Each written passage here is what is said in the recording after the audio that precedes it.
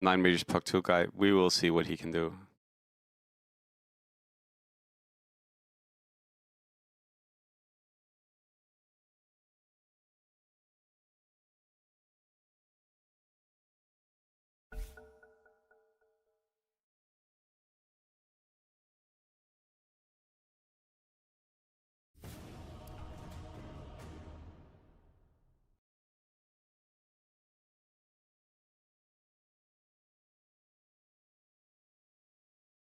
Five versus 3. I will still say that Dark is basically Chinese.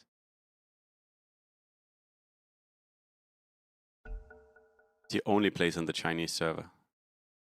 I guess not, because I don't count as Chinese. Hello, Usyk.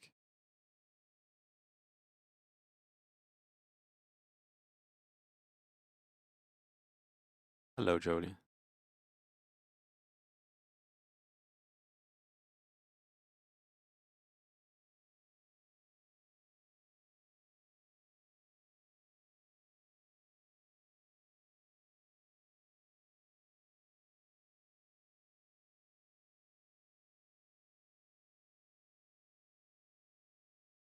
We will see what folks do.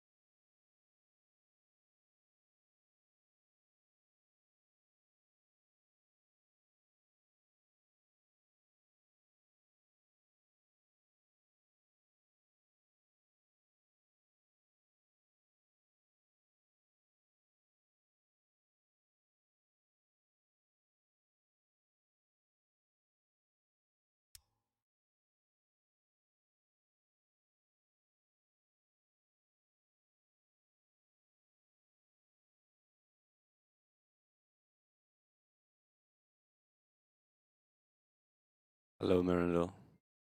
All right. 30 seconds to battle. Well, everyone, we are here.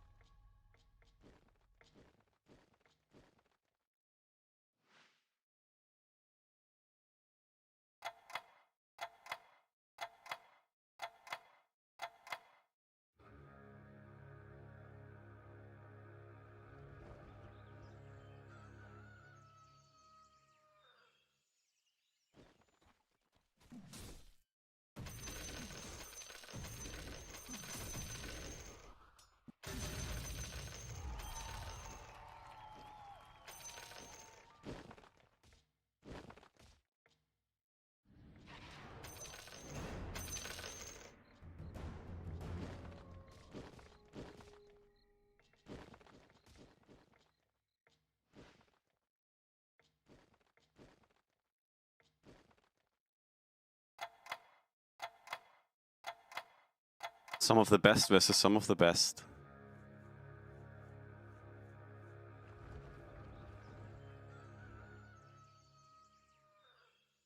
So in their groups yesterday, both Lin Huge and SSS did not lose a single game. We also have 1874, best player in the world. Lawrence, Russian top player. Prestige. We have no idea who this guy is. And we have Dark, incredible player that sometimes plays sort of off-kitsch but can do a lot. And we have Tyloo and Chang. Early Priest for SSS. Early Panda.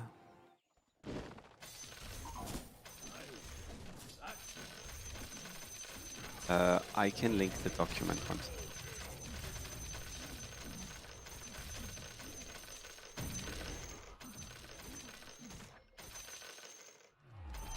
Go Jolie.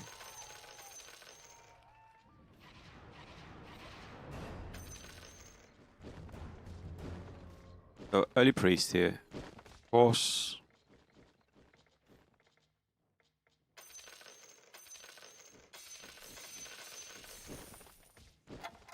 And Lin Huge deciding to Panda Gamble.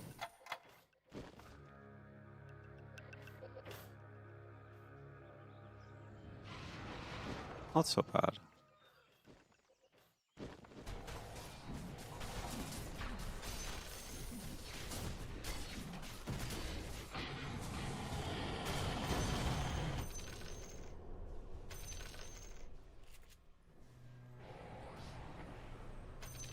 A nice setup for Tyloo with all of the Draenei.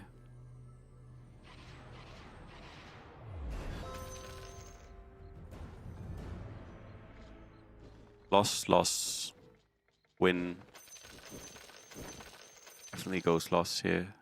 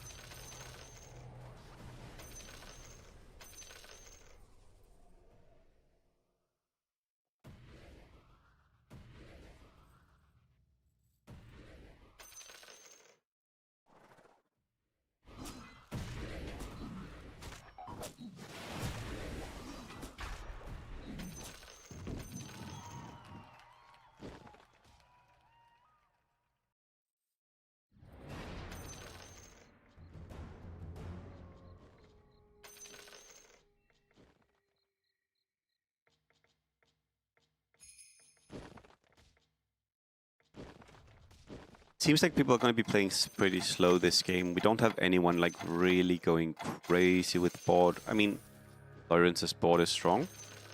Definitely see that, right? Oh, what's that Lex?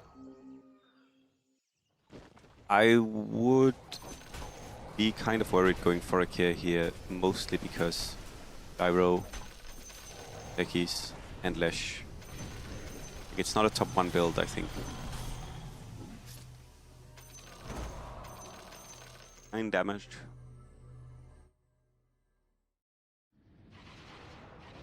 Pick items. So Lawrence for a Kia, Lex, Bottle, Liver, Bottle, Lats, Maelstrom, Vanguard, X.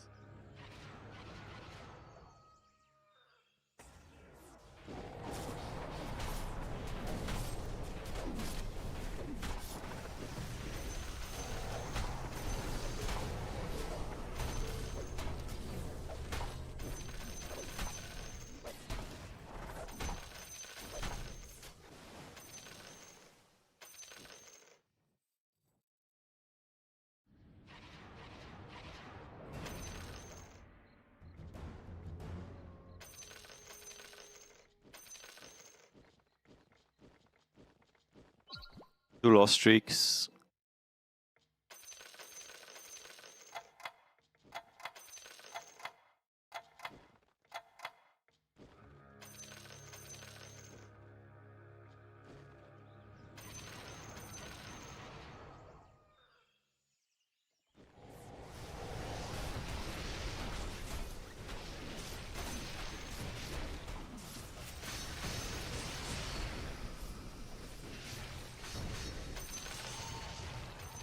Nice items.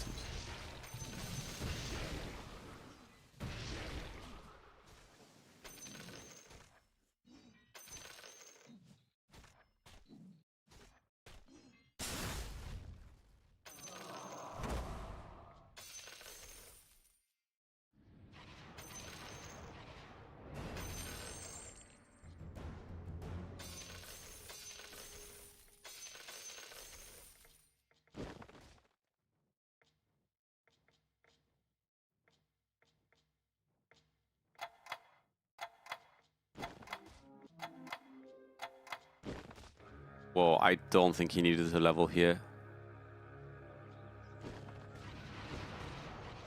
Ah! Oh, there's no way. Okay. Ah, okay, I was wrong. Whoa, he lost. This is Lawrence's board, right? Wait, did he lose? Oh my god, that was so close. Wow. Okay, a bit unfortunate. Because both times the Lycan was like one off from transforming.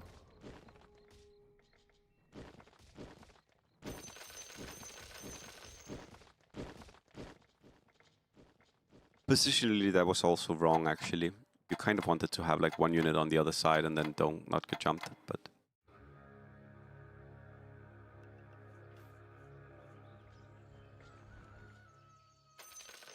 He did, but it was also positionally wrong, because you don't want to get jumped by all of these Sins. Like, you want to have the Sin jump a random unit, and then the rest of your units can run forward, but... One drop is very nice. You also got a tier 1 drop? No? Yeah.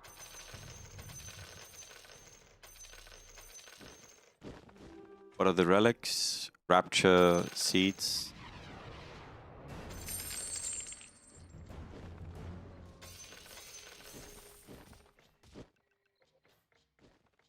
Random for dark.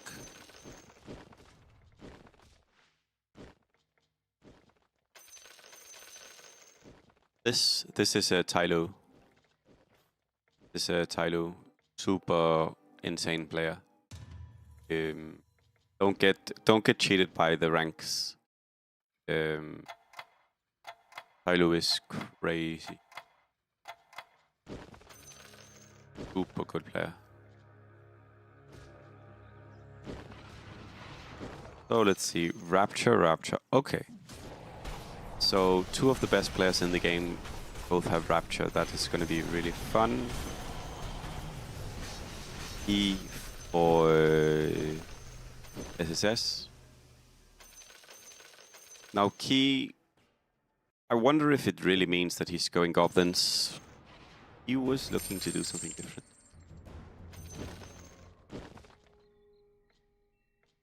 If he goes... Okay, so I've said this a lot of times. I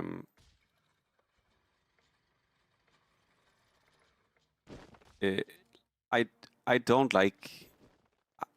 I don't like goblins. Sorry, I don't like keyban into going Goblin Draenei. Why? Because I think at this point you ban Sins.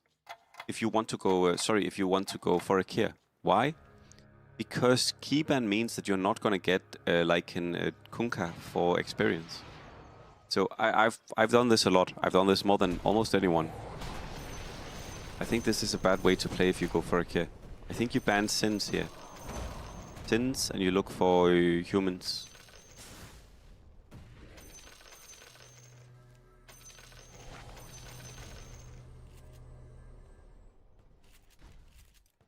Overall, good relics. You could argue that March is bad, but he's gonna go 9 elf.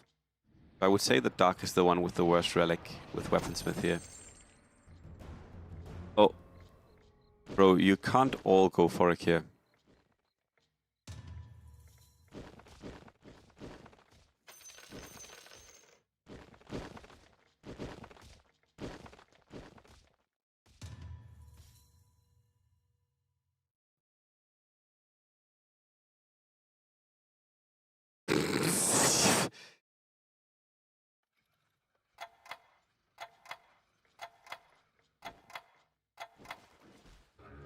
He's already banned the warrior, so he can get the mages.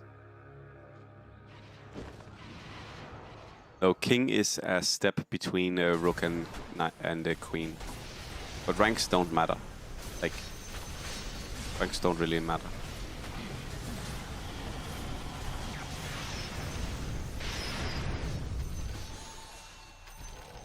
Kier ban.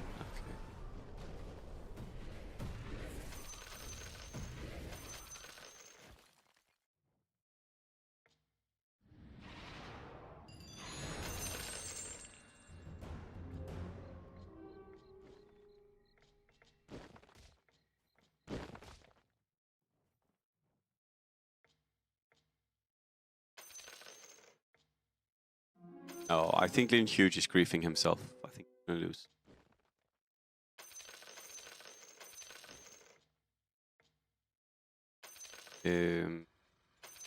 Also, because I don't think 6 mech is that easy to play this game, if I'm going to be honest. You're going to be playing 6 mech against either 9 elf or Tauren Harpy. You're going to be playing 6 mech against whatever the fuck Dark is playing. Dark is playing strong board. 6 mech against 9 elf. 6 mechs against push for Akir, I think. Or Tauren Harpy. And then 6 mech against for Akir. And then 6 mech against... I mean, this board is going to be easy to beat. I don't think it's an easy game to go 6 mech.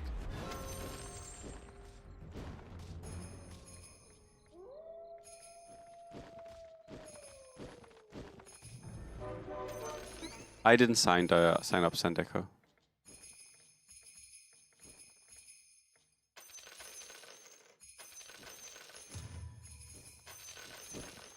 Losing streak Rapture for the 1874.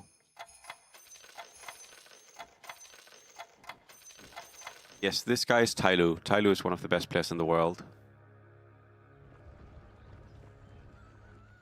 Like, insane.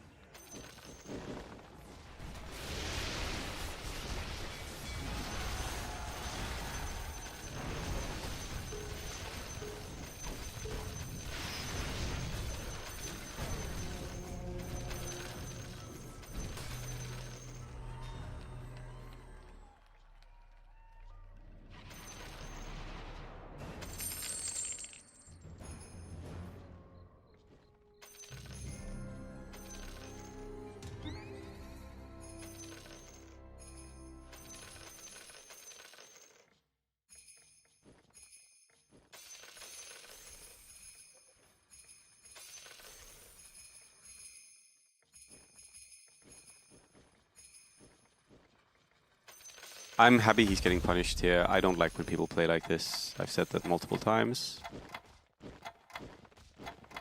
Yeah. I mean, at least in a tournament setting, I don't think this should work out. And the main issue now is that he's super far behind. Like, even if you got the drop here, you would be so far behind. But Dracula, they do this semi-often, and I think especially when you stream, and Lin Huge is a streamer as well, this makes sense. If it works, it's super good, right? And if it doesn't work, I mean, yeah.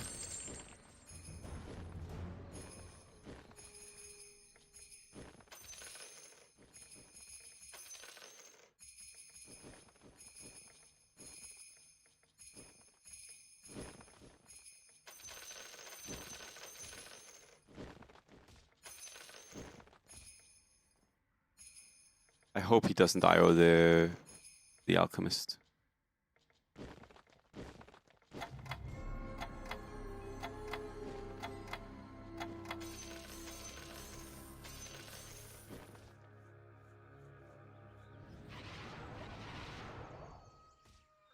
Yeah, I don't like this at all. Honestly, but I've seen some of them do it before Kiel in China, and again, I will repeat what I've said before. They are awful at playing this build. They are awful at playing this. All of them. I've seen several of them do it before. I've seen Lin Huge do it before. They are awful at playing this. And it's so interesting. I could not tell you why they think this is a smart way to play it. Like, they are awful at doing it. It's like the one thing we have compared to them is that Forakia is something we do better. Because they straight up suck at it. But yeah.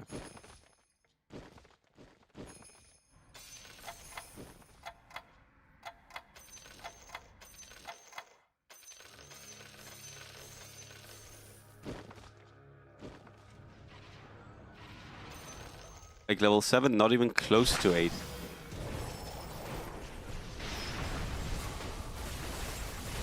Oh, Lin Huge got the gyro. Time to lose every round.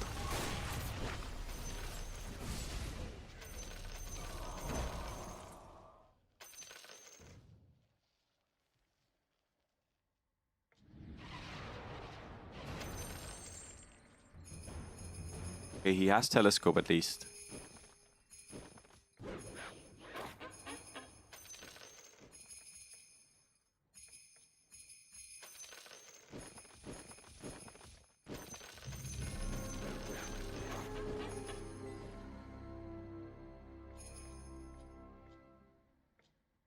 I don't think so, because the other players are so ahead.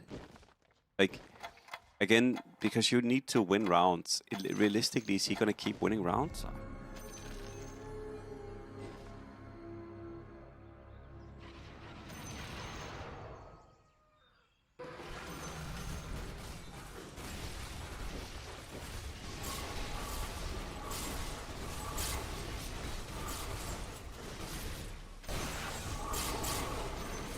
Also, because basically what he needs is, he needs techies too.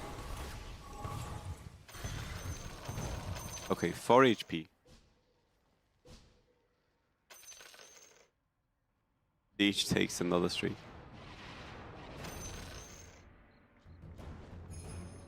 Basically what you need is not Gyro 2, what you need is techies 2. Are you gonna get techies 2?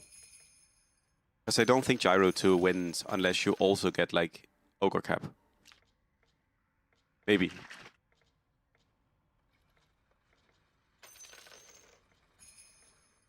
So how is it looking? Shenshang. Okay. Dark Dragon Ban. Okay.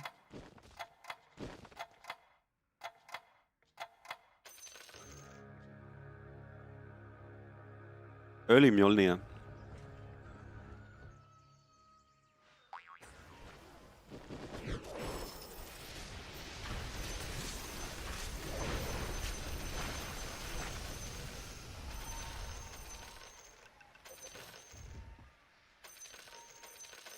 Techies, again, Techies is super good against Forakir.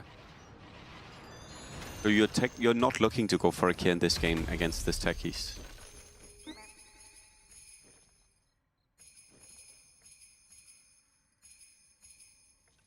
I would say.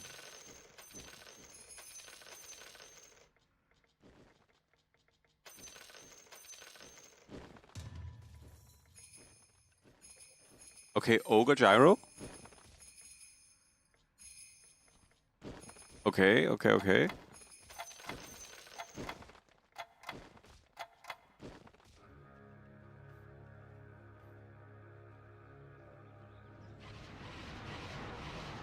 Hmm.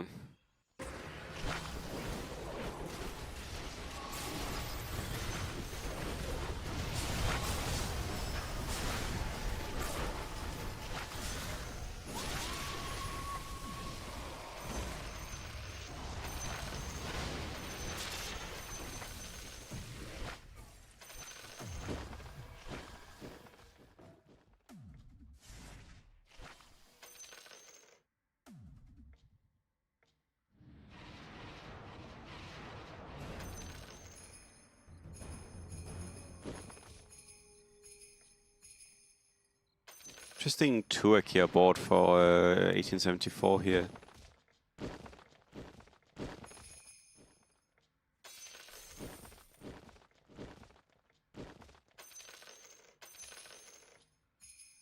Yeah, these are some boards. So this is Harpy Tauren. This is some kind of late game might be going for it here. Dark really needs to figure out what the fuck he's doing. Warwick here. Yeah, the Midas on this CM. The CM is also kind of funny, this board, but 1874 should crush this.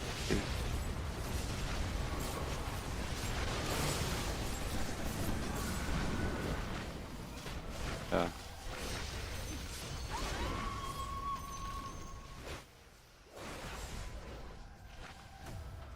Nine Elf, Lawrence.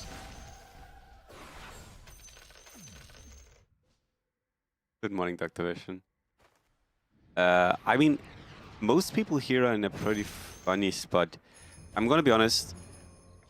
1874 has 4 tangos, is level 9. He is in a really good spot. Mostly the annoying thing for him is the fact that the egg is not growing. I definitely play a Pango seed over the CM. Fuck the CM. What's the CM doing here?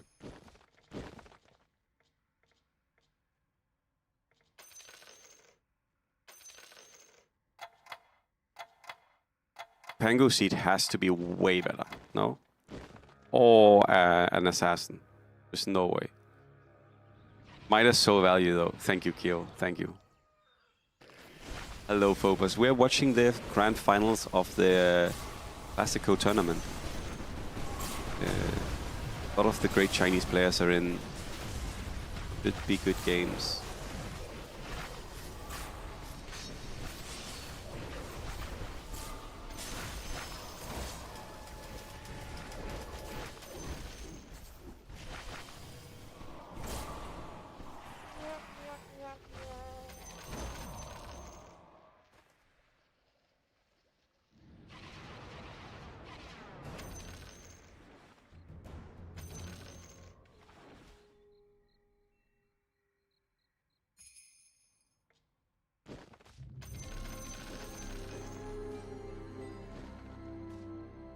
It is, yeah.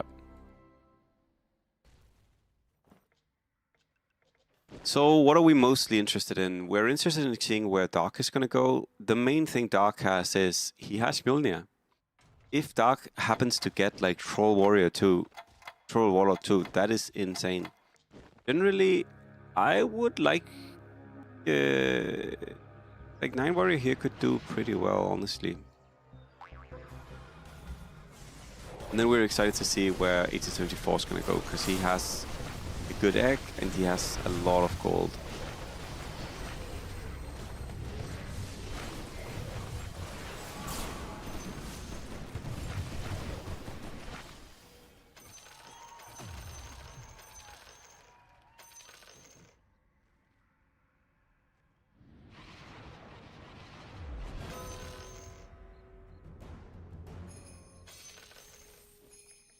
Shensheng, we know where it's gonna go. He's gonna play like this happy Tauren board.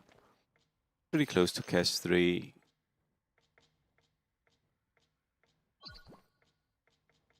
Random Treant. Oh, he might be looking for Super IO. Oh, but he's only level 7. Okay, I guess not. Ornamental.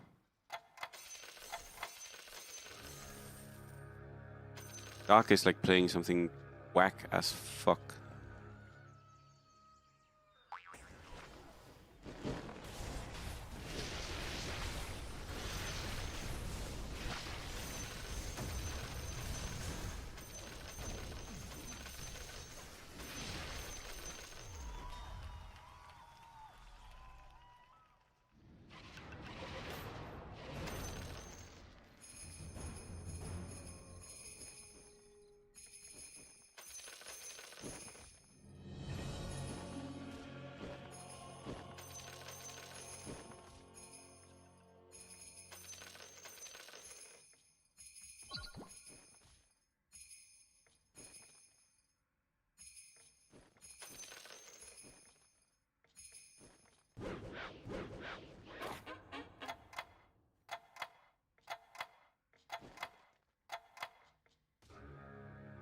Rubik 3 and Shaker 3 already, damn, and one off for Cast 3. Dark is playing Mjolnir Battle Fury Spirit Breaker.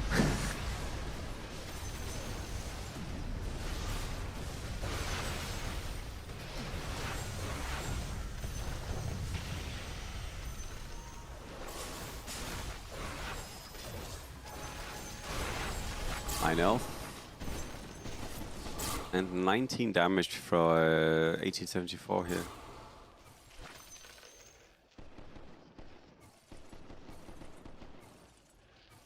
$1874 really needs to begin consolidating his board. He's playing a bit too slow, but I mean, his egg is also... Oh, well, his egg is growing.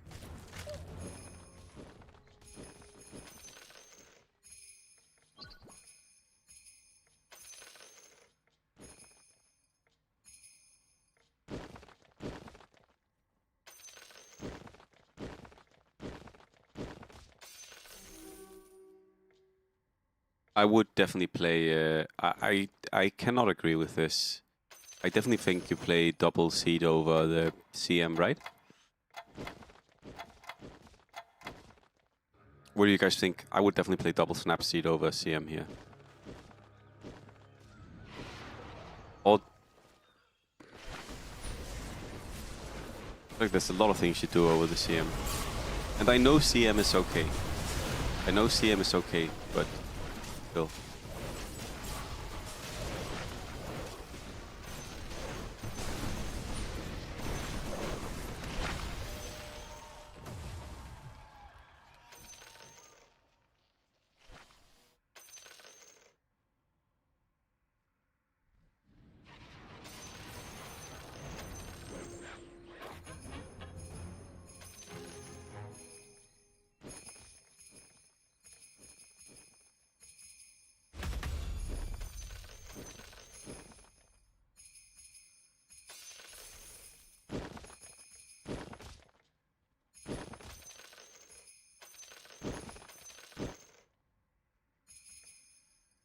Or elemental for 6 cents. EA2 with Mjolnir Battle Fury. Okay. Really nice in a sense.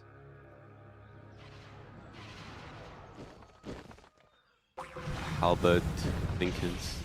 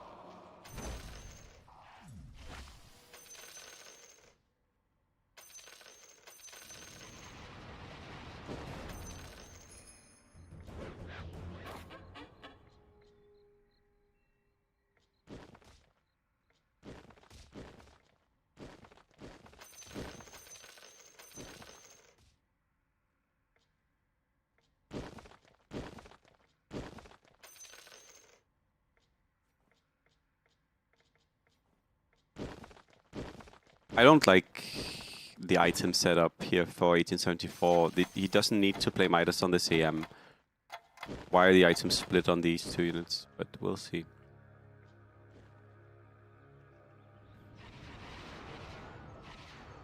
He's gonna take damage here as well, I think. I mean, bomb helps a lot, but... Oh, maybe the anti-mage actually... Oh, Snapfire's doing work. Yup, Snap. The change on Mirror Shield. Which change on Mirror Shield? Did they have a patch? No way.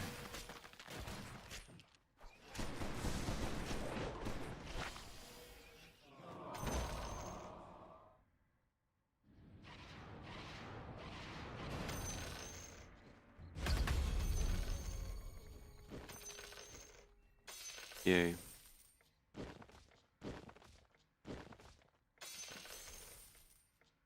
Sold the Pango.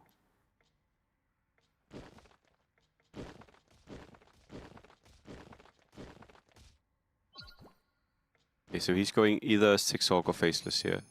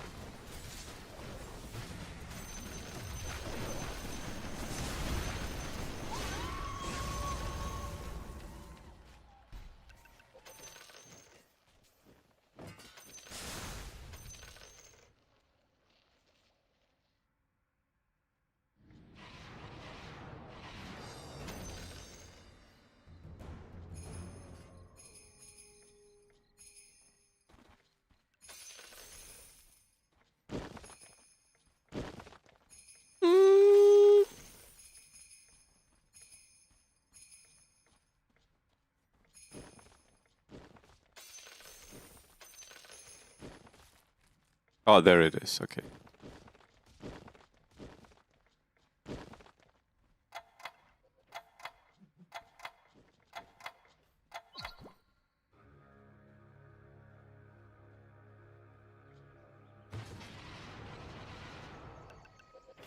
Thresher's super good. Thresher tech is so nice. So much work.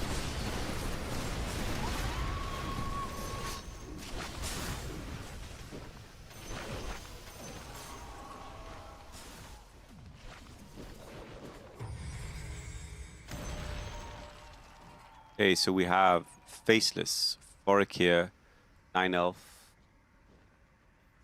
9 Sin, and Harpy Tauren.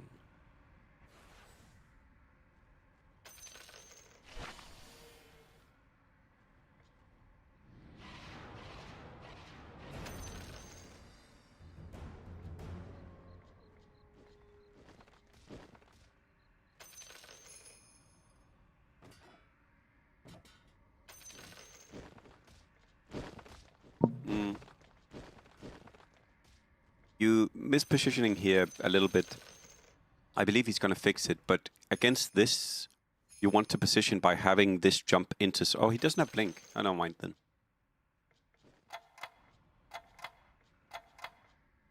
Never mind.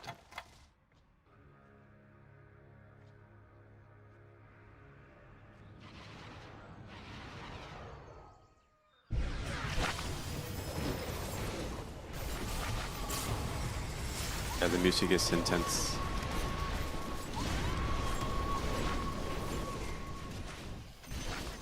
Oh, there is Blink. Oh, he's delaying the Blink. Nerd.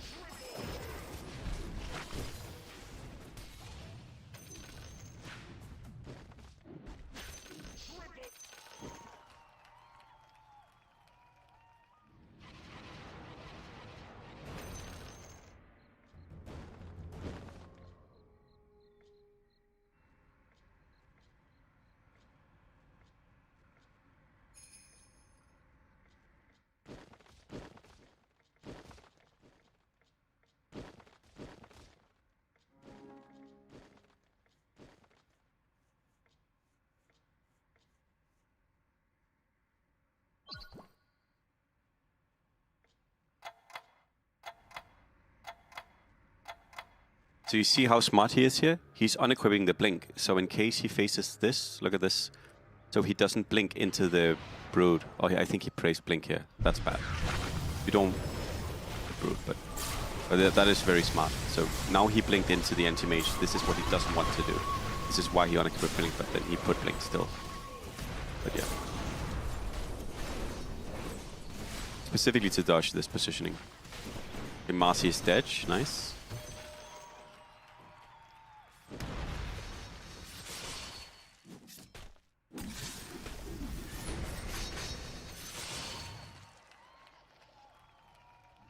So the 4 players who are alive is Shenshang with Harpy Tauren. It is SSS with Forakir. It is Dark with 9 Sins. And it is 1874 with Faceless. You didn't see the emote before, Dr. Veshan.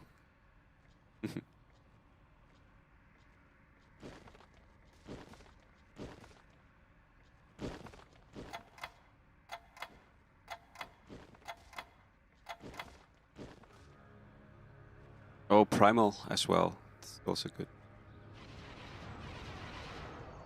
Oh, Blink is... See, Blink is a huge mistake here. If you don't want to Blink to the backline like this, I think. Oh, I guess he didn't get anti-maged. But it's still not really how you want it to be. Oh, he got the Primal. Primal and anti-mage is kind of what you need to deal with.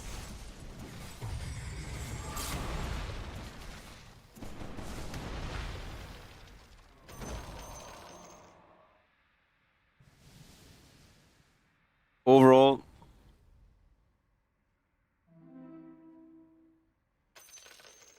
I think in lobbies like this, going for a kill is really risky, to be honest.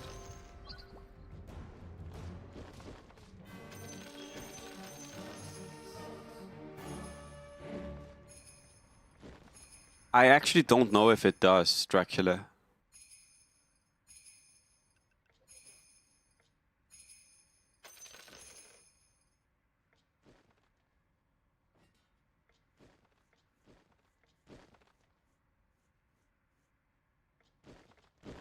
Because it doesn't say here that it dispels.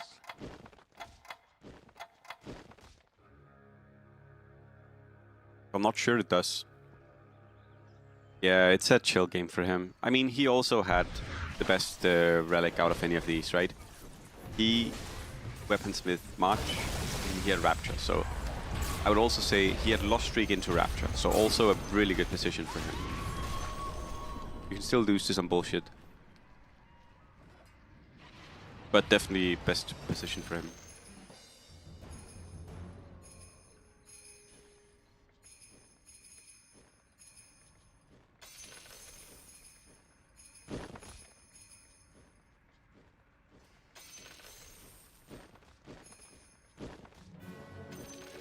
Interesting. Gyro upgrade.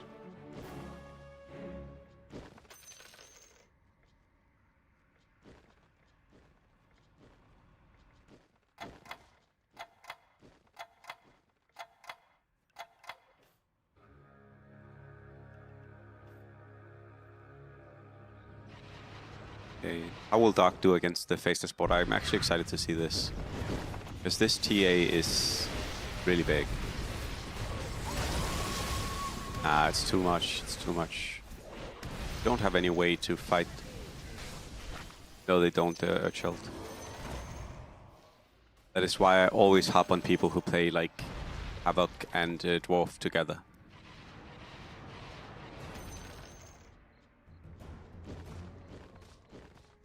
Refresher Greaves, techies.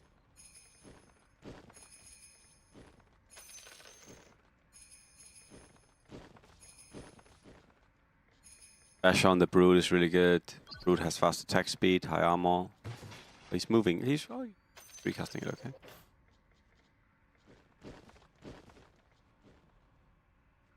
I mean, it works on the... No, it doesn't work. I was gonna say it works on the non-demon tier turrets, but they won't be dwarf. It works if your opponent plays a Demon Hunter.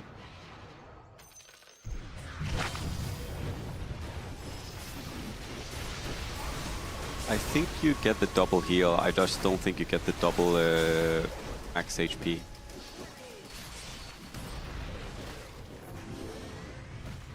Okay, he's losing to the... Oh my god. Techie's Bomb 3, okay, sure. Sure, Techie's Bomb 3, okay.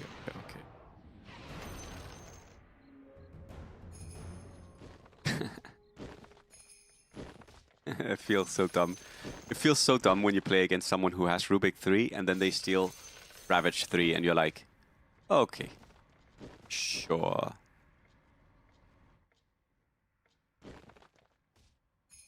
But I guess that is the issue against Rubik 3 here, is like, you're almost always giving him a fairly good spell, right? I mean, the worst spell would be Void.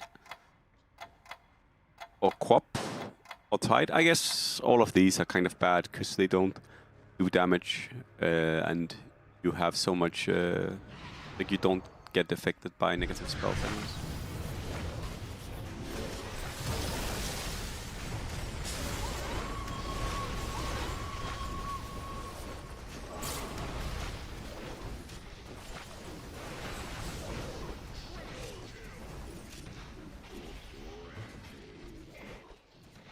He's not dead, but he takes like 8 damage here?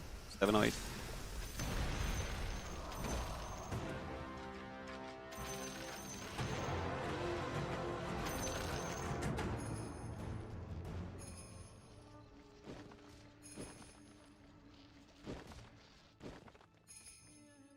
So I would not go for a KFI with them. I'm gonna be honest, I don't think they played well enough that they should play it in a tournament setting. And I also think Forakia can be very vulnerable against very good players who know what you're doing, because they will get the right units. Like Techies and Trident. We can check. I think it does heal. I think it just doesn't give the maximum HP. Maybe I'm wrong. Maybe I'm wrong.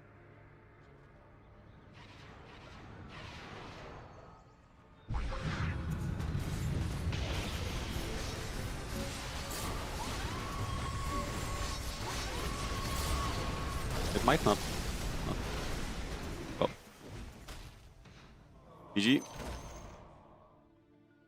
basically the way you win is you steal bomb. Honestly, maybe what you should do is you should roll for like Horn. You roll Horn for Rubik, and then you frontline the Rubik, and then you hope you just steal bomb. What do you guys think about this idea? Roll tier 3 for Rubik, and then you just hope that the Rubik steal bomb.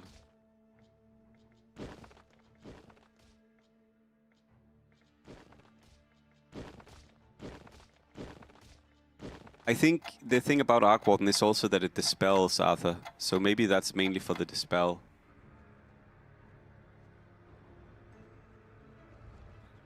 It doesn't work the same as in Dota, I know.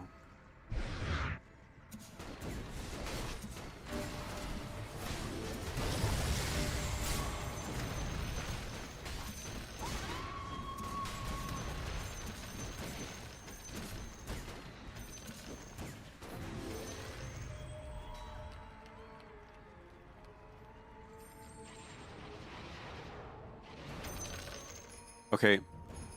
Roll for Horn and Rubik steal bomb. That has to be the only way, right?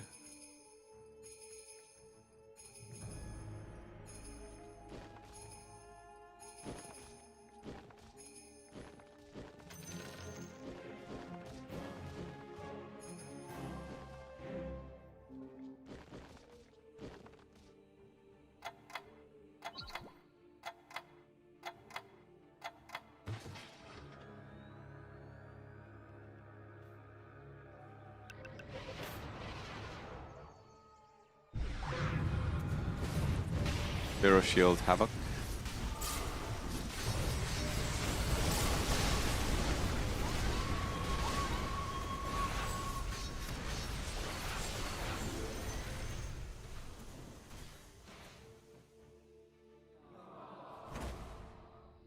Shensheng, we believe.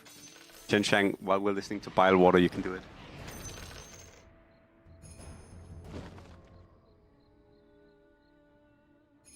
Shensheng, you just need to steal bomb. I'm serious. Put the Lincolns on the dog-ass Rubik. Steal the fucking bomb. Okay, now it became a little bit harder. Okay, this makes things a little bit more difficult.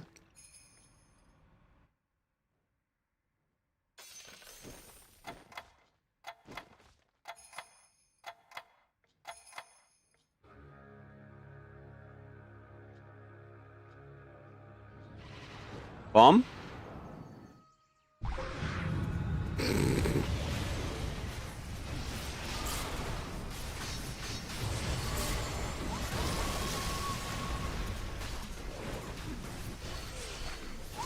GG.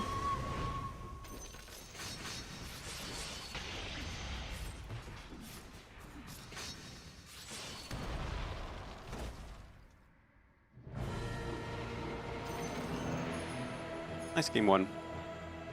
Cool game. I will say slightly uneven game because 1874 did have lose streak into Rapture, but still good game.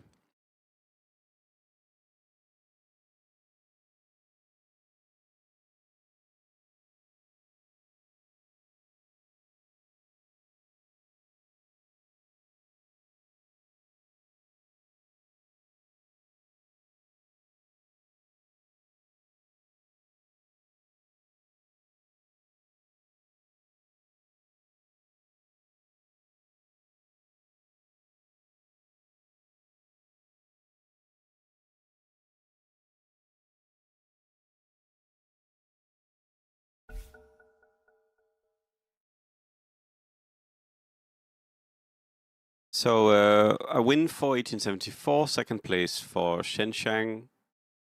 Pretty chill game, honestly. Bottle or Shaco? Probably bottle, honestly.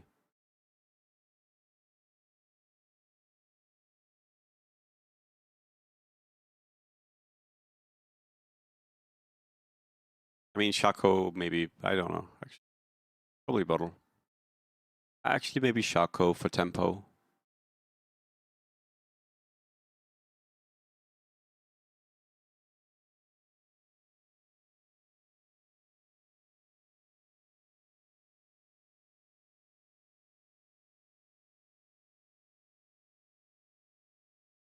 You can measure me, Dracula.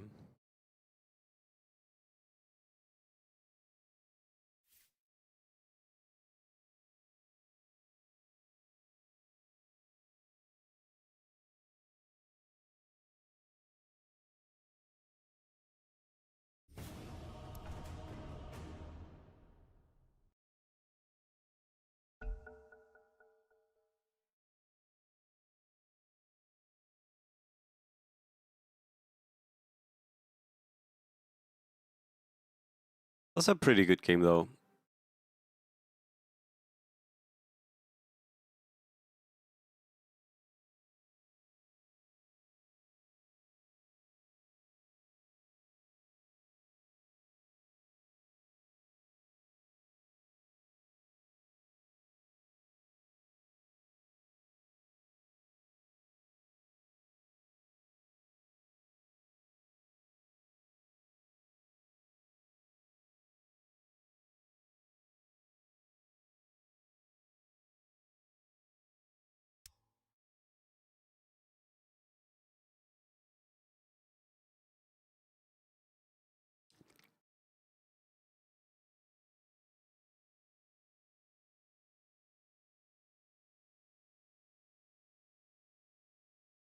Thirty seconds to battle.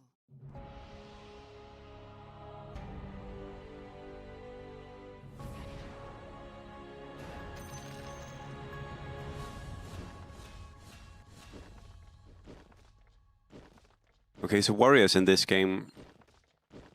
Another techies game.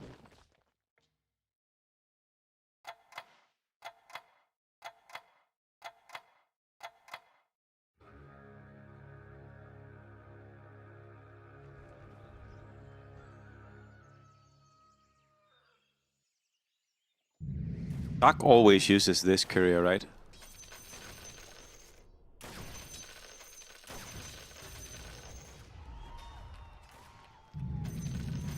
This triple techie? No, okay. Triple tinker. So, relic leaning is fairly heavy late game relics. I mean, both Seeds and Rapture are late game leaning. You also have really good reroll relics, however. Sorry, heavy late game relics, Seeds, Rapture, and Mango. And then you also have heavy reroll relics. Weaponsmith, Kiriaskuro, March, and technically Key. And also Time Space for March into March. So these are like cool relics. These means that we should probably see reroll and we should probably see late game as well.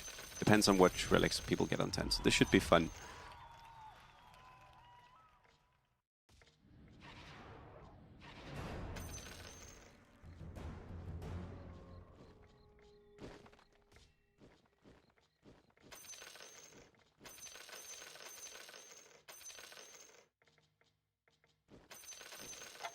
Oh, people are going for upgrades, no surprise. Woodwink early is strong. Axe early is okay. Also keeping units. Going for gold. Okay, I get that with this board. Going for gold, that makes sense. He's playing priest and also going for upgrades.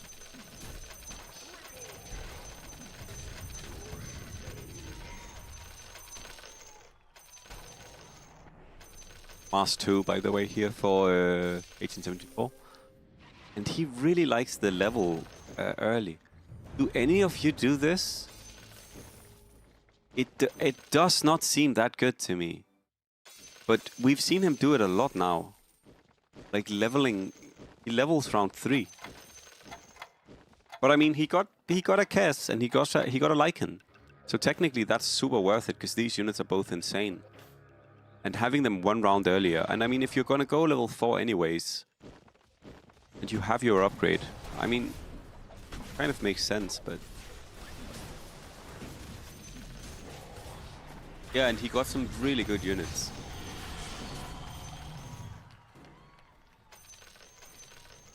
Yeah, Dracula, I feel the same way, but I mean, I need to rethink. No, I understand it if you're looking for like a Timber Saw, for example, right? If you're looking for like a specific unit. If you're looking for like a specific unit, I get it.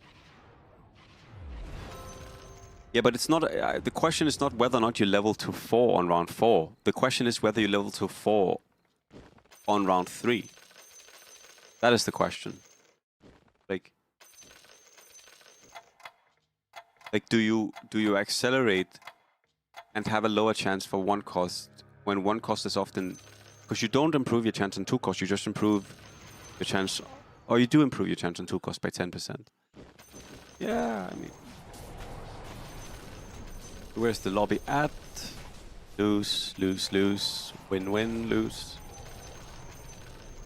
Yeah. Okay. Exactly, and that's Mikazu. I can also see it in that instance, but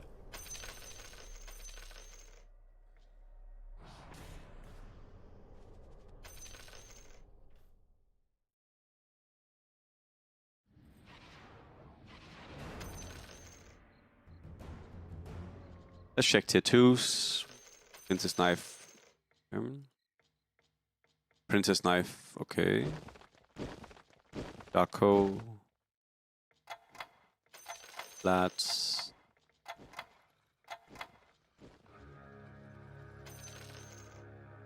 Arcane. Telescope. Didn't pick. And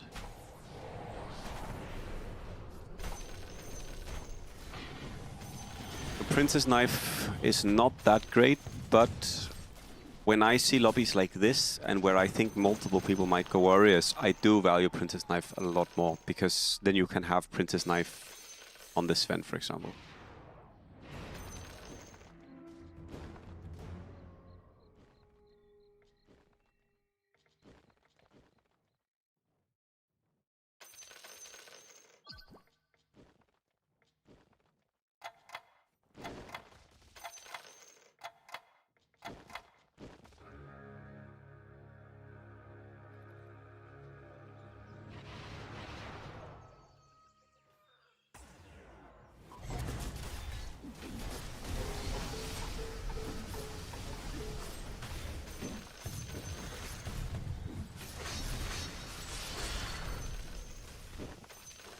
Nice board from Lawrence. A good win.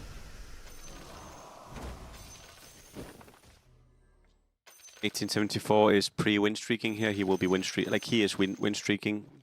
Again, you get the yellow color when you hit round 8, but you are win streaking here. He is getting 1 extra gold.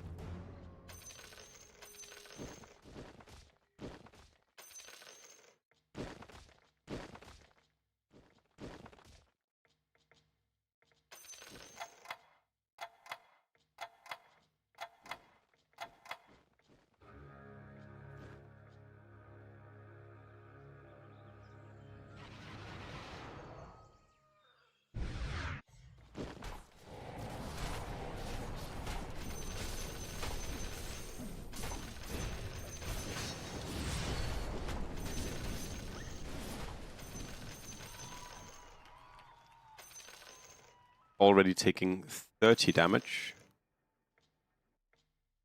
So I know he has tangos, right?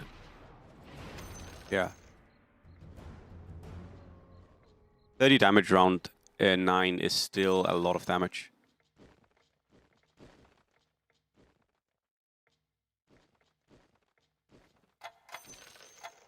No, it does not. Pure damage is not magic damage. This is why going for Demon Hunter in Demons were always pretty bad, because you didn't amp the damage of the Shadow Fiend.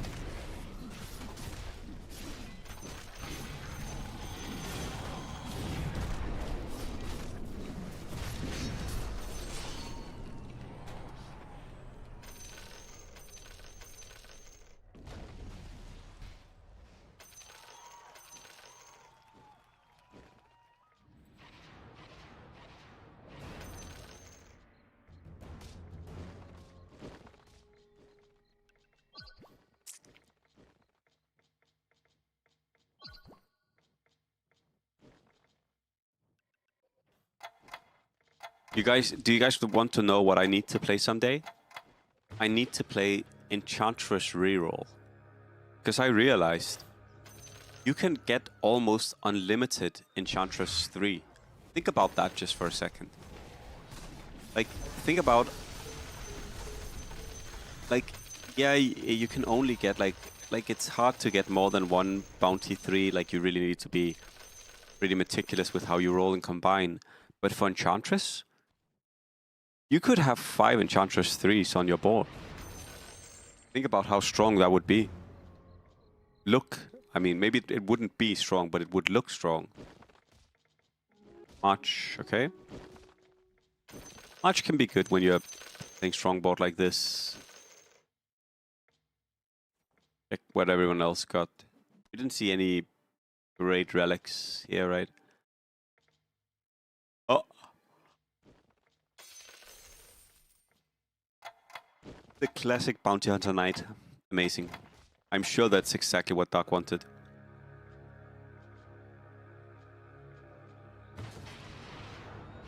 Yep, gambling. Rapture for Tyloo, sorry, Mango for Tyloo, and...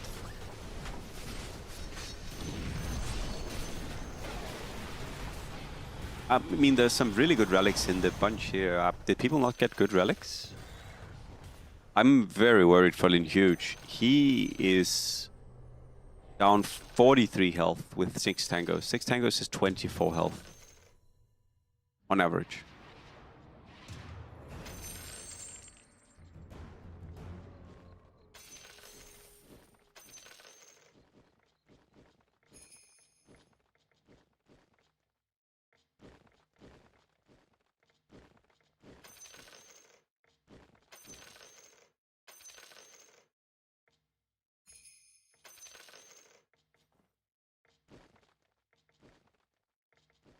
Yes, Enchantress 3 star is only level 4.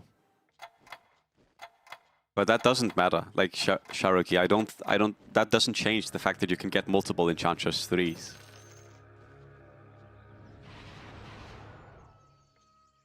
Like you only need to roll 4 Enchantress, right? You can easily, like, you can get 5 Enchantress 3s for sure. You can probably get more. Because 5 Enchantress 3s would only be 16 Enchantress.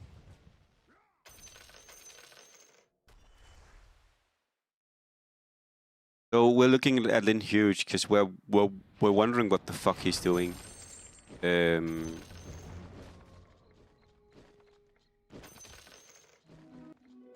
is leveling, okay. Key, okay. What is he gonna do with Key this game?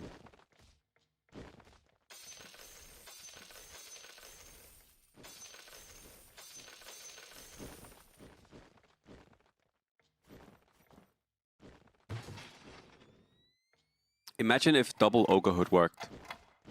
Imagine this. Double Ogre Hood works. This is if Drodo, just hire me. Drodo, hire me and I will fix the game. Double Ogre Hood. You get 4 levels and you only need the 1 unit. So I'm putting 2 Ogre Hoods on Enchantress. That makes it an Ogre because I have 2 Ogres, right? And plus 4 levels, so it would be level 8. Easy. Genius.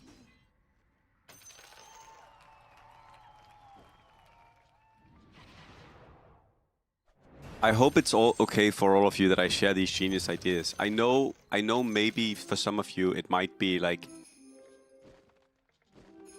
you might have a harder time finding your own place in the world after I share all of these ingenious ideas, because you'll be like, God damn, I'm never gonna have a brain as smart as Oliver's. I would never have thought about this. Don't worry. Just redeemed pick a vinyl. Dr. Ocean, I'm probably gonna refund that because I don't think I'm playing a vinyl right now for the tournament. Sorry.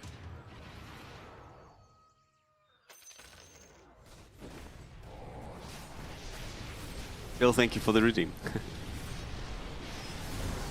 So Lawrence is going mages. Do we in general like where people are at this game? So 3 people went key reroll.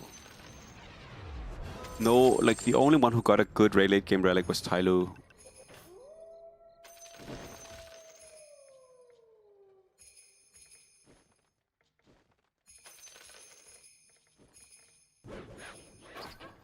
Did Tyloo win? He did, okay.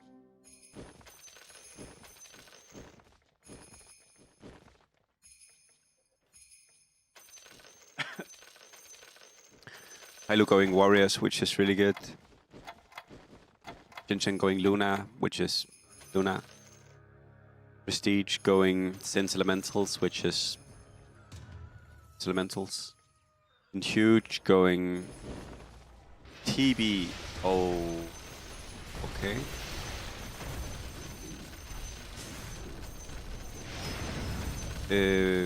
SSS going. Please tell me this is not Forik here. Please tell me it's not Forik again. They need to stop playing it like this. I get so annoyed. This is such a dumb way to play. Okay. Dark going Goblin Draenei. He can go 4 Warlock, 4 Knights in the late game. Lawrence doing Hunters. And 1874 is going to switch to 9 Elf from a win streak. Amazing. Just what I love to see. Red streaking with March. 9 Elf. Beautiful.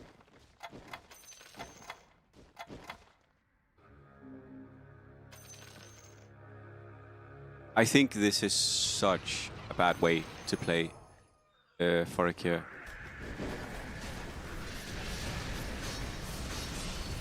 And this is becoming more popular because Lin Huge is doing it. And they're taking a good build and playing it bad. It can still do something if you high roll, but this is horrible.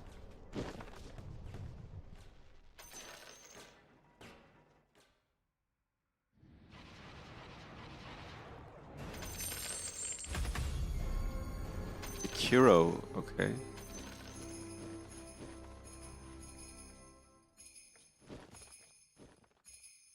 I mean, I'm cheering for Tyloo this game. Tyloo is the only one going late, which a little bit more interesting than the rest of them.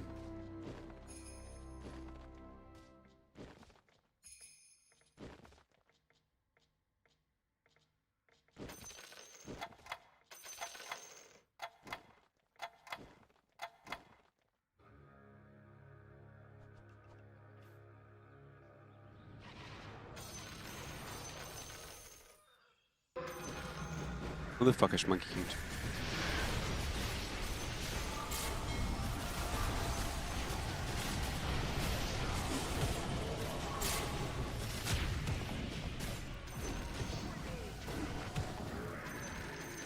No way. Oh my god.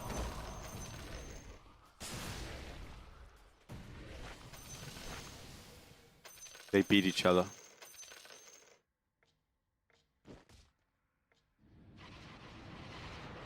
So Tyloo, what do you do here? Do you level?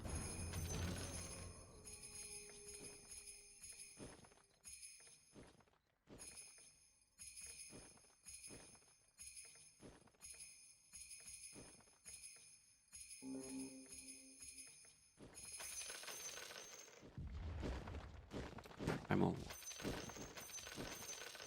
He's gonna level. I like this. He needs to sell, I think. Yeah.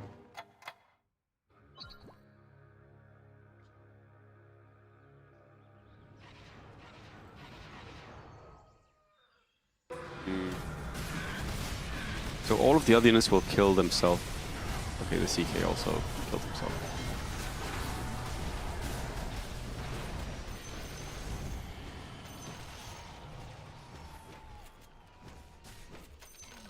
I was thinking the same, Dracula. 8. Definitely selling Slaughter here for 1 gold. The only reason not to sell Slaughter is because you know you might want to set into Naga, but I don't understand why that would be a concern right now. Never mind, he got Slaughter too.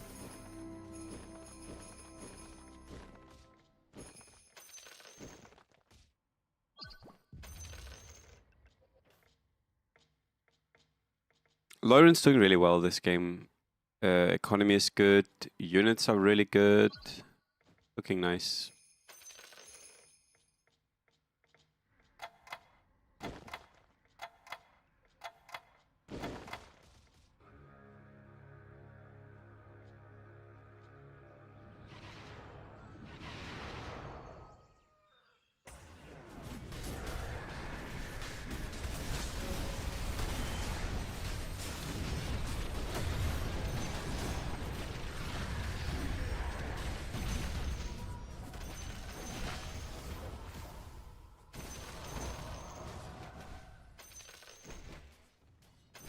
Health is a little bit low for Tyloo, which I would say is the issue.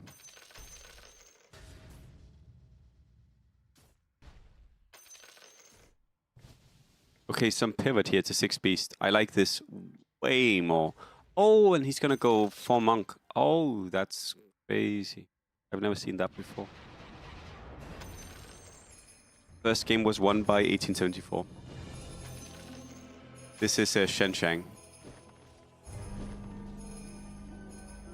So I can give you the names. 1874, Lawrence, Dark, SSS, Prestige, Lin Huge, Shen Shang, Tyloo.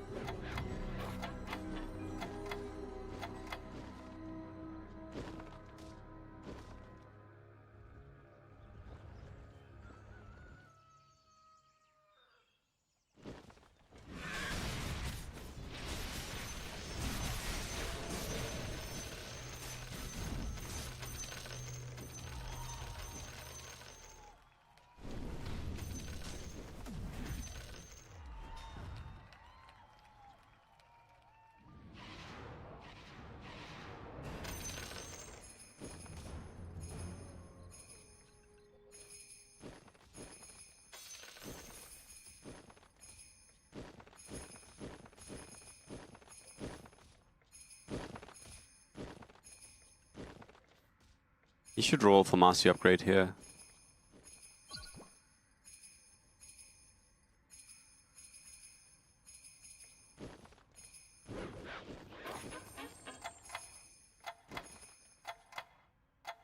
I wonder which relic Lawrence got. I wonder if he got the refresh.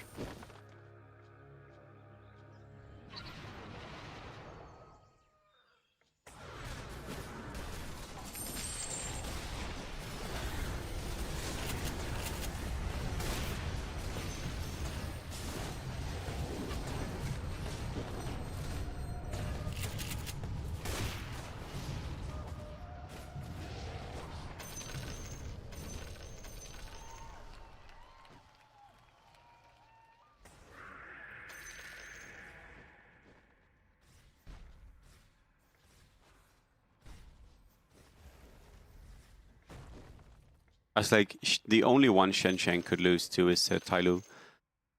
I will say right now, the way the game state is looking right now, we have 2 people who went late Rapture.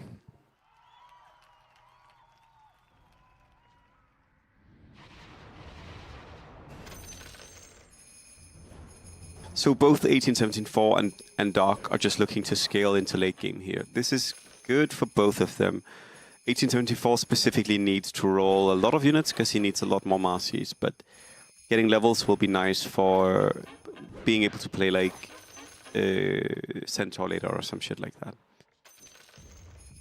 Dark is looking to scale so that he can go 4 Draenei, 6 Goblin, 4 Knights for Warlock, which will also be really good. So both of those are doing quite well. Lawrence is doing good as well. I don't know which relic Lawrence has, though. If he has a refresh relic, it's super good. But March is good as well. So we'll see. SSS is playing 6 Beast. He's gonna get cooked. I really dislike how he's played this game and how he played last game. I hope we see much less of this. I personally don't think you generally should go Forik here unless you get Spider Legs on 3. And I definitely don't think you go you go Forik here if you get Weaponsmith on 10 and then you roll for Spider Legs. You don't have economy. This is not good, especially in high rank lobbies. I think you are. It's so easy to get punished here. Prestige sends elementals. The thing is now he needs to know how to scale with this. I am worried for him because that is the hard part, and I'm not sure he knows how to do that. You also don't roll Siren in this. Shenchang, kind of good position, but the issue is Shenchang gets countered by Tyloo. And he can also struggle against both of these, actually. Actually, all 3 of these. All 4 of these. Tyloo, I would say, pretty good spot. Got a Skadi on his primal. What he is missing, however, is warrior upgrades. And Lin Hughes is playing.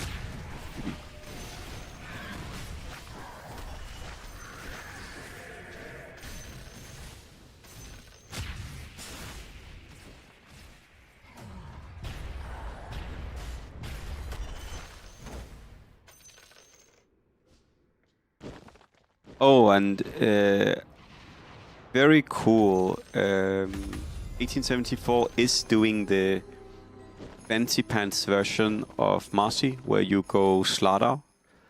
This is so you can go 4 Naga later on. 4 Naga is really strong. It both reduces physical, magical, and pure damage, so it's quite good.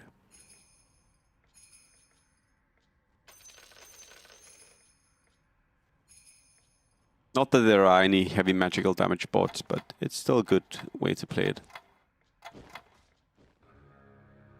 Slaughter 3 stun, by the way, is also basically as big as Ravage, right? 350. And I think Ravage is 400? 450, okay. But it's still very, very huge. 350 is basically the attack range of Willow. Slightly less. It's like... This is like 350, I think.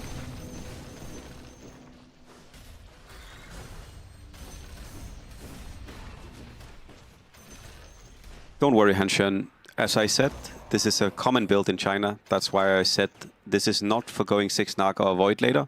This is for playing 4 Naga with Monk. This is a build in China. It's not just for switching later. It is a straight up build in China where you go 4 Naga for Monk.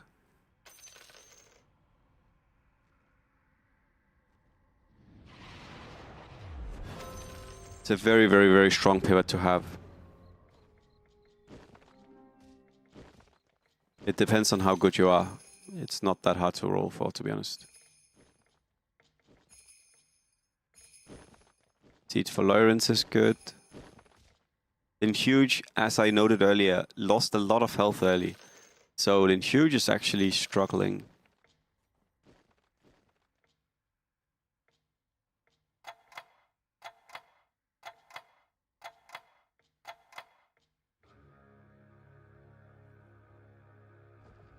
Also, one thing, I'm not sure if Tyloo is going to do this, but straight up, if he gets Dusa 2-star, you can play 9 warriors with Dusa Skadi, and I think that's honestly insane.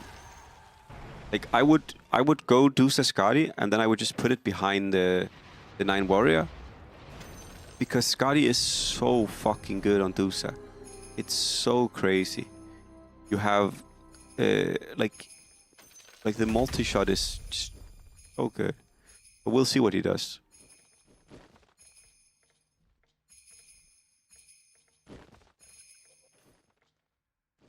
Good items for Lawrence. Telescope, Prism, Deso. Very nice setup. Also has the corrosion. This is where you kind of want to find Harpies, but Might be too hard.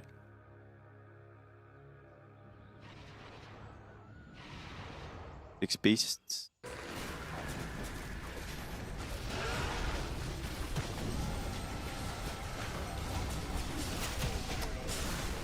Monkey King.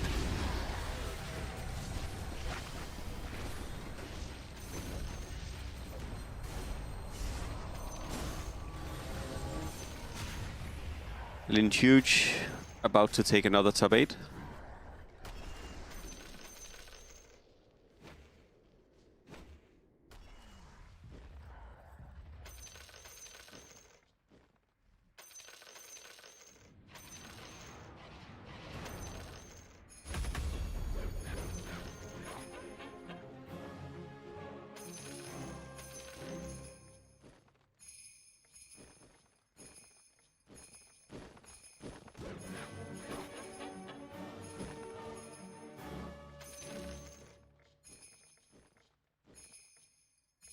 Doom 2 for Tyloo is really nice. Yeah, his items are Horn Aeon Disc. Who I think will win. Will be 1874.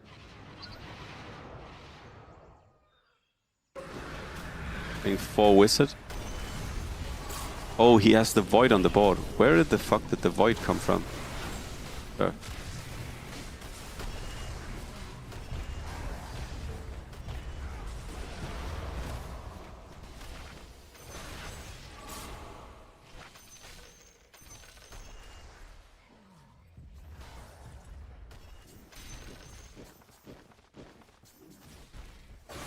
Well, top 8 is also good.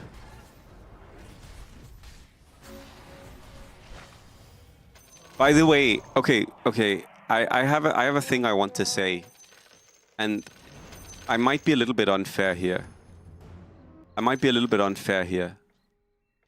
I think I know why Lin Huge is playing Forik here.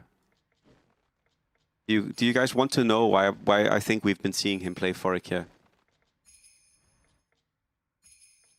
And the reason is not that Forik here is good. Yes, Forik here is good, but there's another reason.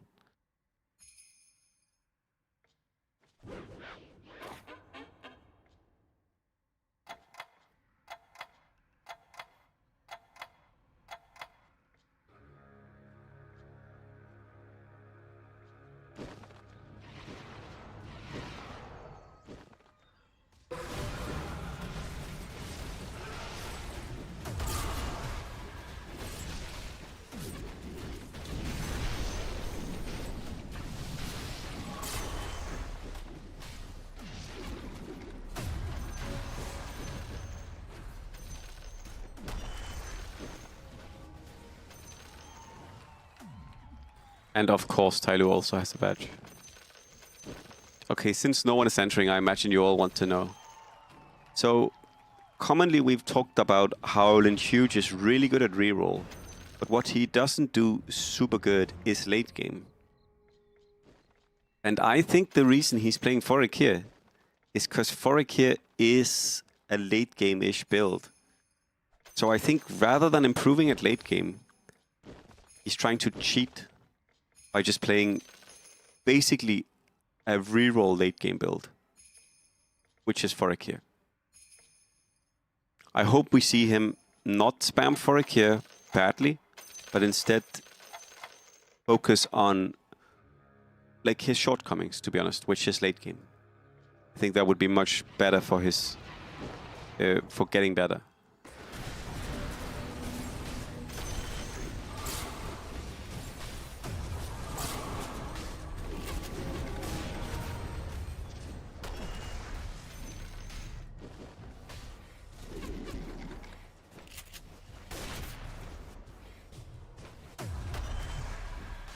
Yep, but he's forcing it a lot right now, Dracula, and he's forcing it badly.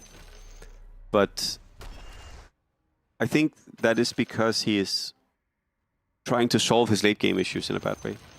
We have Chinese players? Yes. Basically a Chinese lobby. Lawrence is doing pretty hot though.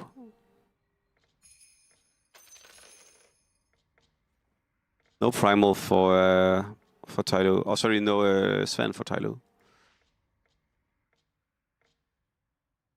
Like, they all love doing this shit. Like, this is not how you do for a care. It's like, I would say awful. Yes, Jaxi.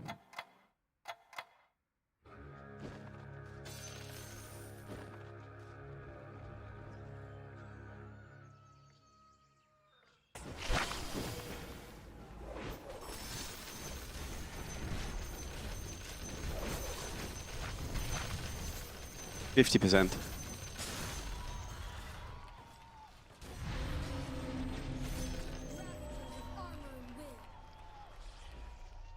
No. It is in the patch notes. It is in the patch notes. It is in the patch notes.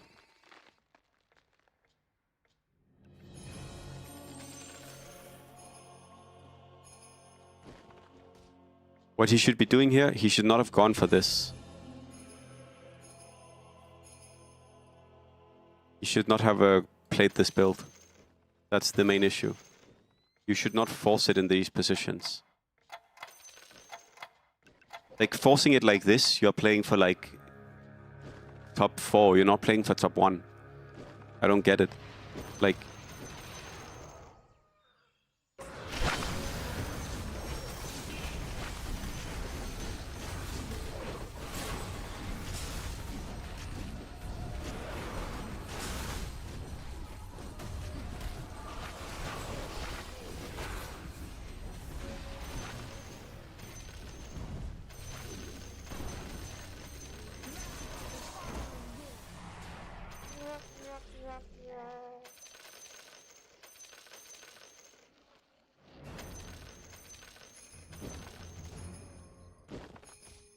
I would like the Skadi on the Dusa now a lot, honestly. I think Skadi on Dusa is much better here, because Richard is quite good.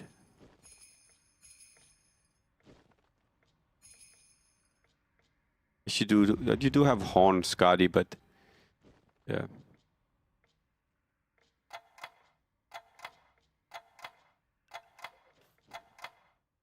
Lawrence is super rich, holy shit. And Tidehunter is in as well. Oh!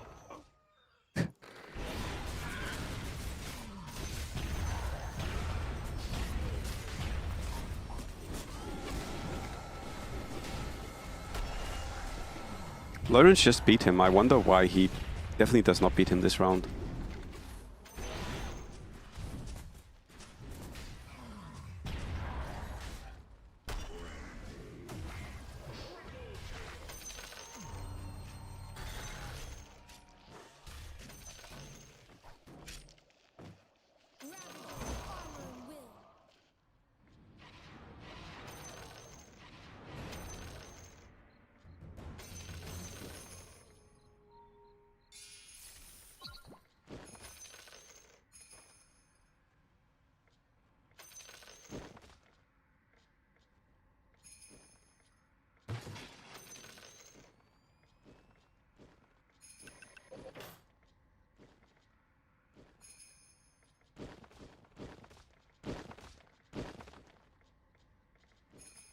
Yeah, really hoping to get Radiance on 35.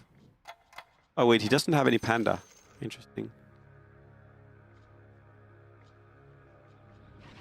He has a lot of gold.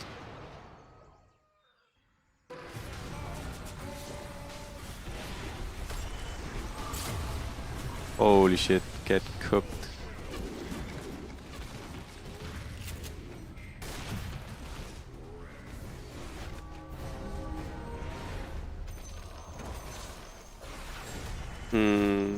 Good question.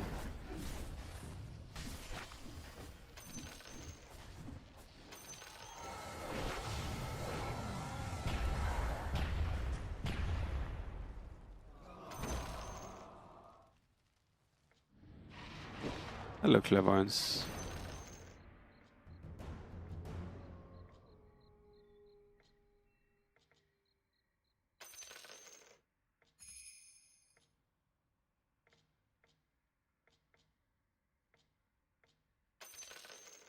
So SSS, again, I think he fucked up. I don't like watching this. I think he's gonna head for the bottom of the lobby. I mean, you can still sometimes get a big win or survive against someone you counter. This is very reliant on items. He needs to find good items on Shenshang. Just for stats.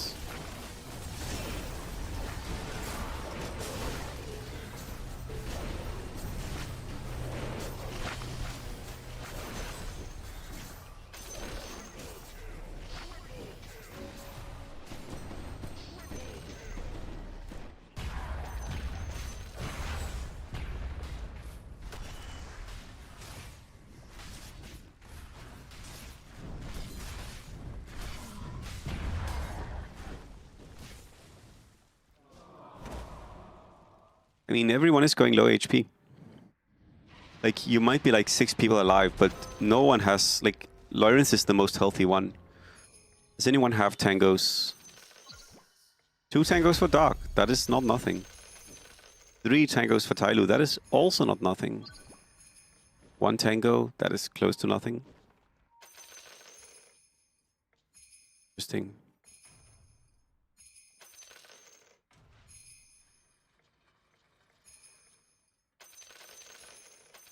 Dark, I think, is actually in a super good spot here. 4 Draenei, 6 Goblin, 4 Knight, 4 Warlock. Wait, he went IO. Oh, I thought he was going to go levels. Oh, he's going to go for Snapfire 3. Okay, I see.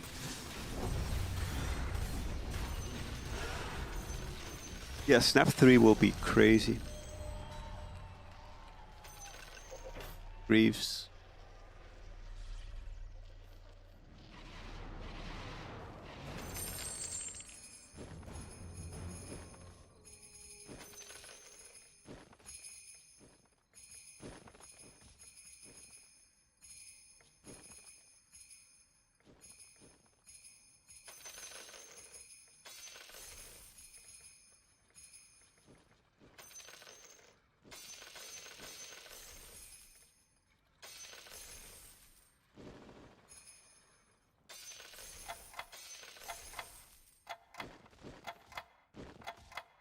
Probably wouldn't have sold the Alchemist. I would probably have sold this or benched.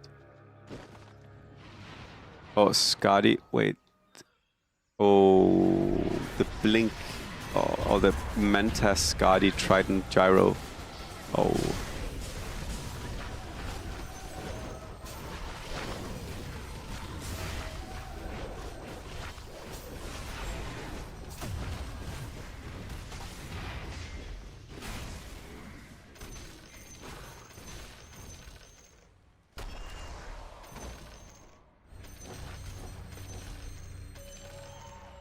Yeah, the 4th Knight here is Bounty.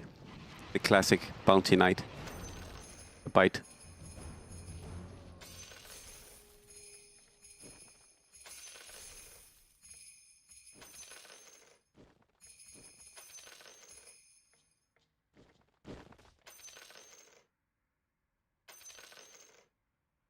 This is not the final game though, this is the second game. There are like 3 or 4 or 5 games left.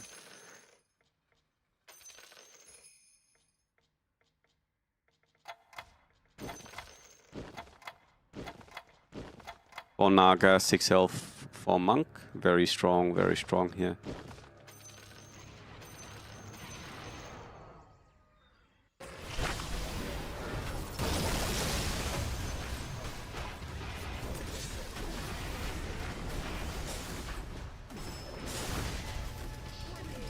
No Radiance, however.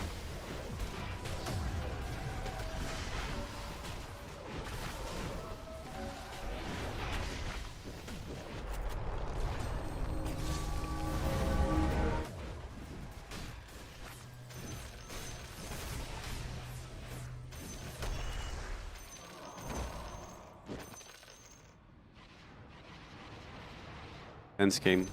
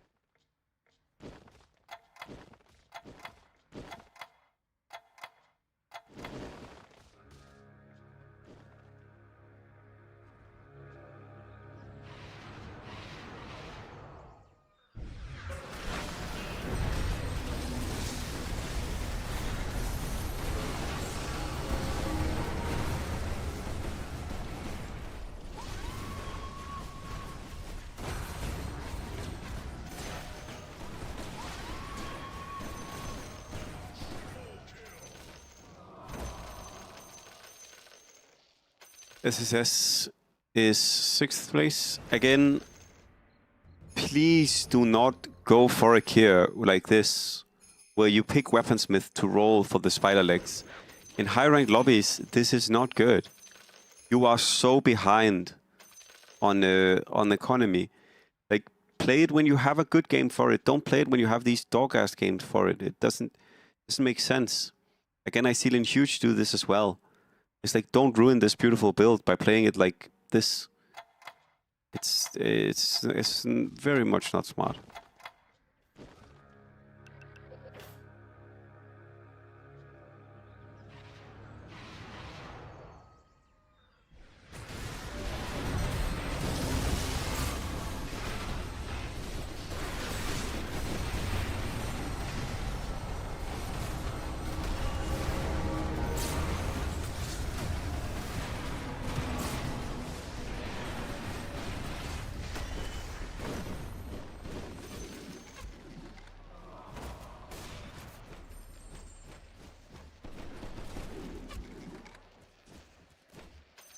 So, for the top 4, we have Shenshang, Lunatroll, Dark, Goblin Draenei, Knight Warlock,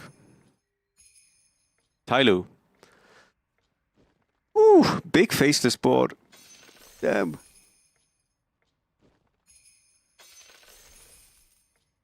Wait. Faceless works against hunters, right? Wait, does anyone know this? Do the hunter minus armor work against faceless? I would imagine it doesn't, right? Wait. That's actually insane. That means that basically Lawrence is not playing... Like, basically Lawrence is only playing 4 Naga, 2 Dwarf, 2 Beast. Because the Hunter's energy isn't doing fuck. Whoa, that's actually a crazy thing. Wait, then you get Omega countered. Whoa.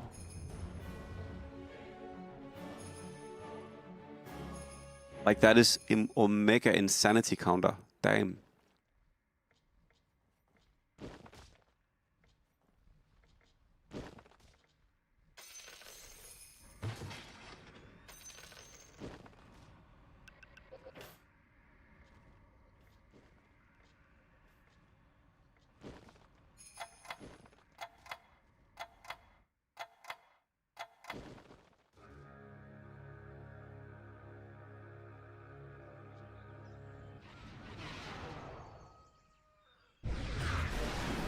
Faces can actually struggle against this. Depends on how much damage you have. I guess this Skadi.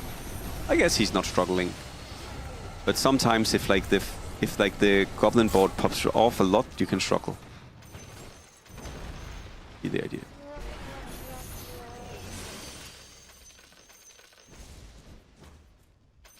A 9 Hunter. 9 Hunter can carry.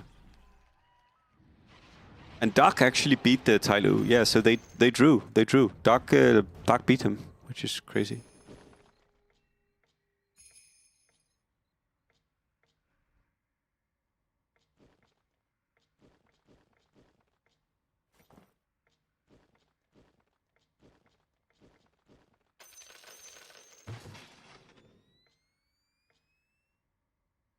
Havoc actually could be good. Rapier. You need damage.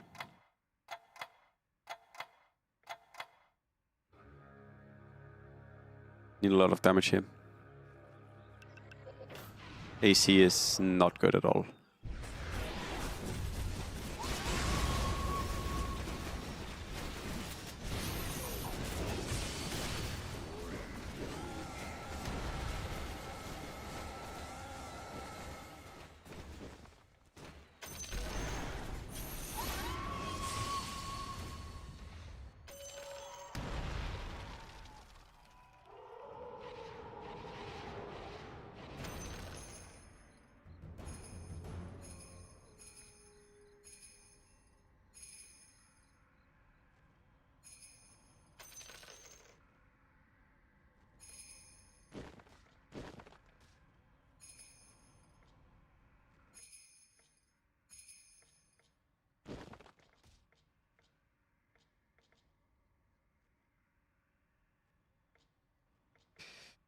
Because it does.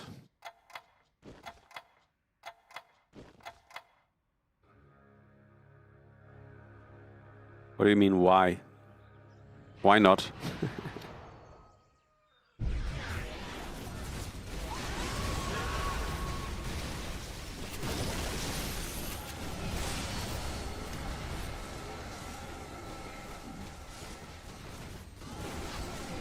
Sadly, AC was not that great. No.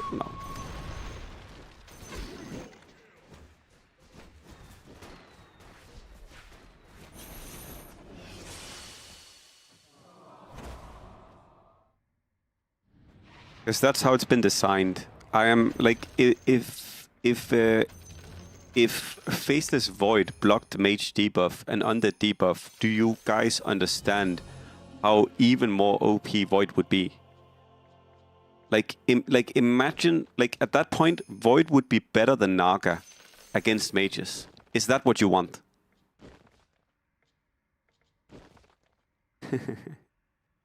Like, imagine if Void blocked Mage debuff. That would be fucking crazy. You want that? Okay, okay, okay. Okay, okay. Take it easy, everyone. Take it easy. Go take a nap. Also undead. Okay, okay, okay. Okay, take a break. Take a break for your head. Actually, I have a question. Wouldn't you guys all say that your units dying kind of is a debuff? What do you think about this? Isn't a unit dying kind of a debuff as well? Shouldn't Faceless Void technically block dying as well? What do you think about this? Roto, hire me? You play Faceless Void, your units can't die?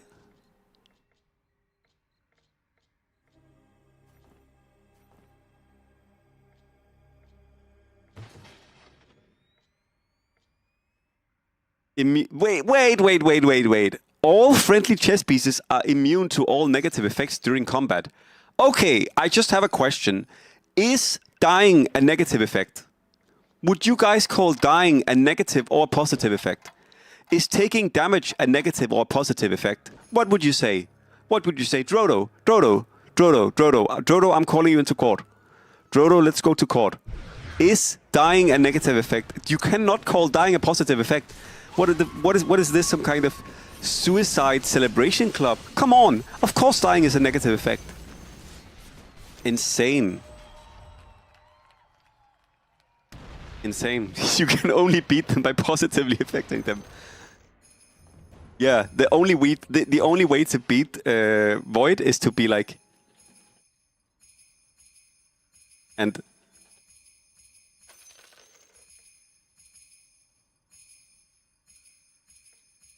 That's how you beat them.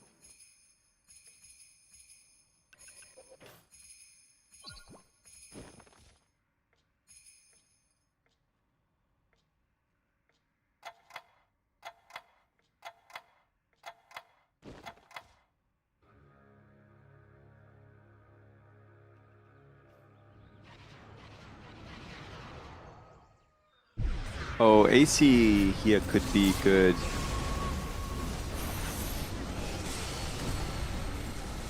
You might not have damage against the AC, I say, and he definitely has damage against the AC. Darkest Ditch.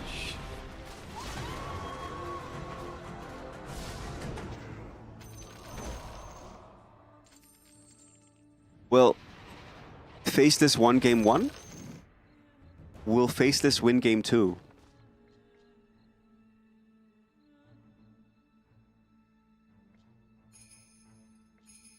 Does anyone think Faceless is going to win game 2? My bet is... yes. I mean, Loyrens played well. Loyrens played well. It's just hard game. Deso doesn't do anything. AC doesn't do anything. Hunters doesn't do anything. Like, most of your synergies are just... like, most of what you're doing here is just doesn't have an impact. If he had Rapier or Daedalus instead of this, maybe. Like, if this was Daedalus or Rapier, I think so. Dragonlance missing? No, Dragonlance is not in the game. Telescope is Dragonlance.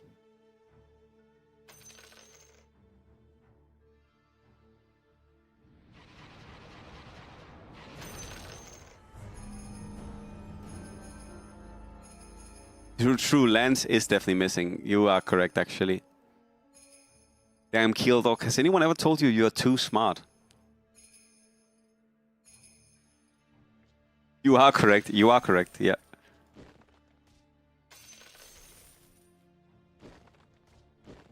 Okay, this is a good attempt. I like this. I like this. I don't know if this is going to work, but you do reflect the gyro damage and you do reflect the techies damage. I mean... Probably not, but... I liked it. I like the attempt. I respect this by Lawrence. Good game. Good game. So, faceless top 1. Faceless top 1.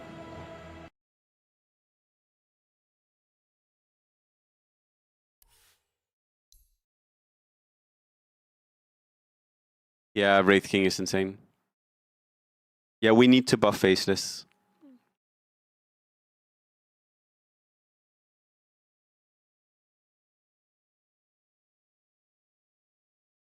Also, we need to buff Marci.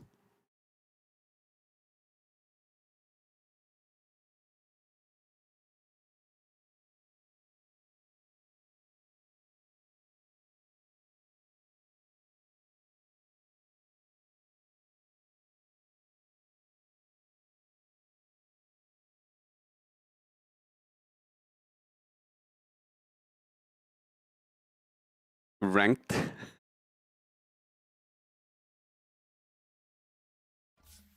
Okay, I was like... Banning 1 synergy. So, like, banning...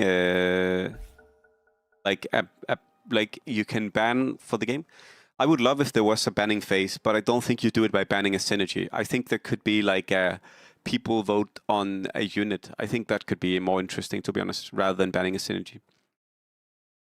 Because I wouldn't, like, you could just ban Naga, right? That would suck so much. Like, imagine that people ban Naga.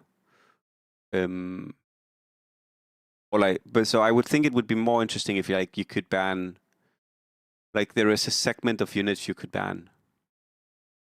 Banning wizards would make the game worse. I'll never forget the one person who said that wizards is bad for DAC. There was someone who was like, wizards is like a bad synergy. Which I think is a crazy statement.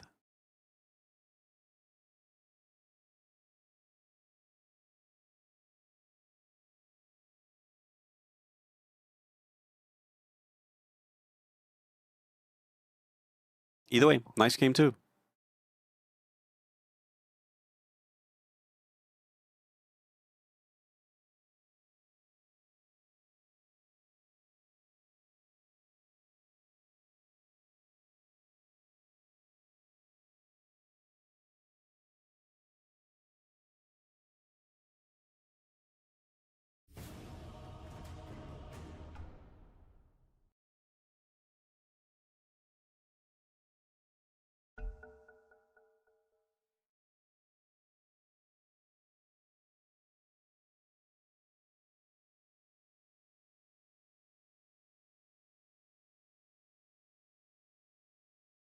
All right, once we're in the game, I'm going to go pee real quick, and then I'll be back.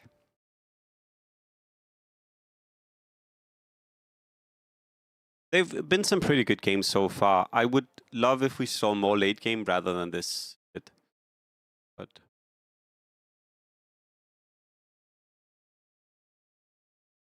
also, we need to see Lin Huge.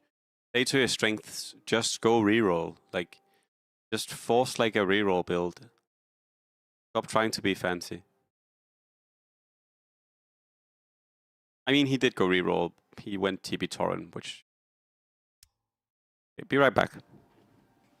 1 second, I'm just going to make sure that we are looking at a nice player.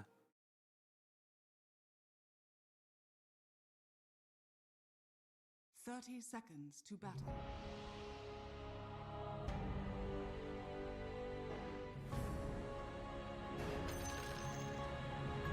Let us look at the board of Tyloo, who won last game. Double mech and 3 warriors in the shop. 3 warriors. Okay, so someone is going to go 9 warrior probably. Nice. Be right back.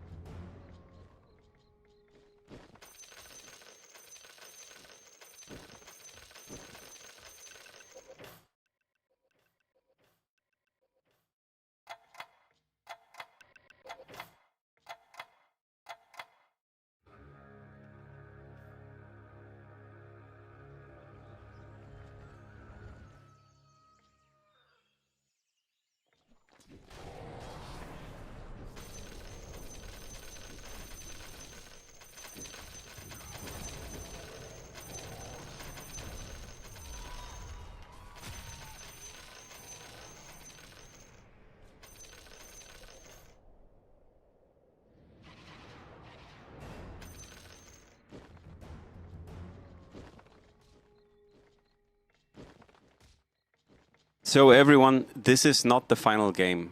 This is not the final game though. So the way it works is, I will, while the game is going on, we're going to look at this for a short amount of time. It is the classic point system.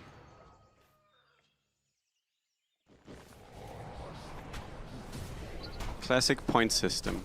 So what does this mean? This means that you play until you have 22 points and then you need to win a game. As you can see right now, Tyloo has 11 points and 1874 has 11 points. You need to get 22 points and then you need to win a game. So there are at least 2 games left. So there are at least 3 games left, right? Because no one is getting 22 points here. So at least 3 games more. Likely more than 3 games. Does this make sense? 8 points is for first place, 0 points for last place. So it goes 8, 6, 5, 4, 3, 2, 1, 0.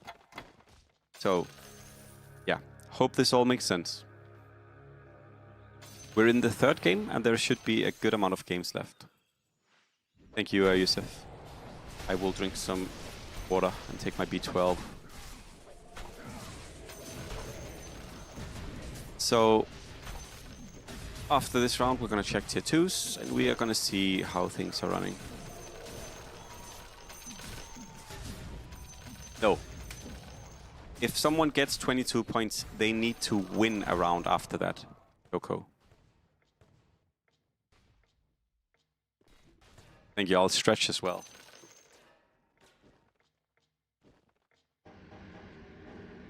So, let's see here. Items. Legs. Fucking idiot. Please. Do not go spider legs. Please do not go spider legs. Please do not try to play Forik here. You suck at this. Well, it should be an easy game for the others. Sliver. Also, Forik here into this sounds awful. Forik here into ET9 Warrior and Forik here into both Gyro and Techies. That sounds horrible. Yes, it's not a Druid Ringmaster, but it's almost the closest thing you can have to Druid Ringmaster to see like this end game. This guy claps you, these two can clap you, this synergy is good against you, this guy claps you, this guy can clap you.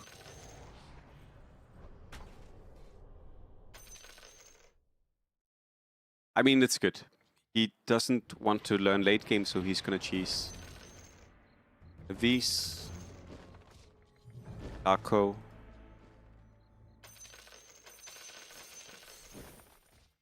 Mask.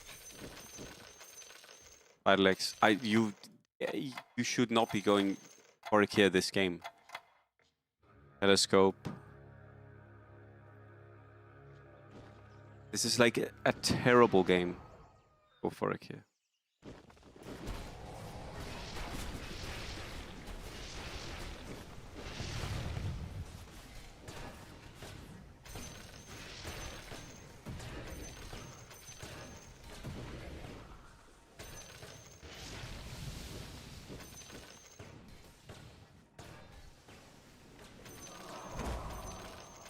Like, much smarter to... No, but he's gonna go for a kill.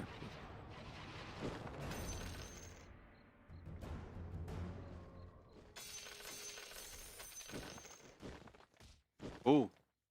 Swap drop for Tylo.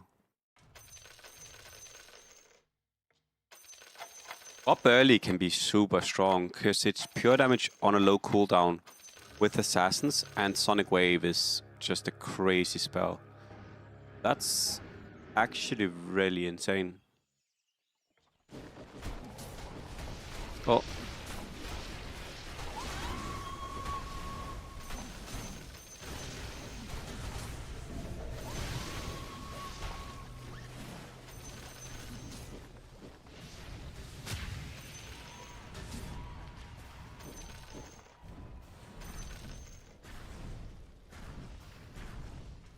So for relics, we have 3 amazing late game relics, and we also have good reroll relics.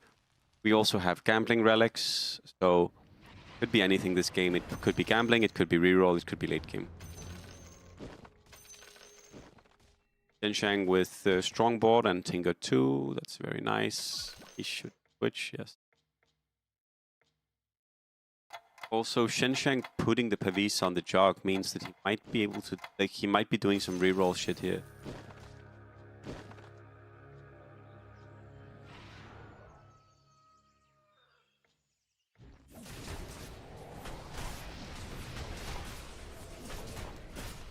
Hello, Ramson.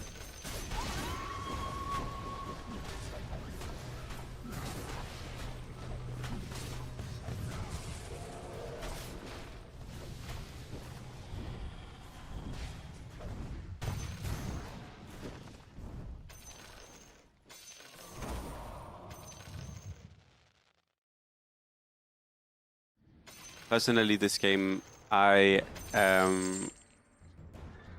mean, we'll see Well and Huge and Eloy and Scope, but I do not think this is the game where you want to play Forik here. Of course, maybe you go Lost Streak and you get Rapture, and then you roll 1 million Broodmothers and you get Ogrehood. Yeah, that changes things, but overall, there are some things here that do look tough to play into, or that can pose more issues late game. So I would rather see people be a little bit more ambitious about their board. The relics here, very important.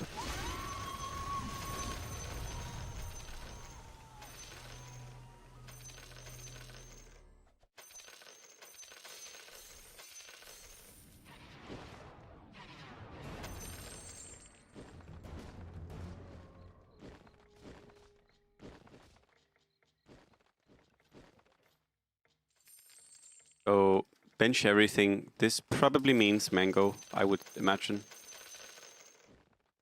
Random for SSS.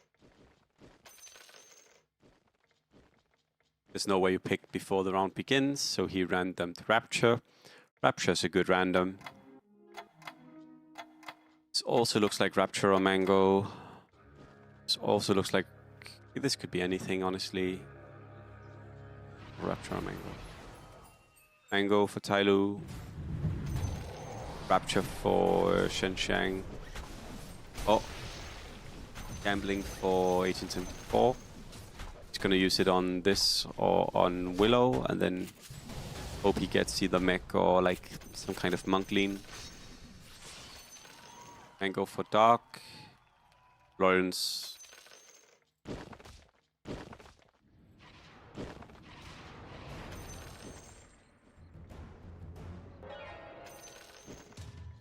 No mech.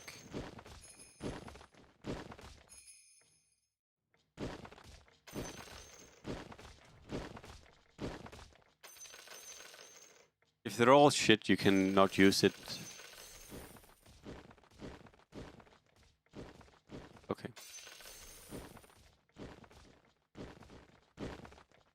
I think he's not going to use this, and then he's going to hope he gets time space on 20, and then he can go double. That is what I'm gathering from this.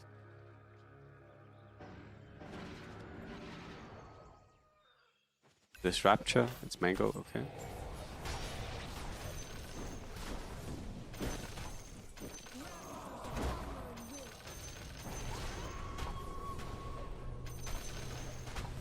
Been huge, lost last round, right? Oh, he won. Okay, so he has Rapture Mango probably.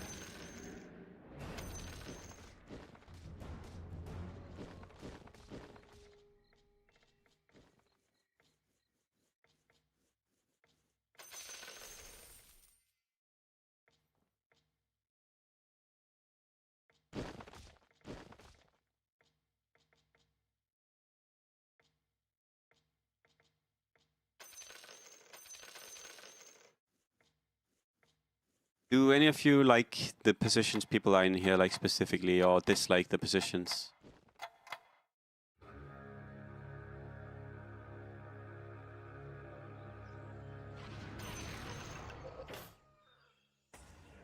No, okay.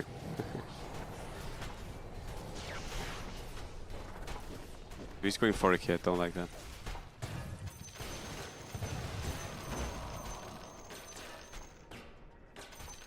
The playstyle, I think sometimes you need to accept, like even more than in normal lobbies, you need to accept what you get. It's hard. I think forcing is worse, which is what some people do.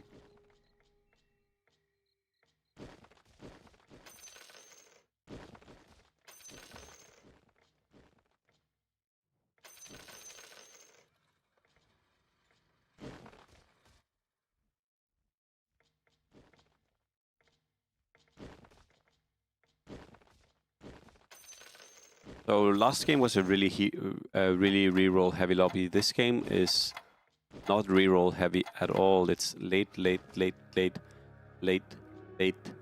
gamble reroll. Could make for a good game.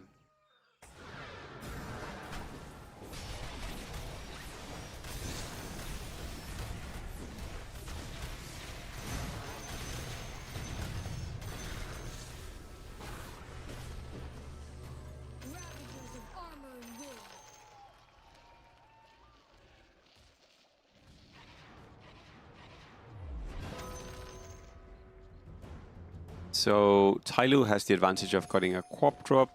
Economy-wise, I guess a lot of them are very close. Doc has an insane economy. What? Because he was loose streaking, I guess? Look at Doc's goal. I mean, maybe he used his mangoes. Okay, he used mangoes.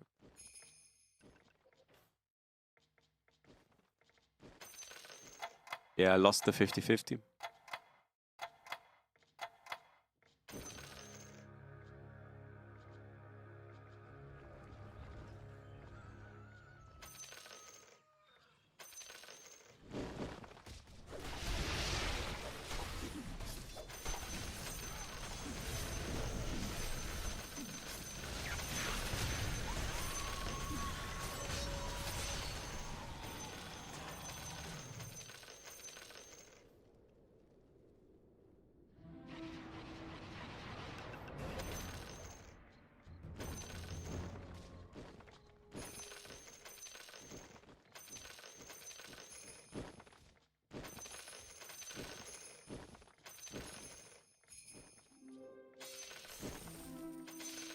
He's looking for Wyvern?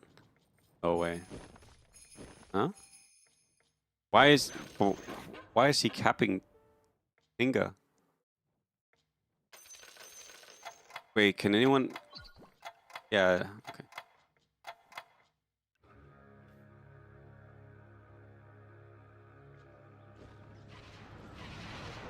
No, he doesn't have the wheel anymore, I think. No wheel. I don't think... Did he lock? Did he lock? I'll check his stream. I don't believe so. I believe he's... No. No way. He's hoping to get the repeat on 20, for sure. Yeah, he didn't lock. Would be too crazy.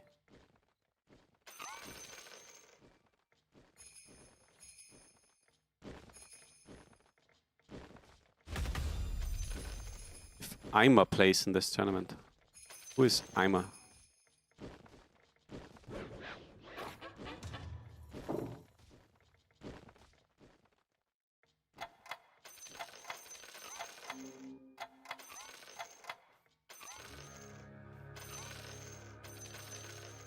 Good mangoes for Shenshang. Sorry for Tailu. Being almost halfway to 9 and you are missing 2 mangoes is insane. Or like over halfway to 9. Crazy.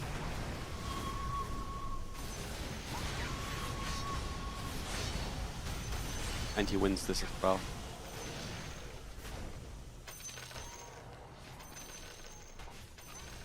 Plus, okay. 5. Wait, is... Oh.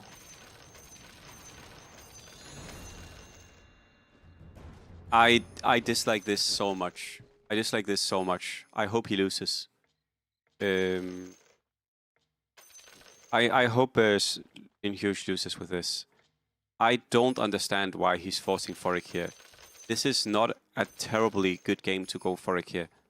I also don't think it's something he plays well.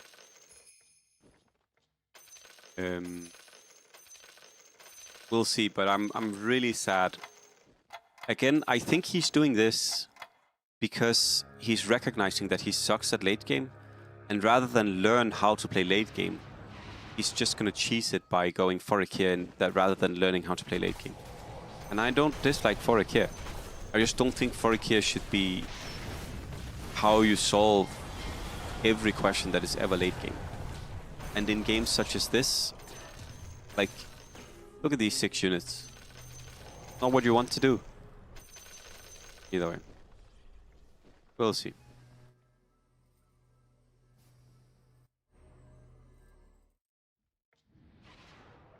But I think it's a real shame.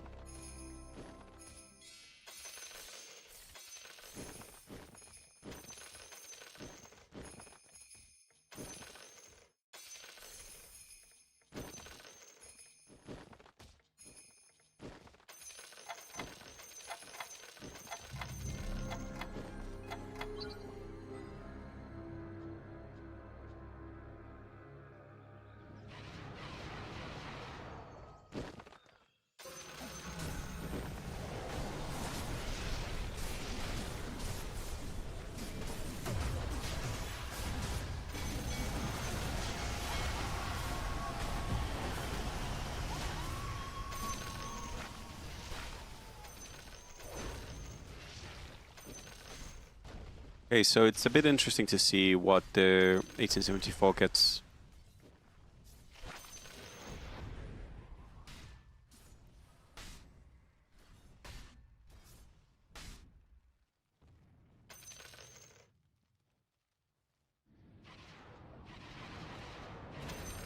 Six mech here. Osaki, thank you so much for subbing with Prime and being subbed for 7 months. Thank you so much, man. The support is, of course, very, very, very much appreciated. Thank you so much. Happy you enjoy the channel and happy you enjoy the content. Hope I can keep providing you something that you enjoy and appreciate much.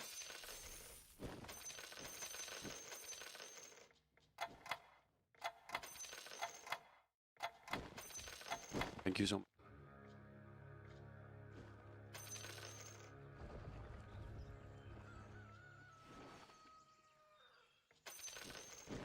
Yeah, the most exciting thing here is to see if he gets refresh. Doesn't, and he doesn't have a relic. He will random for refresh.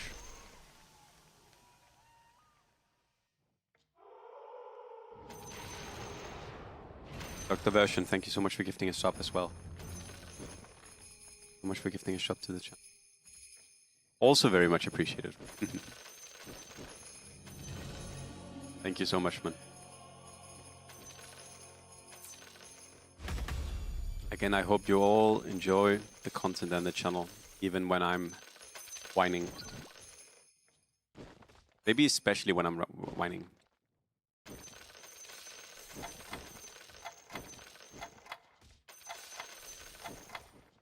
You can't random that? But are you sure, Oathkeeper?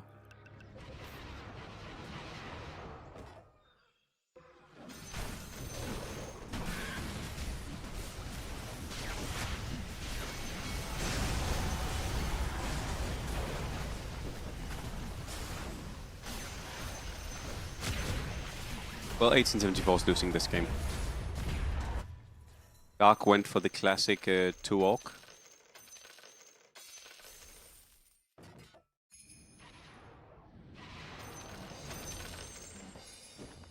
There he goes.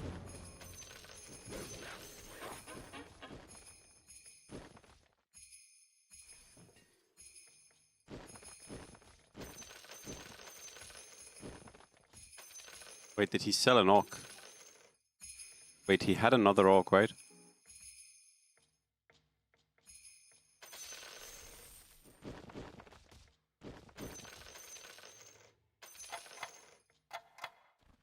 Oh.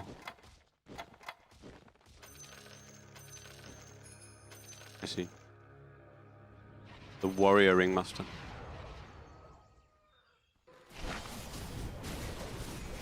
I like this build. Like, I like going 9 warriors here. I think this is good.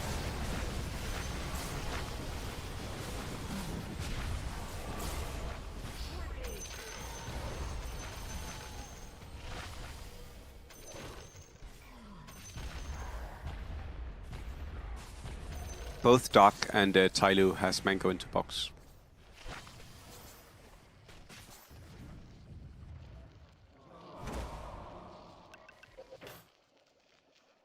Horrible play. I don't get it. He's such a good player. It annoys me so much.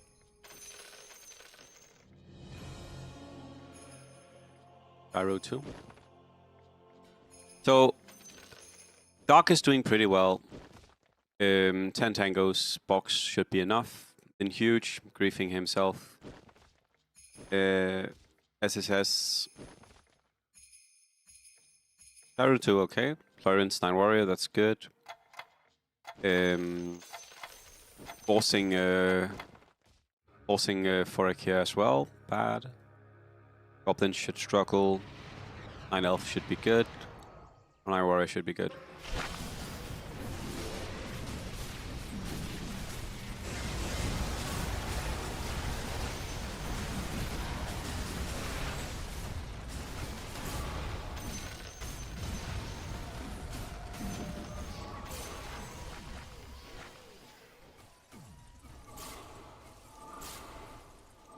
Lawrence got cooked here though.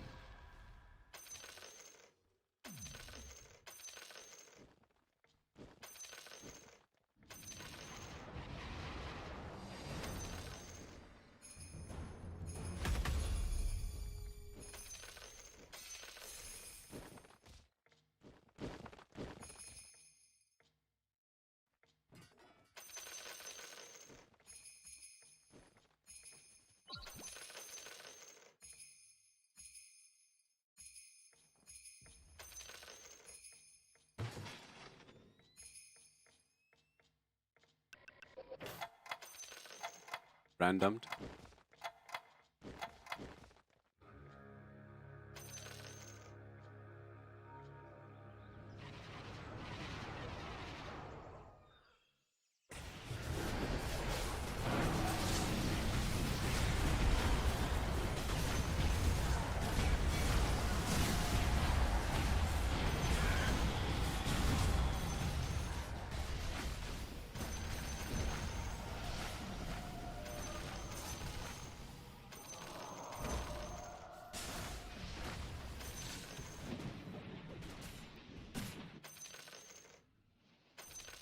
So basically what we're waiting for now is like one of the people with box getting a good upgrade.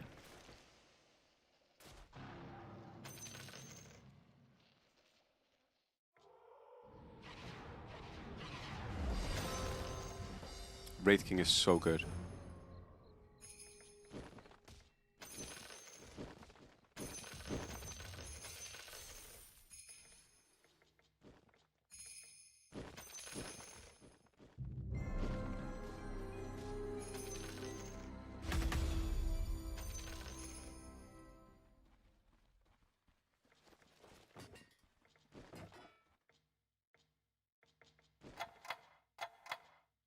It lags if you don't have a courier selected, by the way.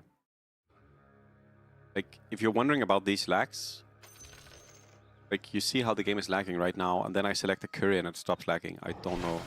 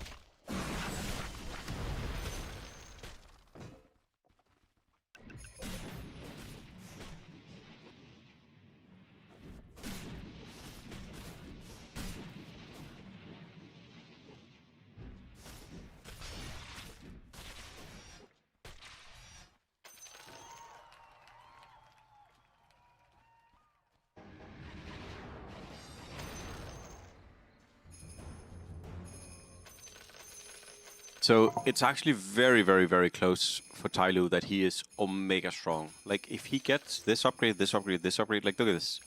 These 3 units all are so insane for him. I would keep rolling, yeah. I would keep rolling until I get an upgrade. Or like more boxes. Oh, that's nice. That's nice. Items. Items. Oh. Oh.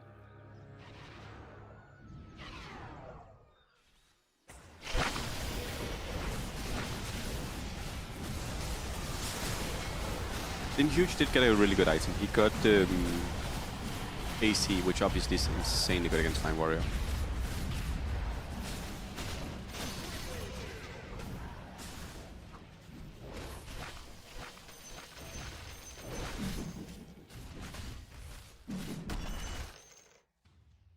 This is out.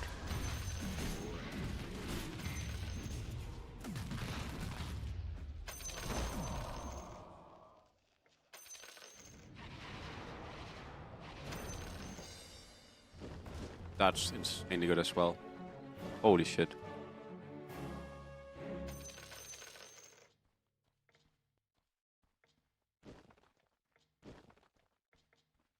It's actually not looking that bad for Dark.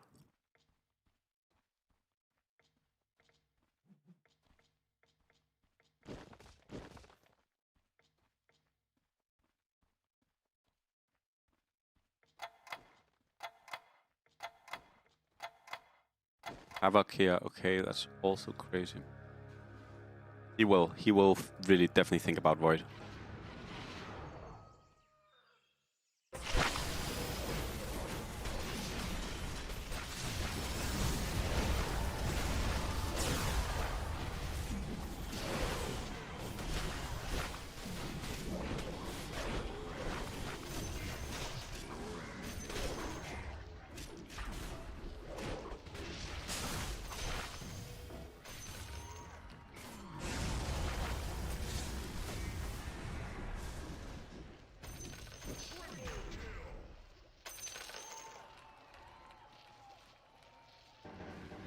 I think so, yes, Master Marker.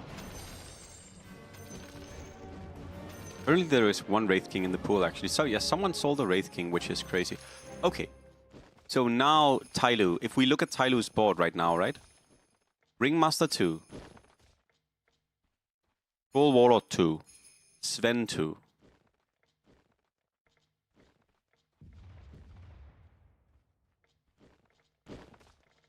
A lot of it right now is just figuring out the positioning so that you don't get gimped by this somehow.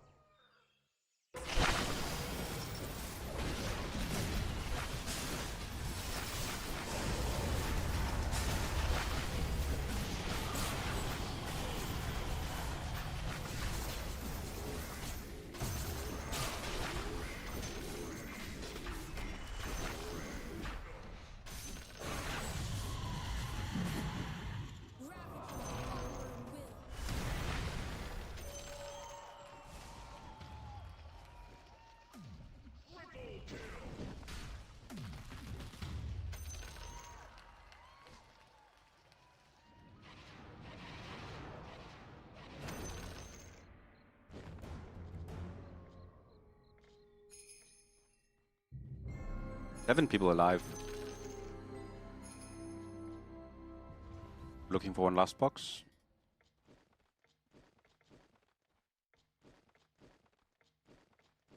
So, y'all in the chat, where would you go from here?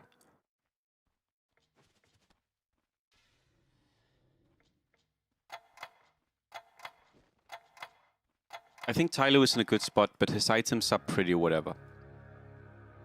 Like, you want more, like, you want attack speed.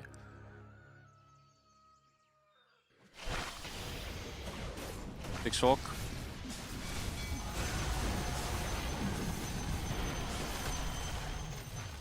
Good items. Nice, nice.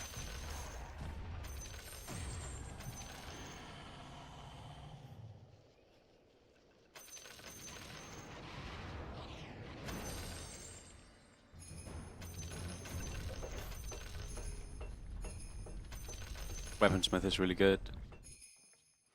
He rolls tier 2. What for? What do you want with tier 2? Lads?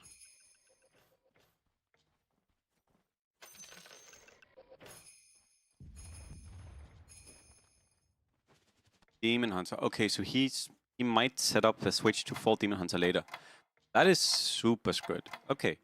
I mean, obviously, if you're playing against 9 Warrior, you lose, like, you don't need to worry about them if you go for Demon Hunter. The same with this, actually, right?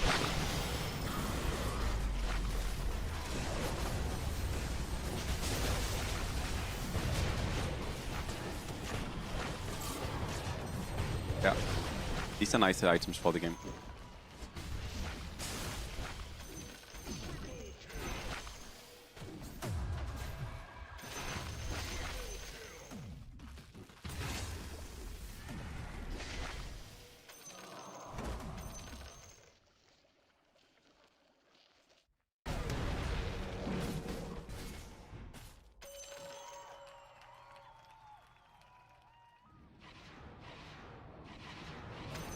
So a thing that always is important when you're playing against Forakir is to find control.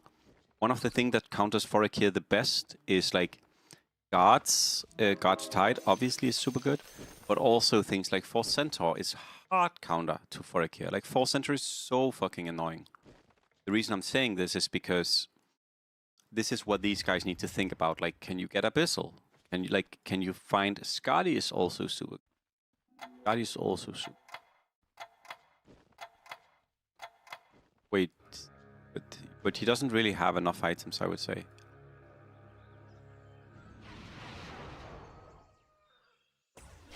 Well, I'm not so sure if he's going to be alive anymore.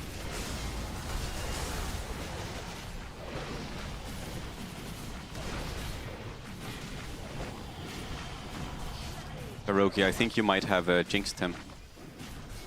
Karogi, how could you do it? Karogi, that's so mean of you. That's so mean. I can't believe that.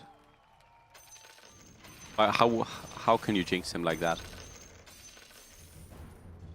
Ban him.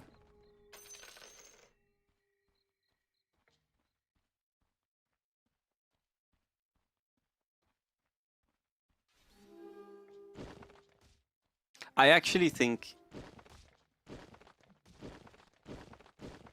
Yeah, I was gonna say this. I actually think you could go for like some kind of like hyper troll board against the Forakir. Like if you went 6 troll, I actually think 6 troll could be super good.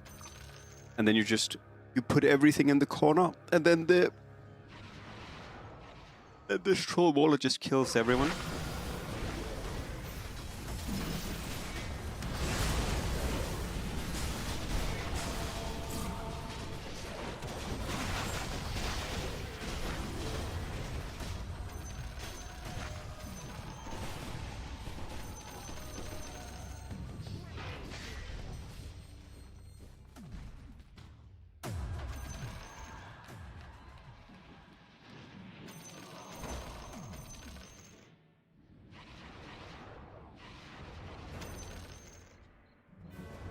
Again, but it's interesting to see how bad they are at playing against this. Again, people don't play this that well, and they also don't play against this that well. It is super funny, like, there's no one's boxing. Like, these kind of split boards are exactly what you want as for a Forakir.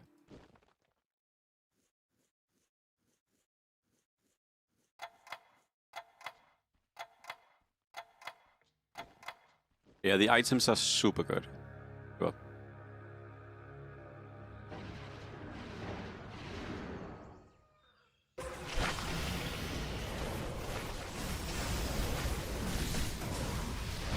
Oh. Oh.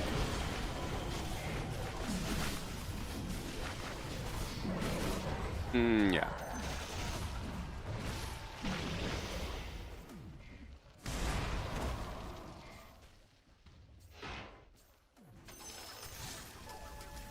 Like, I actually think it's hard, because I think you don't want to play Forakir this game, is my point. Like, that's what I've been saying. I don't think Forakir late game here is gonna do... It's like gonna be the easiest thing to pull off. I don't think Alchemist 3 is that good here. Maybe you can go for some kind of weird Pango thing. Or I don't know. I actually think it's tough.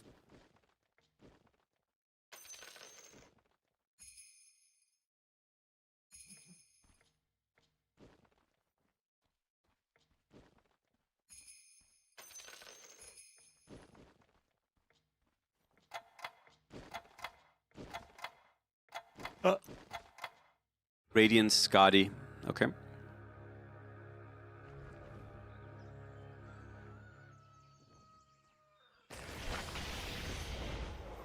Bomb Sven.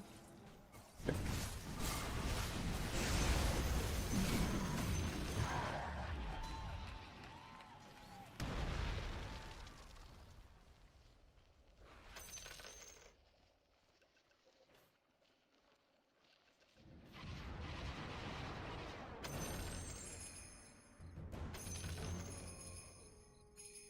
Yeah, he's obviously really good. Like, he's playing this position much better than the early position. The main issue here is just that I don't think Forakir is necessarily going to be good enough in the late game against what other people can. But we will see. Maybe he's going to prove me wrong. But I think this Marci is going to win the game, to be honest. Radiance, Manta, Skadi, Pavis.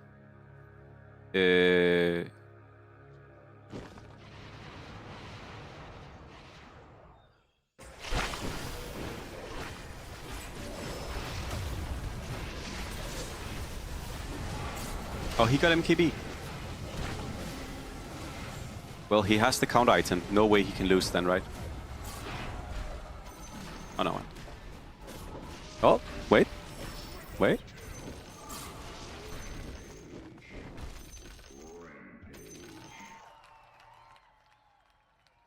But Tyloo is beating him. Tyloo is super good. Damn.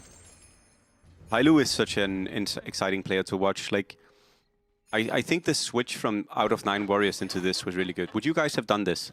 I feel like this is something Michael would do as well, right? Do you guys agree with me on this? That Michael would maybe look to go into like a board that was more this way leaning. I think this is a very Michael-esque transition. Oh, that's such a good item. That's a super good item.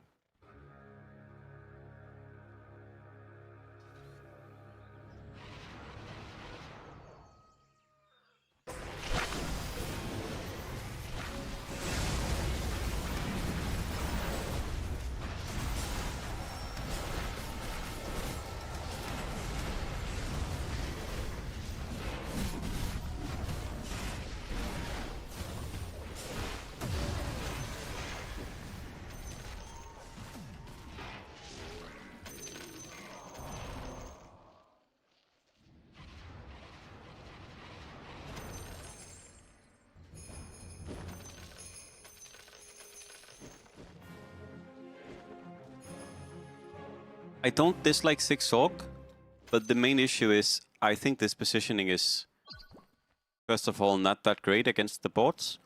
But also, I do wonder if you need to switch out of 6 Orc here. Like, maybe should you go 6 Troll?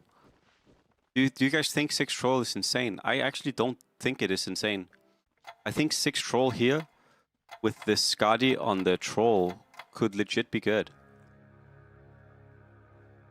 Do you guys think I'm insane here? I think 6 Troll here could actually do work. I think 6 Orc sounds good, but you're just too slow. Okay, he beats this though. Okay, no mind. He beats this. He doesn't beat this. He beats it. He doesn't beat it. He beats it. He doesn't beat it. He beats it.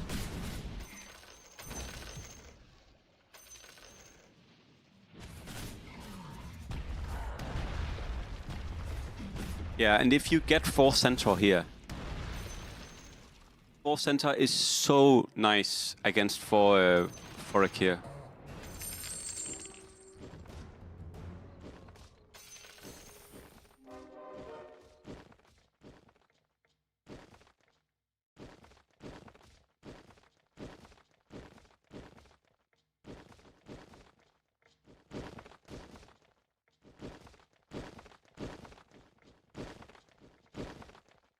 To beat a kill, you just need to play control.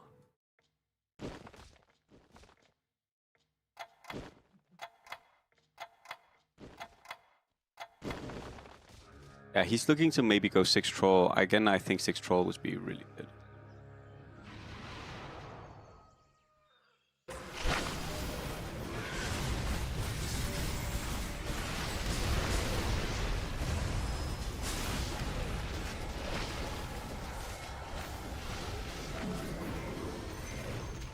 Dark is dead.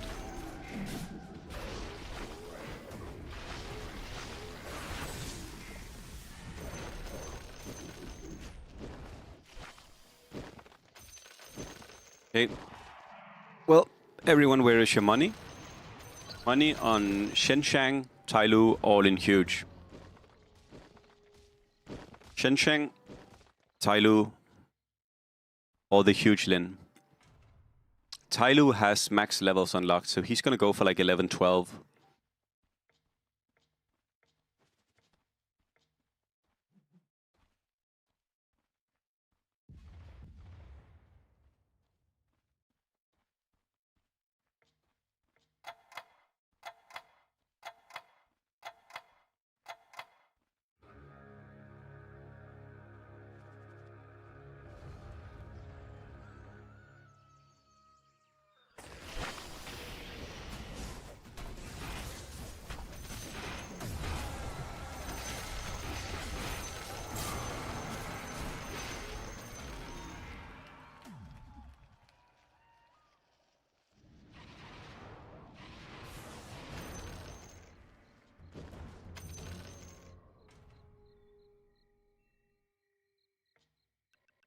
You have money on Marci. Okay, that's fair.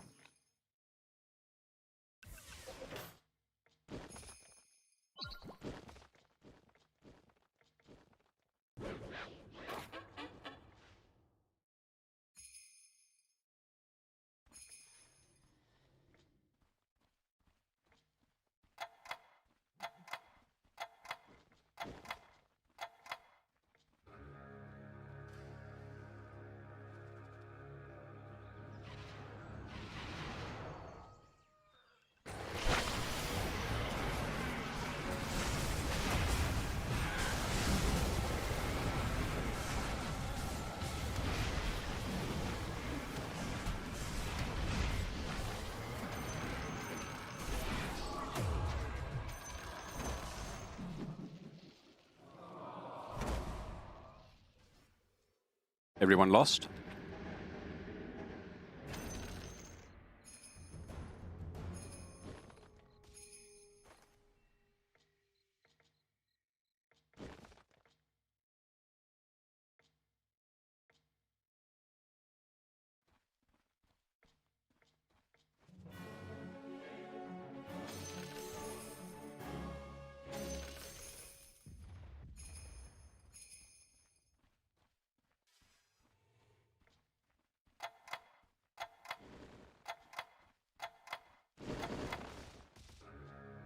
I would play 6 Troll over this.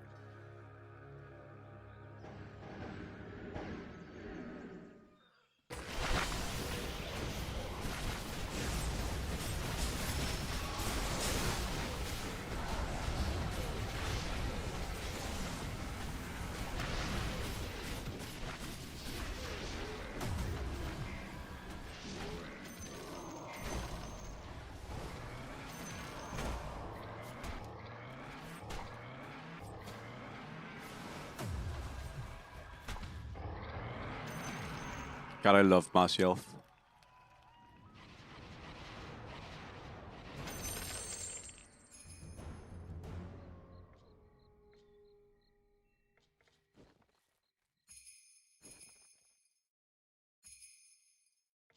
Also these absolute psycho items on the Marci. All you need is like Aeon Disc Mirror Shield.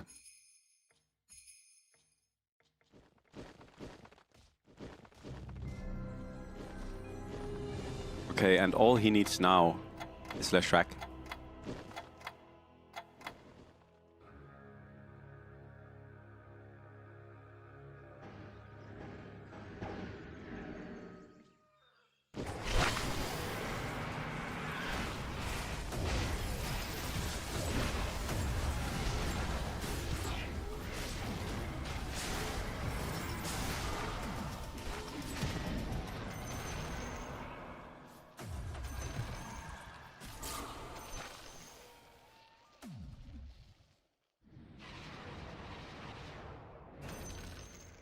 Dash.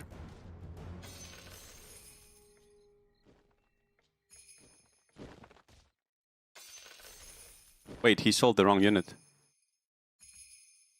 Right? Wait, what did he sell? Oh.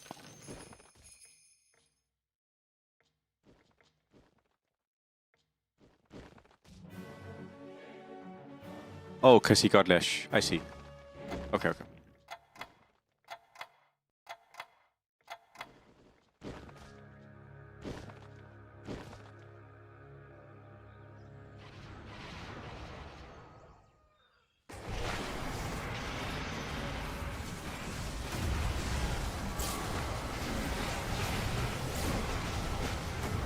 Marci.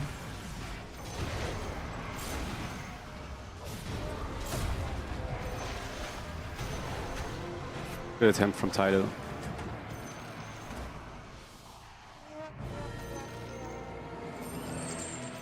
What a strange that Marci won. Crazy. Dire victory. Who would have thought that this build would win? Insane.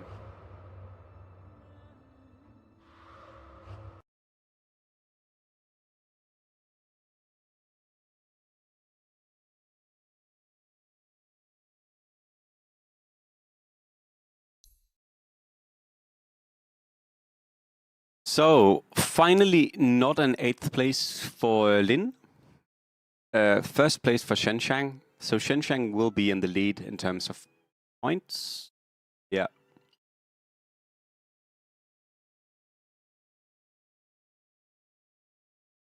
Shenshang has 18 points now.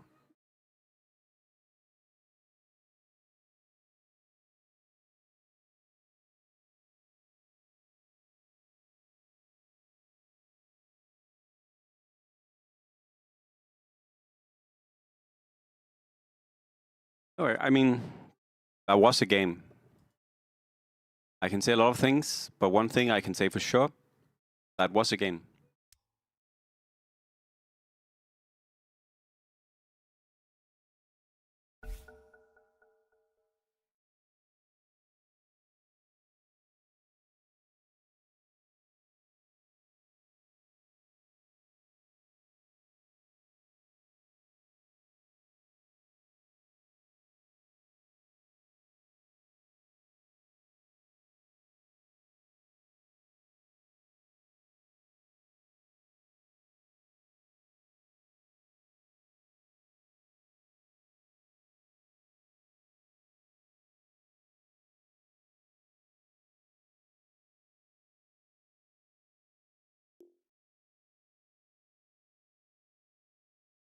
Okay, I think there's a 5-minute break. Okay, 5-minute break. We'll be starting in 5 minutes.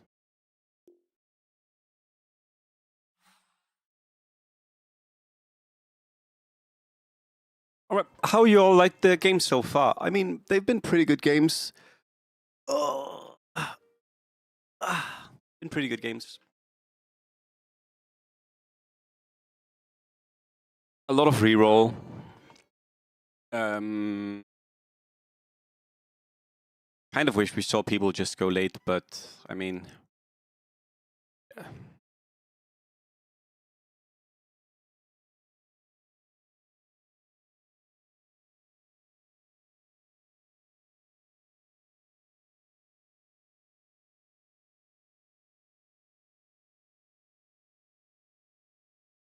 so faceless, Marci.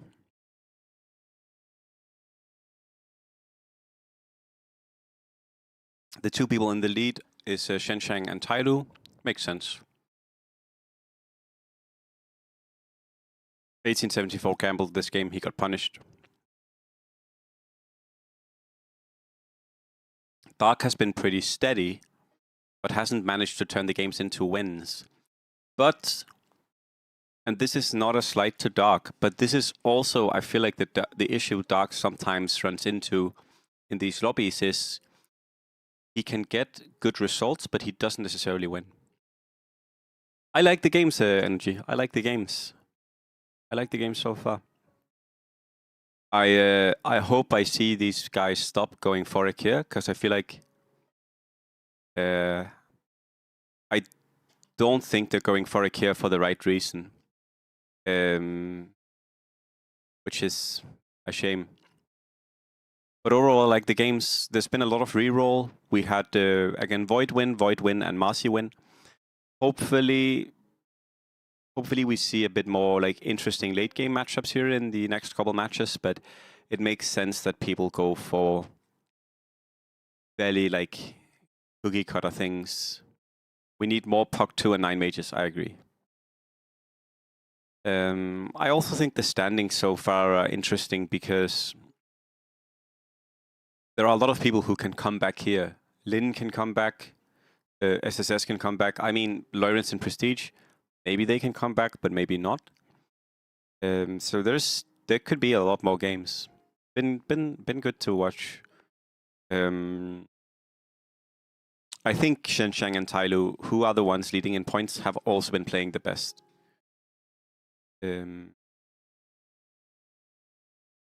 I don't particularly like the way Lin Huge is playing. So I don't expect him to do too well, to be honest. 1874 is a gambler, so also can be kind of rough for him. But yeah, the games have been good. I'm excited to see what we're gonna see moving forward. Again, hopefully more late game would be the most interesting. Yeah. Hope you've been enjoying the games. Hope you've been enjoying the games as well. TB is not banned, no. So the main issue I have is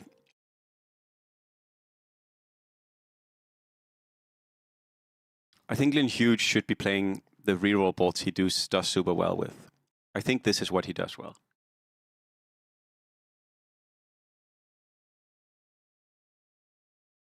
I think a game like this, he played it well in the late game, but he also got pretty lucky. He like hit 2 of the best items he could for the game he was in.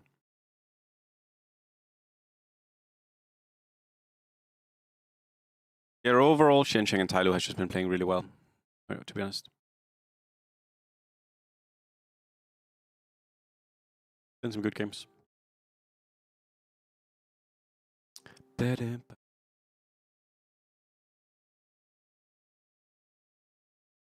Oh, we're basically ready now, I guess.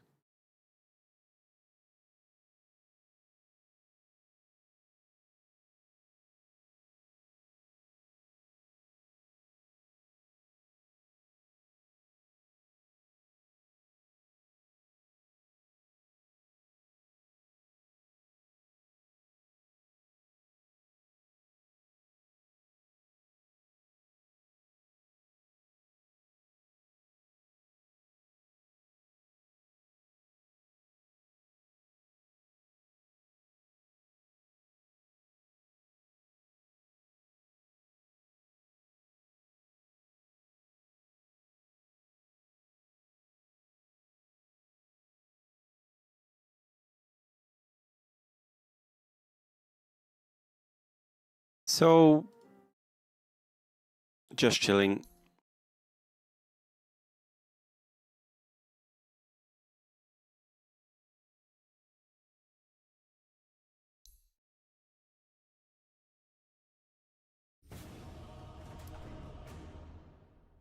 Wait, are we enough players? There's no way.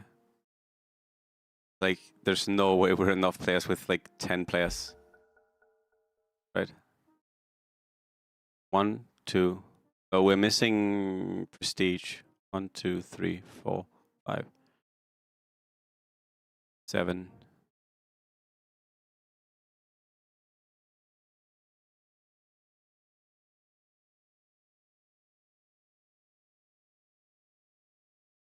Prestige?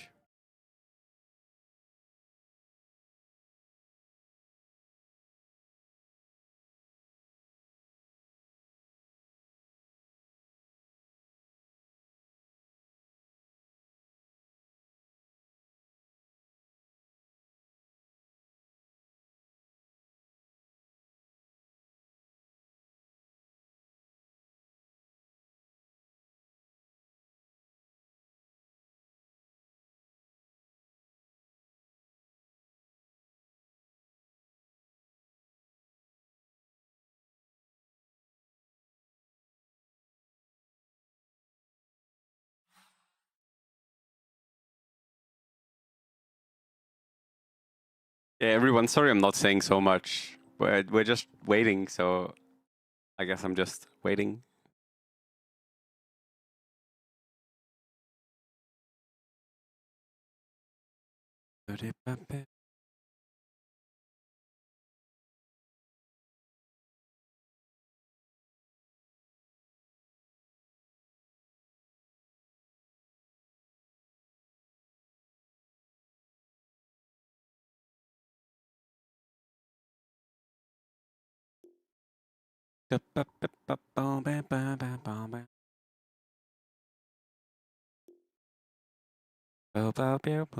What is energy saying?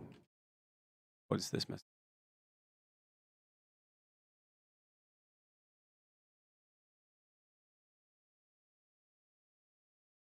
We are waiting for a contestant.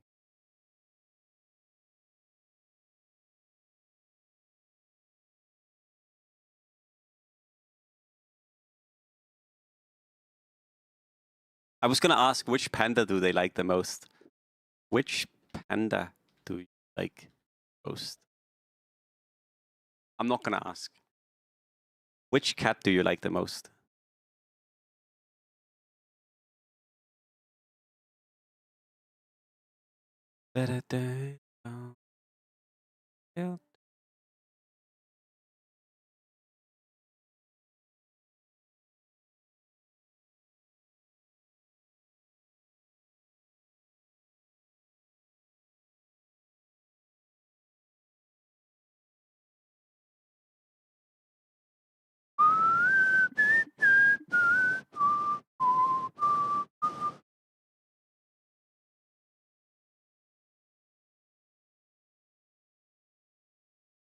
Which civil rights I miss the most? Good question.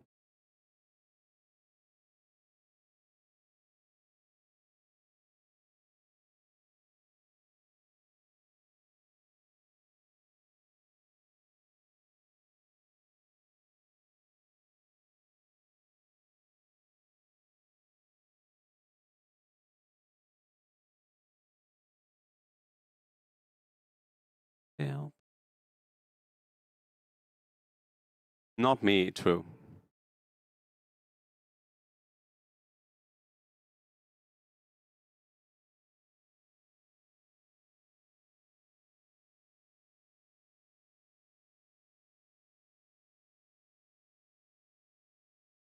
Question for the lobby. Oh.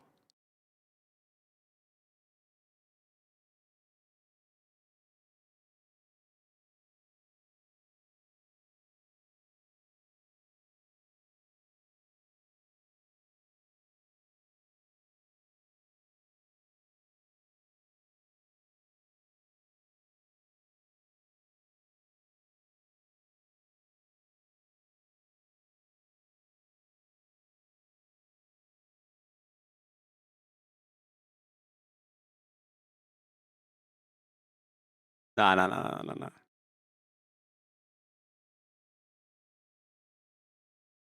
Wait, maybe.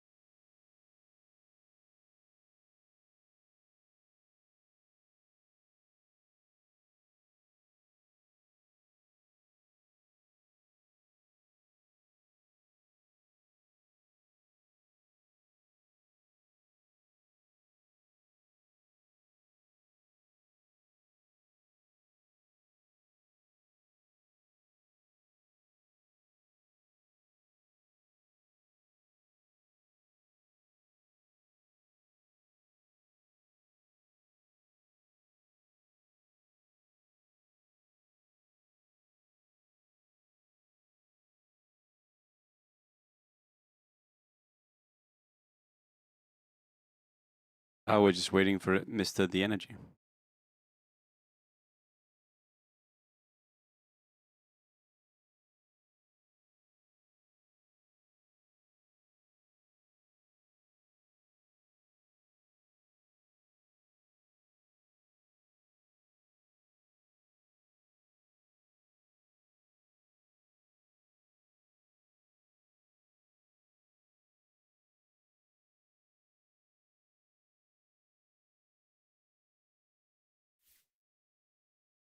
All right, well, we're waiting for a bit of the energy, I think. Then we'll get going.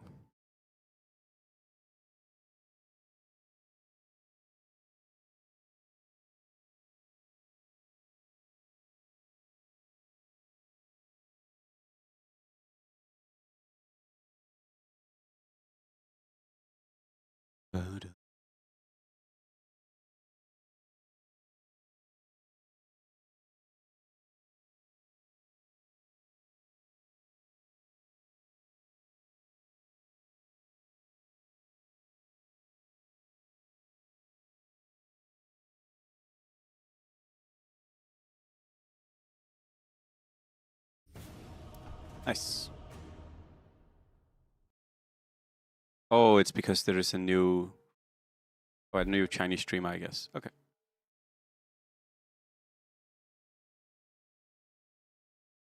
Cool, cool, cool.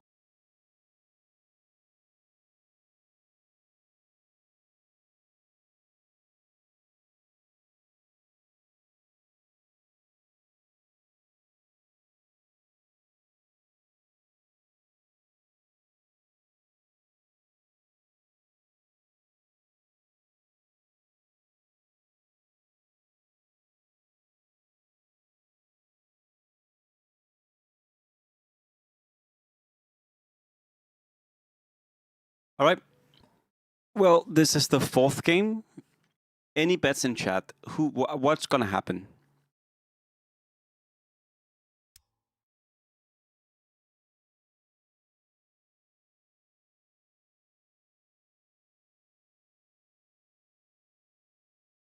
Ooh, cool energy. I see.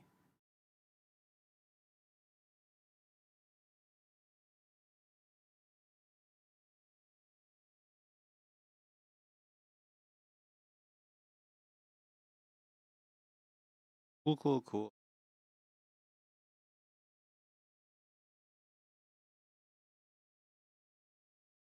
30 seconds to battle. Yeah, Kieran Marci.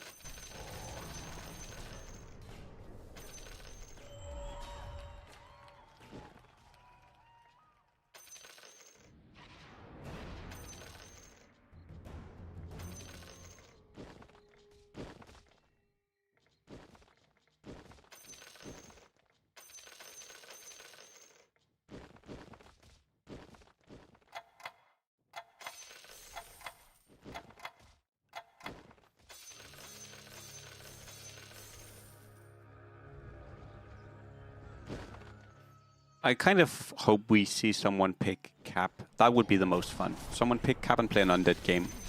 I would love that.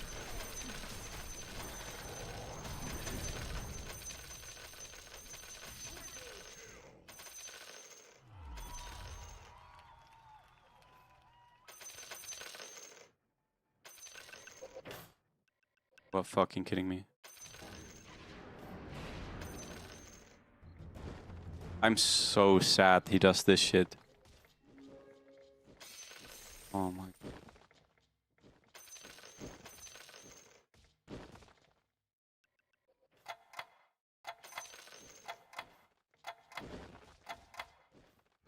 Well, then Huge is not winning the tournament.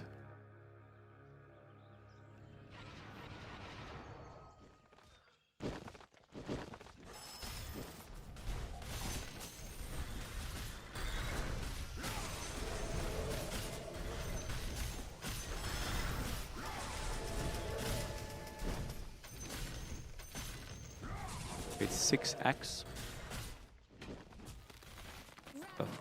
Dark, what are you doing? Dark, are you okay?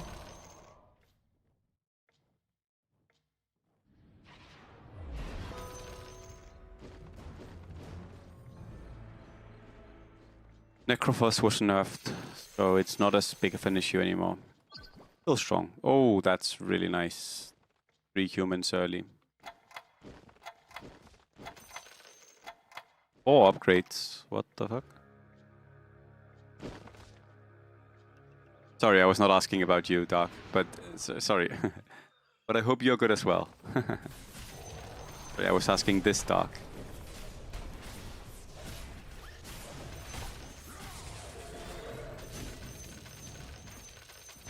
Sorry, I was not talking to you, Dark, no. I was talking to this guy. Yes, this guy, Dark.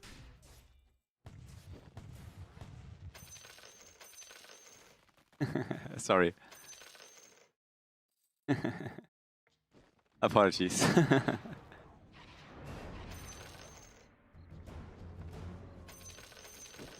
No. Don't worry. It was not to you. It was not to you.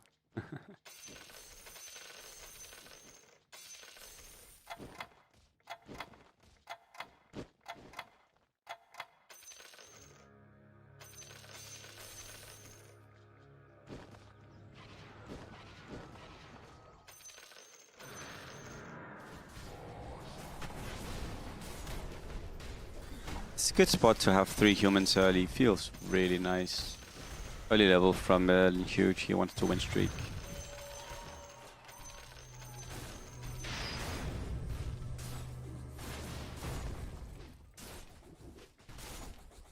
Lin Huge. It is. I'll write it.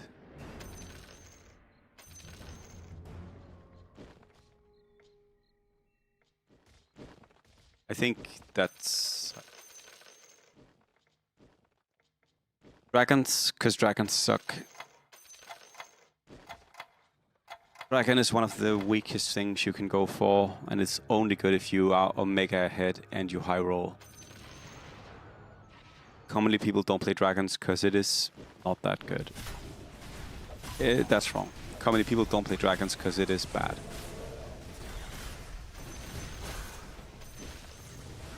And especially in lobbies where you play against a lot of good players, it just often you don't have the time. The thing about dragons is, when would you say that dragons come online? When does dragons come online?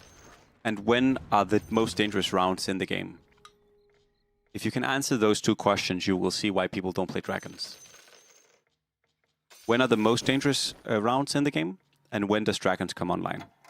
Again, if you answer those 2 questions, you see why people don't play dragons in high rank lobbies often, unless you like either Omega high roll into them, or you get like very fortunate sequencing with like relics and like Bottle 2 and shit like that.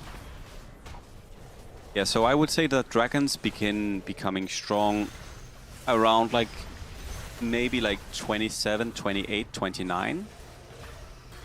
Like 27, 28, 29 is likely when your dragons are going to begin working, right?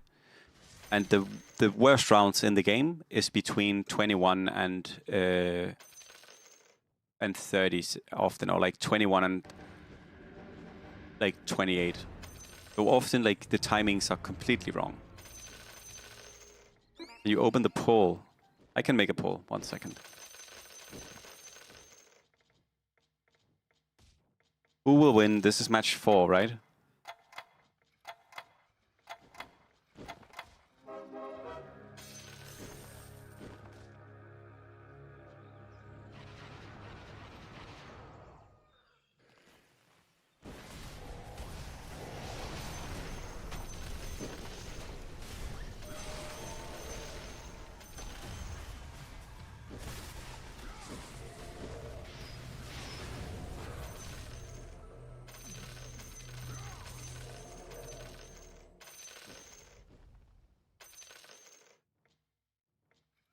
All right, you all have 5 minutes to bet if you want to bet.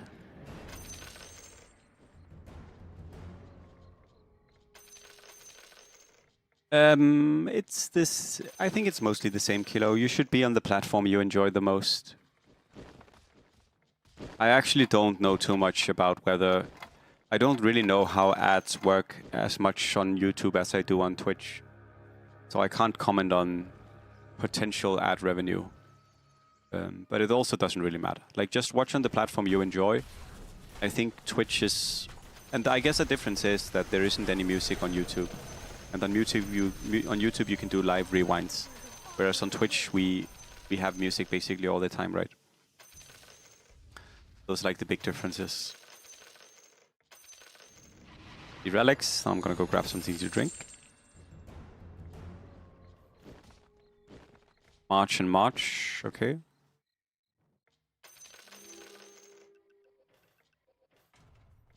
There are 2 really good late game relics. March key, seeds. This is very nice. I think he randomed, I guess. Skuro. Okay. If Dark is that good, Dark is insanely good, yes. Dark is... The best player outside of China is either Dark or Michael. I guess maybe it's Michael when he's in form, but if you don't think about being in form, it might be Dark over Michael. It's so close. They're both insanely good. Dark is like one of the few players that are like crazy, crazy, crazy good.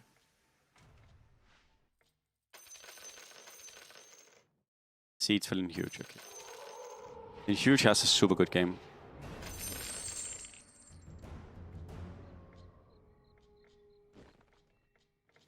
Elf ban. Wait, someone... Oh, Prestige is going undead. Oof.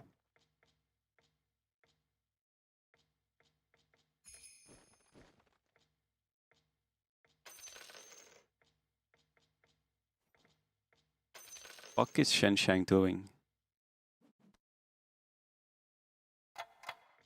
No one has enough points to win. Top points is Shen Shang and Tai Lu.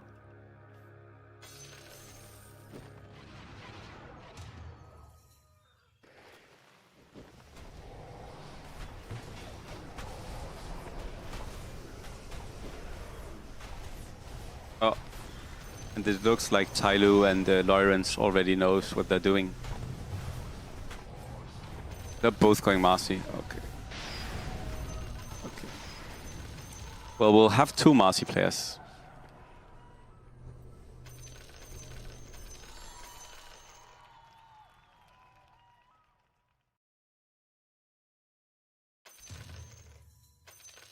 And Dark is doing Warrior reroll. I think. Oof. Warrior reroll is so risky. Warrior reroll is so risky. The only good thing is that he has 8 Pavis charges, but Warrior reroll is omega risky, and it just gets crumbled late game by so many things. Also, the Jack of the Kiro is in, by the way. The Kiro Jack is in. I just want to say this.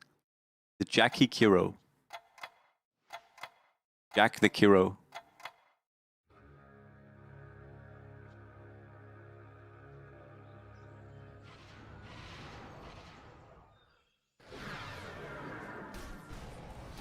I think it's looking really good for 1874. He has humans, he has good gold. Oh, wait, is he going 6 knight? Bro, what is he doing? Oh my god, he's doing 6 knight reroll. Oh, what is this lobby? Knight reroll is like...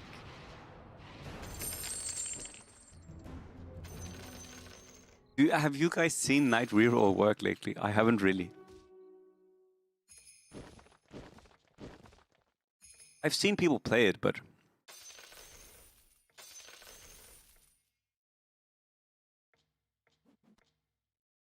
Mysticand, did you check the pin in the chat? Just curious.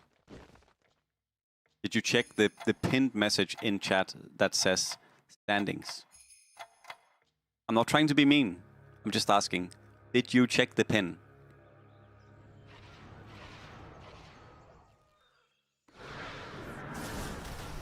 No worries, no worries.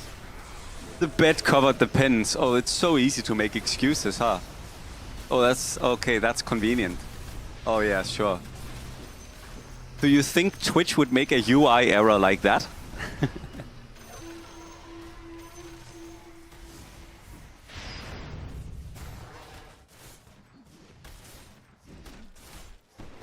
Is truth even real?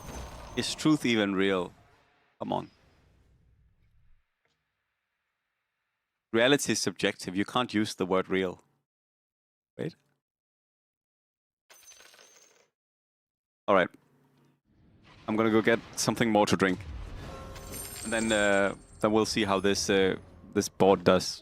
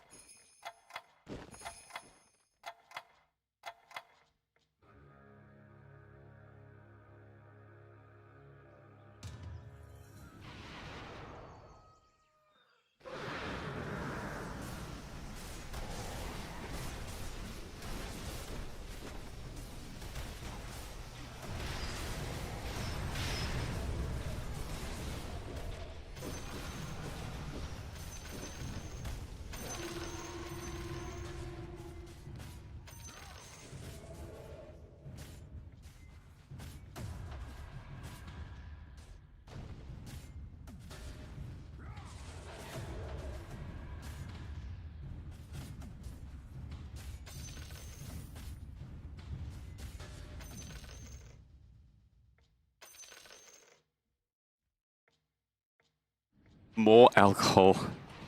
No, I'm drinking some juice. So he has 4 knights still. He has 6 knights. Okay, good. I don't necessarily feel too good about this. Also, again, we have 2 people going Marci, which is also kind of risky.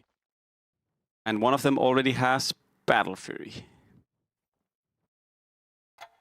SSS is going late game with Iriaskuro.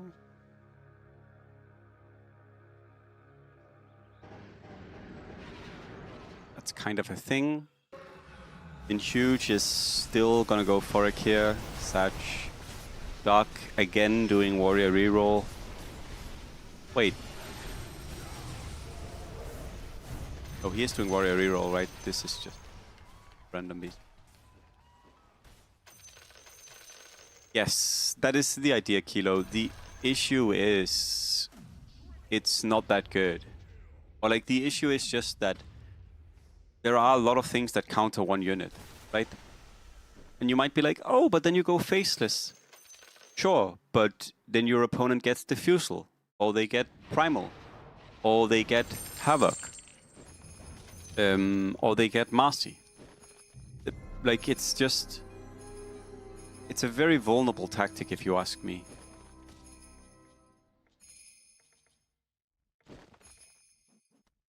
But we can see.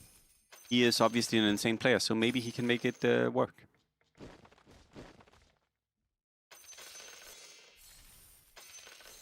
Gonna level here.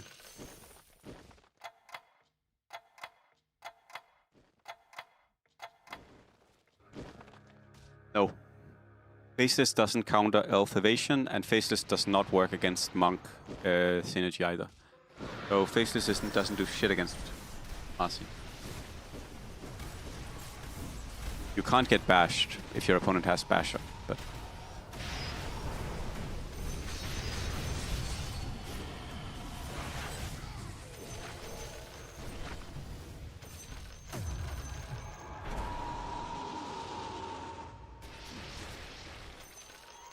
Oh, and Shen is going Sense Elementals, okay.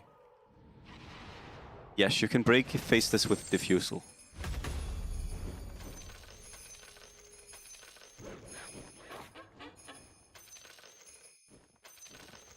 Dark is rolling a little bit.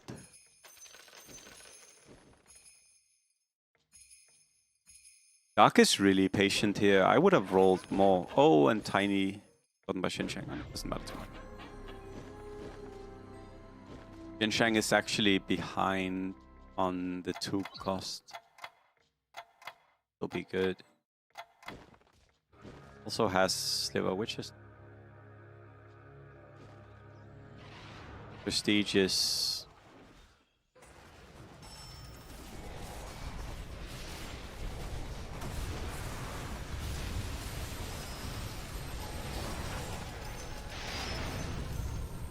Dead.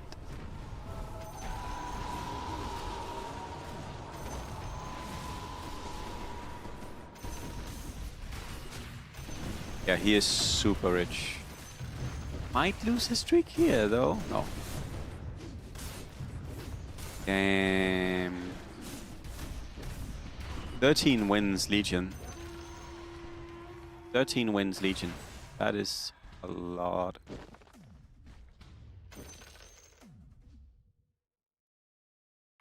And Kiriaskuro is in. If he gets Kiriaskuro here, it would be insane.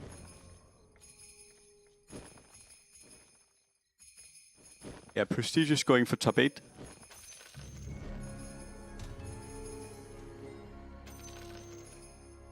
He saw Jakiro and he was like, I'm gonna roll mages and dragons.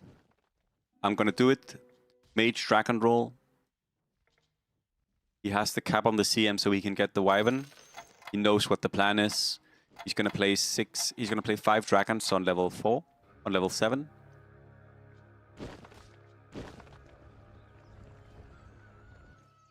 Dina needs a buff? No, please. Mage Dragon is good against the Kier. Interesting. Is it? Is it now? Is it now?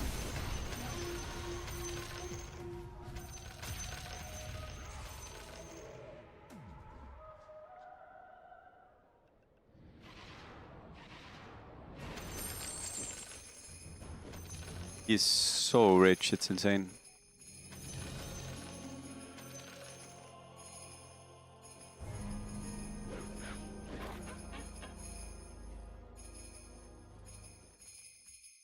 Actually way too rich.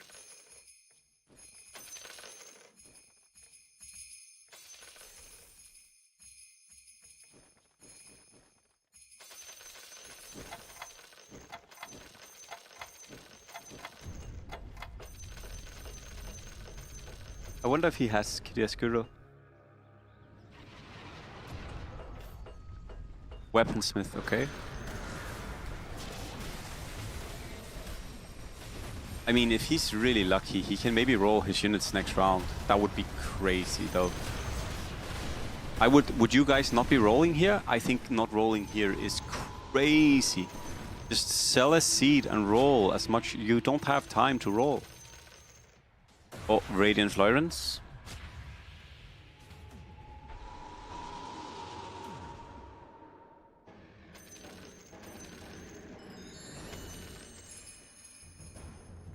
hero. EA.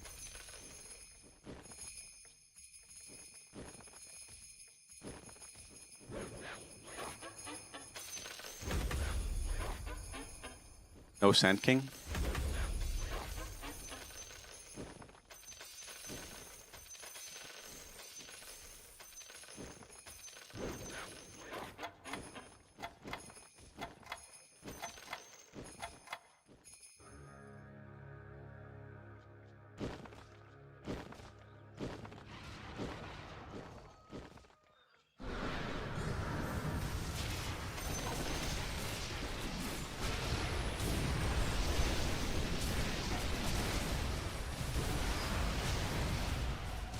Chop.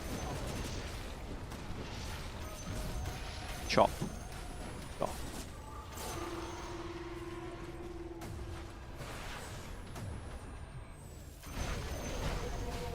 I mean, I've said it before, I just don't think he has a good understanding. Like, he doesn't really get the build.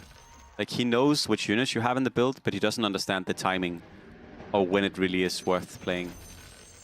It is what it is. Again, he's playing Forik here because he's not confident in the late game. Like, that's my call.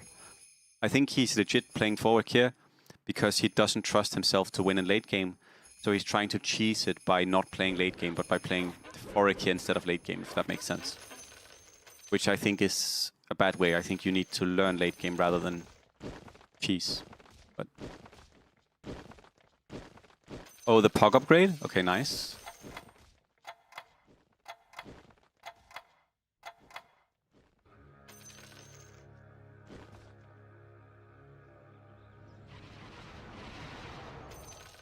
You guys think he wins here? 5 mages.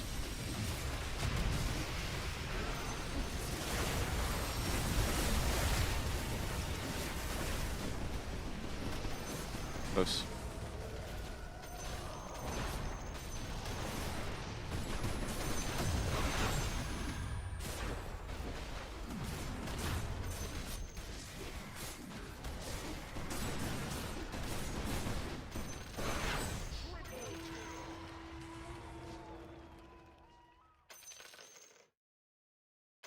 Would you guys stay or would you roll? He's missing 2 LC and 2 Dawn. I would hard roll here. I would be like, I don't fucking care how much gold I need to spend. I'm just rolling for these 2 upgrades. He is winning, but you don't know if you keep winning. Is my point. I mean, okay, you get 1 here, you definitely roll. Now you definitely roll for the LC at least. Okay, now you roll for bet with both.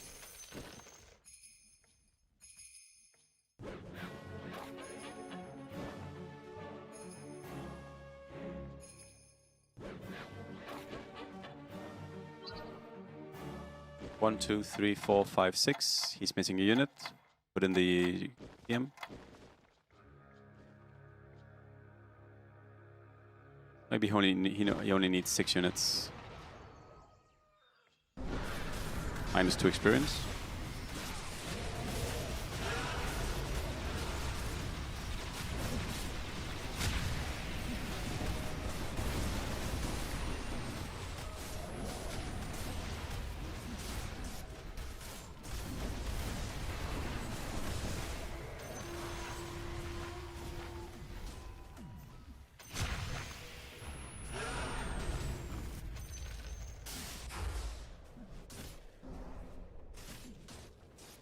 That did some interesting orc reroll.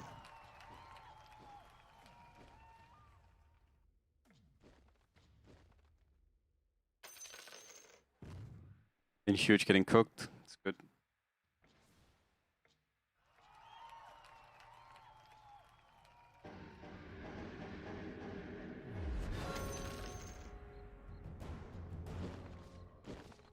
Exactly, that's my point. Like, Forik here is it is like a late game reroll build.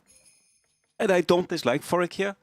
I just think Forik here is something you should play when you have a good setup for it. You should play it when you understand it well. You should not play it because you don't feel confident playing late game. Then you need to fix your late game. I also just don't like seeing him play it because I don't think he does it incredibly well. I think he mostly does everything apart from the build incredibly well. But yeah, it is what it is.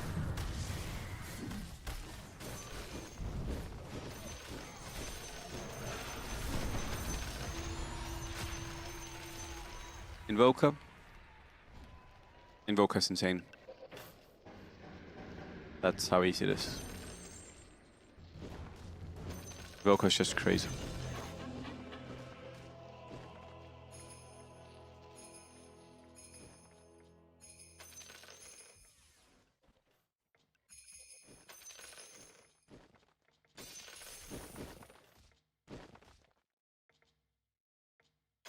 This is a nice board. Kind of needs either 6 in or 4 beast, but it's a nice board. Radiant's Marci.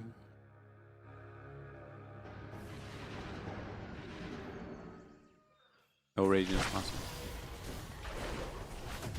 AC as well. Wait, is this Radiant's AC? Holy shit, Lawrence has insane items. How does Lawrence have so many items? What the fuck? Blink, Radiance, AC, Vlad's, Shiva's, Vanguard. And Tyloo has Battle Fury, Aegis, Hood. Tyloo should have more items here than Lawrence. You have 4 tier 5, tier 3, and then 2 tier 2s. You have 4 tier 3, and then 1 tier 2, and he must have gotten absolutely garbage drops. Yeah, but he had double creeps. He had double creeps, and then he had double creeps again, and he had weaponsmith. Technically, like, Tyloo should not be behind on items at least. Yeah, and AC as well for this.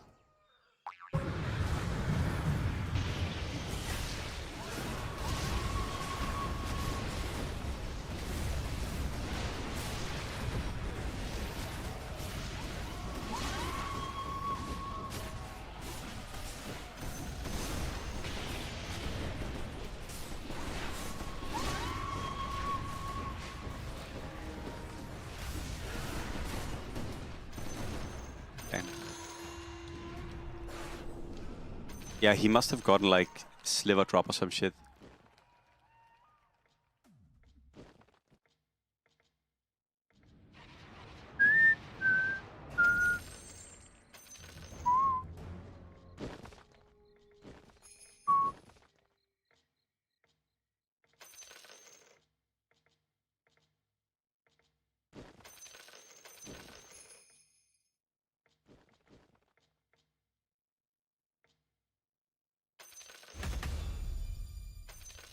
Omni Knight. Yeah, maybe not. Contest in a tournament. Marci is that good. Naga. Marci is that good. That's why. Yep, Aquaden's still good. You just need to play Meepo as well. I think so as well, Arthur. I think he could have played a good Dragon game. He had strong early game into Seeds. Could have definitely gone for Dragons here and done really well. Dragons is good against... Actually, Dragons struggle against these 2 boards. But Dragons would beat these 3 boards. And you can also beat this with Dragons if you find... Also, there is no magic resistance, right? So in essence, with Dragons, you would only really struggle against the 2 guys at the bottom of the lobby.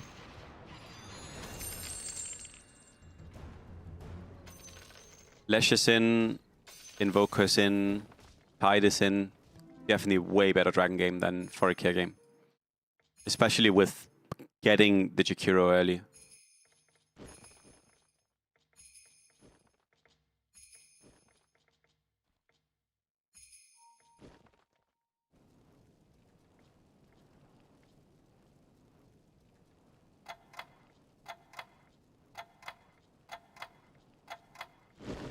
Positioning is interesting to me. I don't understand why he's not playing the Dawn in front of the LT.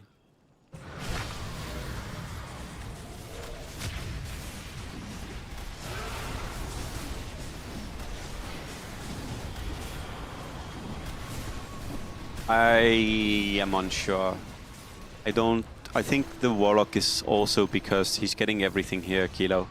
If you look at what he has right now, his set of units actually play very well together. Look at this.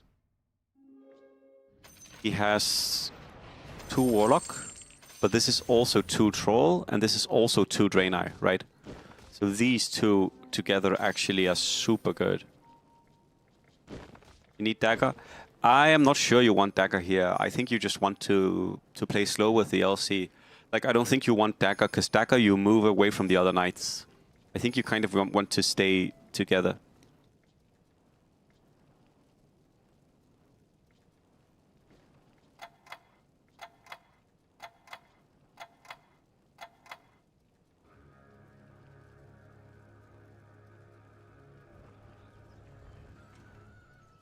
No wheel.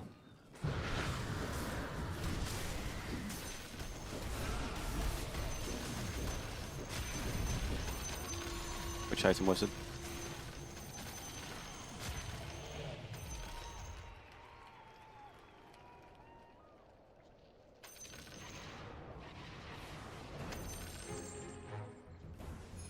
But you don't need to get to the back line.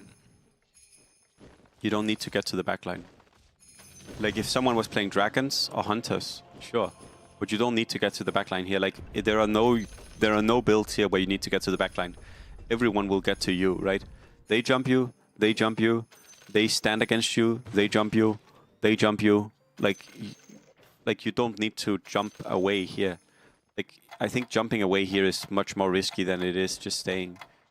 This, however, this 25 armor axe with mirror shield. Bro, Dark is cooking some shit as always.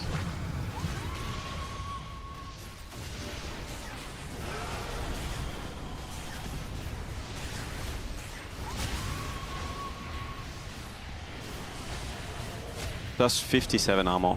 Plus, was that 79 armor? Did I just correctly see plus 79 armor?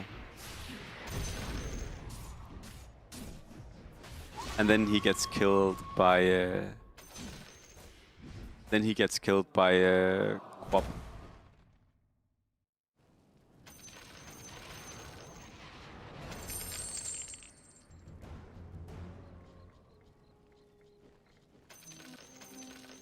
Oh, and here he is, 6 Knight, 4 Draenei. That is a really strong.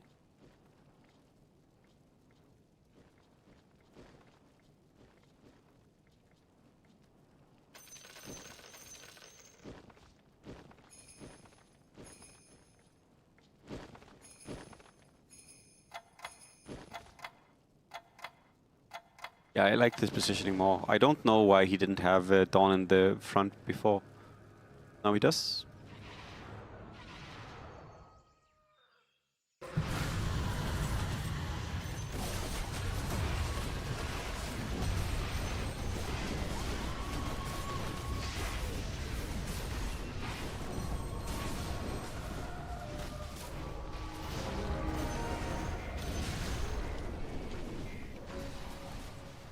Pretty rough lobby, honestly.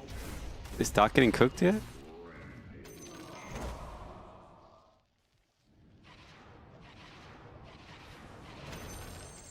Thank you, Arthur. Thank you.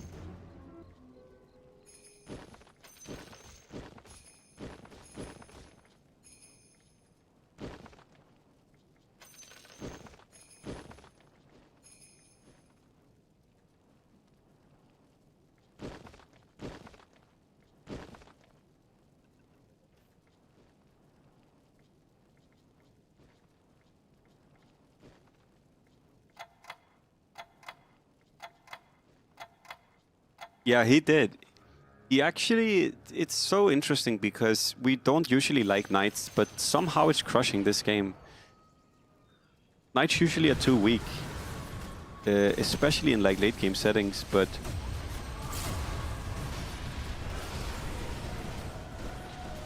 that being said, Lin Huge does have Havoc, which could be an issue.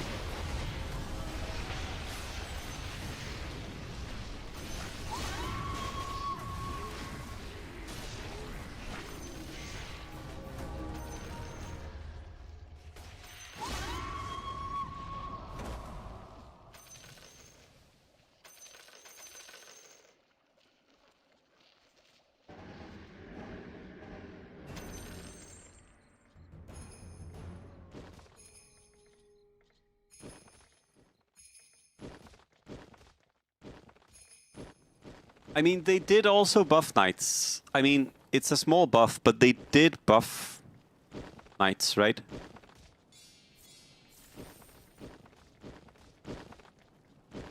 Did buff Knights. And they also buffed Trolls as well.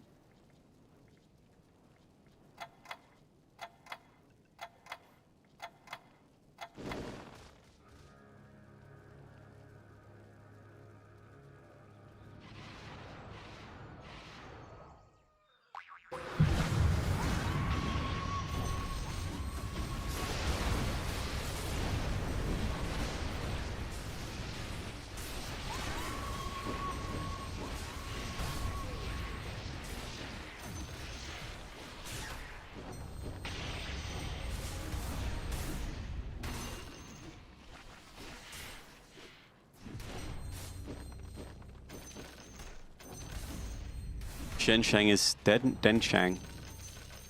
Whatever the fuck that's supposed to mean. SSS, pretty nice board actually. I really like his board. I think SSS has a good chance this game. I think, however, sort of the same thing I said last time we saw this, which is it might be more beneficial to go 4 Beast rather than play 4 Naga here. But he's also getting 4 Guard with the ET, so I get it. He definitely just needs damage. Just need damage.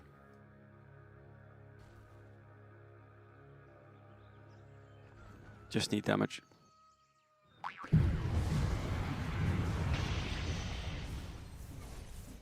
Skadi. Battle Fury. Is he gonna get Radiance here? Radiance? Radiance? Bless me with the Marci Radiance. Radiance? Radiance? It's Radiance or nothing. Manta. Manta is not Radiance.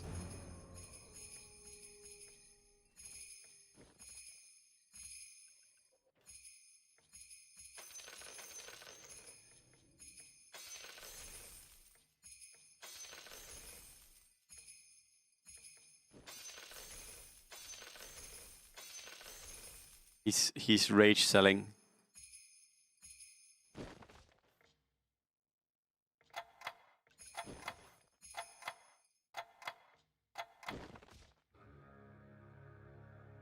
That is true, that is true.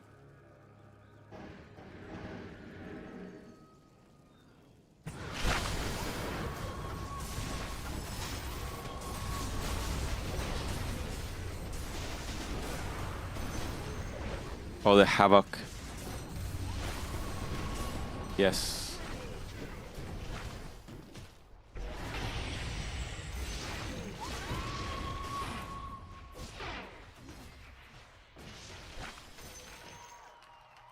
Tyloo is out.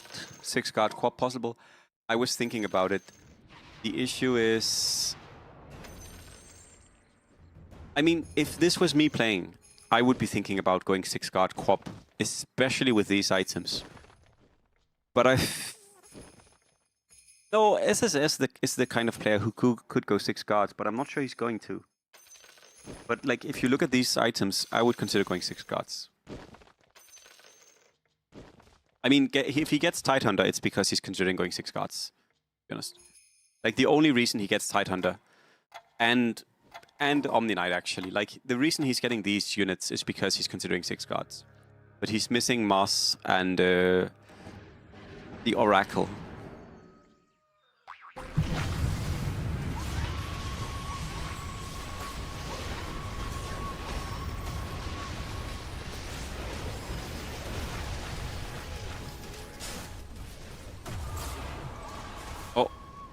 At least Marci finally is doing well. Finally a streak for Marci. Oh. This is like... Oh, never mind. Marci. I thought the Marci was gonna lose. I'm so dumb. I thought Marci would lose. I'm an idiot. What an absolute fool. Marci lose. Are you stupid, Oliver? Marci lose.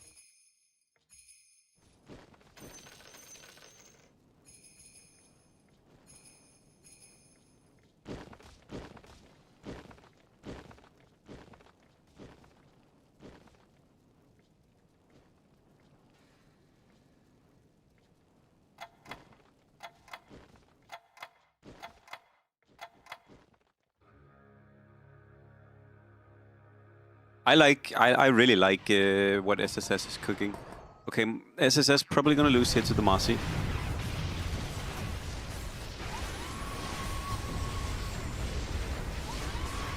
Tia half HP before the fight begins. Nice.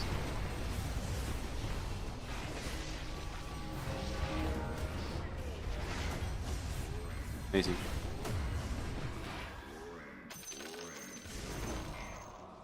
Oh, Lawrence died to 1874. 1874 lost to Lin Huge, and Lin Huge loses to SSS.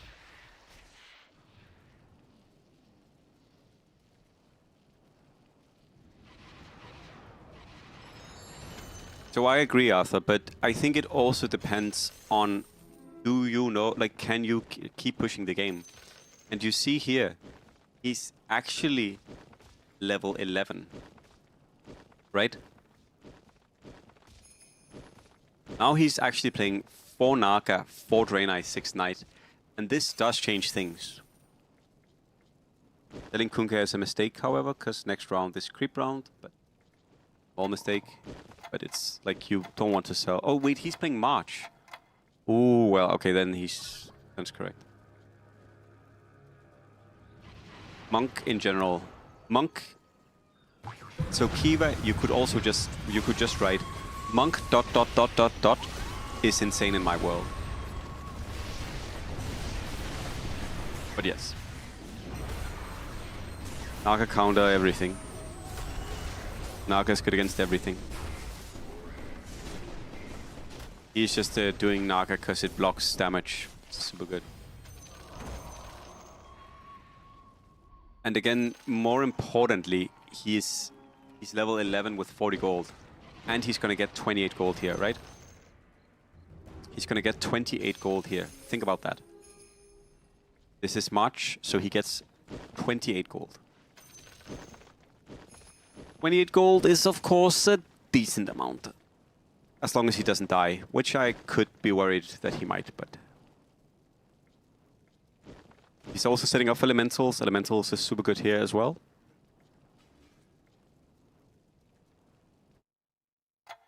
SSS is setting up for Guards Corp or Guards Tide. Yeah, let's see. How much damage does the LC do?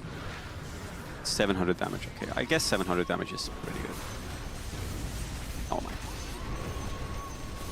Never mind. I was not worried at all. I can tell you.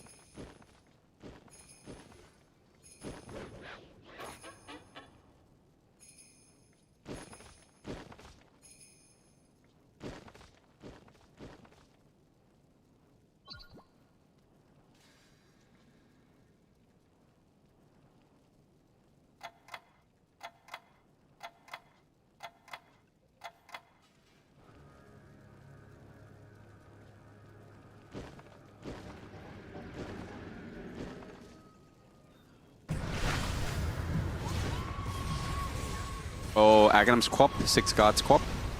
Okay, so you're definitely going 6 guards Quap.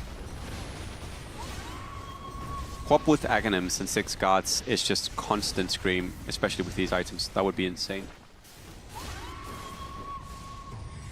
So you need the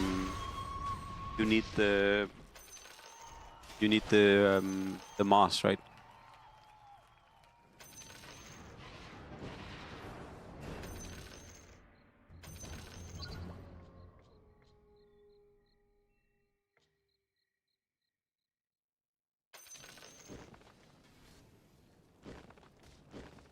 Yeah, he is.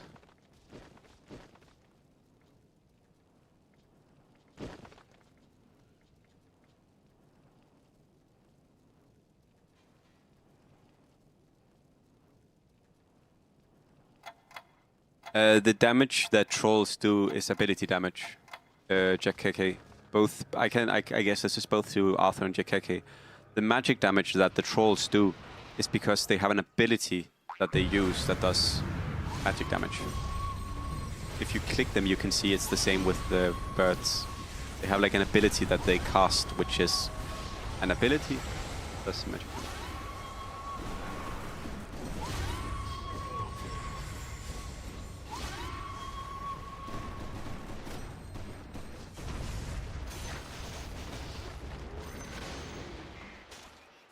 Six guards Quap, but it's not enough.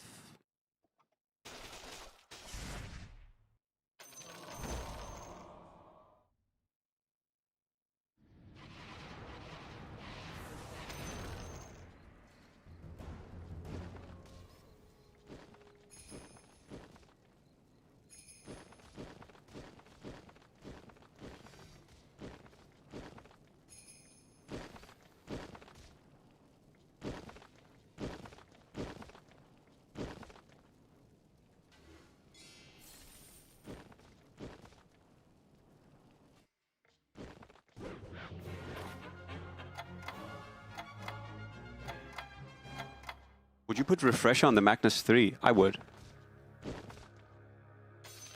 I would refresh Magnus 3. I don't even know if it's good, but I just want to do it. How much cooldown is this?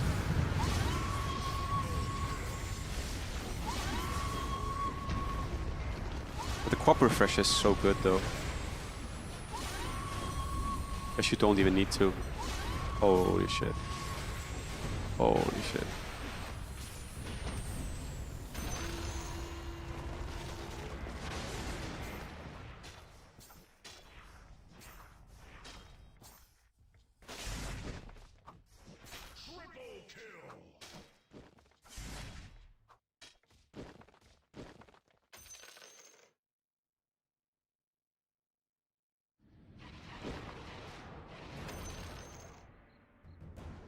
So I will repeat again, Lin Huge needs to be smarter. It really, I feel like I'm ragging on Lin Huge maybe too much, but you need to be smarter. You do not win this game. You do not, I don't think you can win this game because you have shoehorned yourself into this. Where is your faceless? Why are you not setting up to switch? You do not beat 6 guards. He just needs one good item and then you cannot win. Yeah, you could probably put the Basti on the Magnus, to be honest.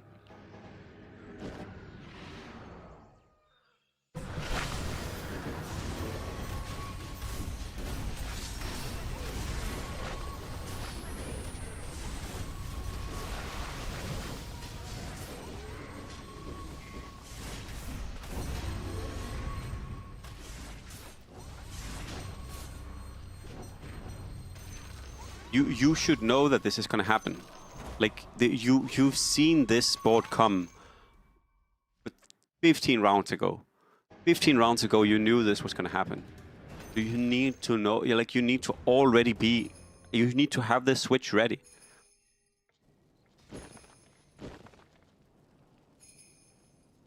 Same for 1874, by the way. He needs to set up faceless. You don't need to be BKB, you just go faceless. Like, this board is hard countered by faceless. If you have faceless, this board has nothing.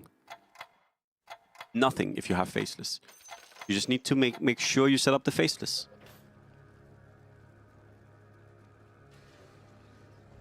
Which I guess 1874 forgot.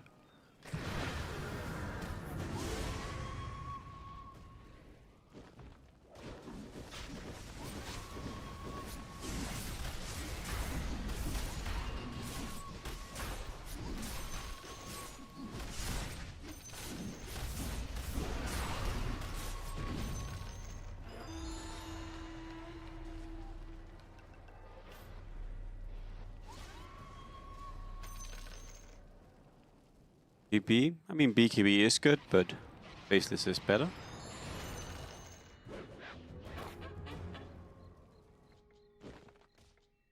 Yes, this is a good choice. Good job, Lin Huge. Yes. Yes, thank you. Correct. Correct. This is a good job. Do I think he's strong enough? I'm not sure he's strong enough, but this is what you need to do. Again, whether he's strong enough or not, that's a different question. But this is what you need to do.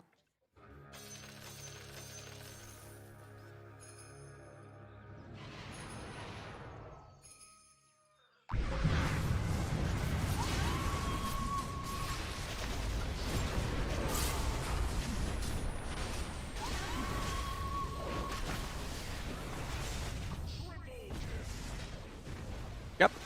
Now he actually is winning. Good job. Good job.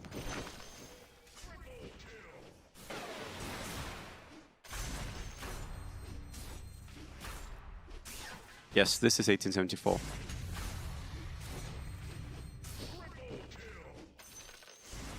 Now he needs to ditch the elementals and go back to Naga.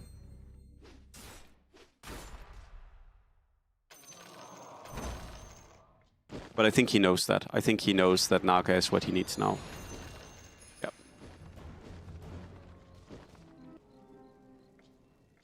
And he's level 13 soon. Level 13 here. So now he's playing 4 Naga, 4 Draenei, 6 Knight, 4 Warlock. Very good. Yeah.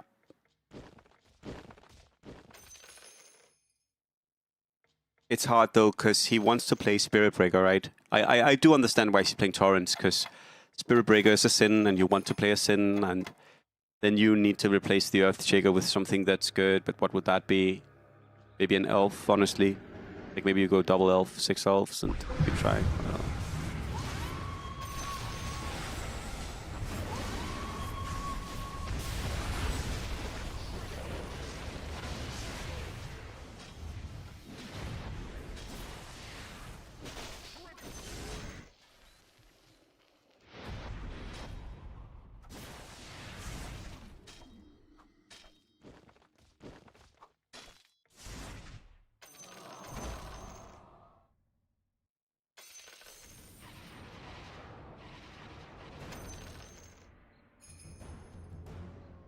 Yeah, he switched out of Gods, which is good. Good. Guys, have you seen the items on this Pango? Havoc, Skadi, Battle Fury, Abyssal. This Pango does insane damage because the items are crazy. And I mean, now he's going Omni Knight Aghanims, but this is against Pango. I'm not sure this does much, does it? I guess it blocks damage from everyone else. Yeah, but you see, the Pango is just crazy. But I guess you also have the heal from Omni Knight. Oh.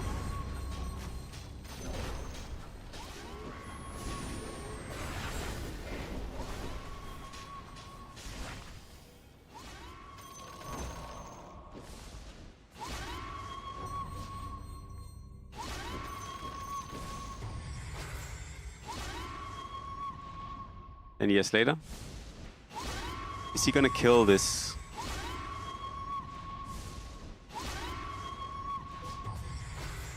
Yes. Nice.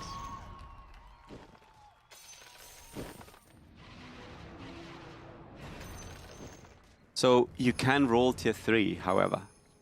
What you could do here is you could roll tier 3. What you could also do is you could go 6 Naga. No, but I don't think... I think this is what he does well, Arthur. Like, I think these are the sort of things he should put himself into more. This doesn't have anything to do with Forakir. This is him being good at the game. This is not him playing Forakir well, obviously. This is just him being a good player. And I appreciate that he goes for this, but I think he could have gone for this without wasting a lot of rounds playing Forakir, is my point.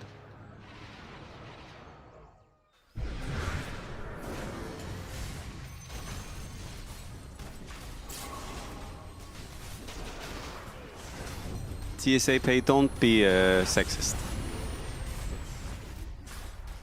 Next time I will time you out for a week. No sexism in the chat. Casual sexism. No. Okay. So TSA pain, are you gonna stop? No, casual sexism is just sexism as well.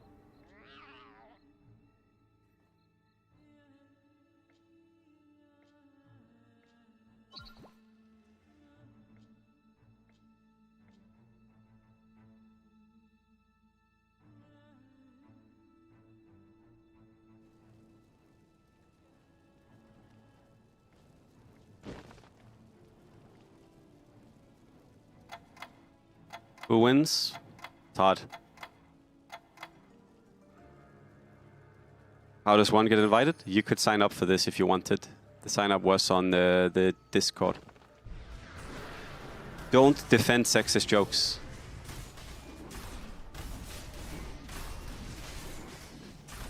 Sexism is not a joke. Same as racism is not a joke. Same as homophobia is not a joke. If those are the kinds of jokes you want, you're not supposed to be here in my channel. It's not more complicated than that. I think that's very clear.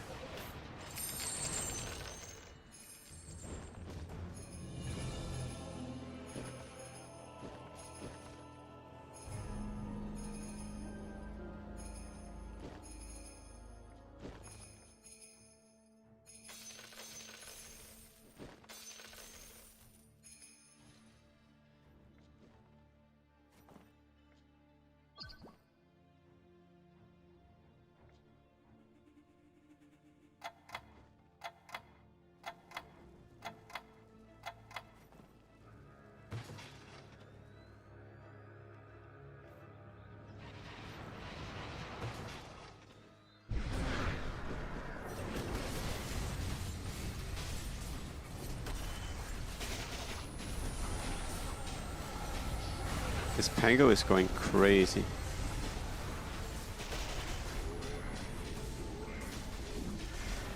It's pitiful damage.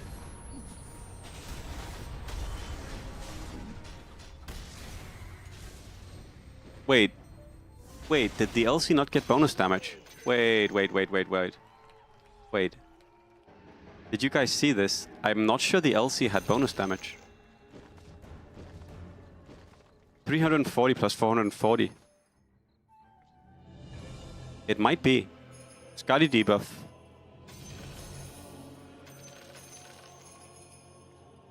Let's see. Attack speed is 0.6.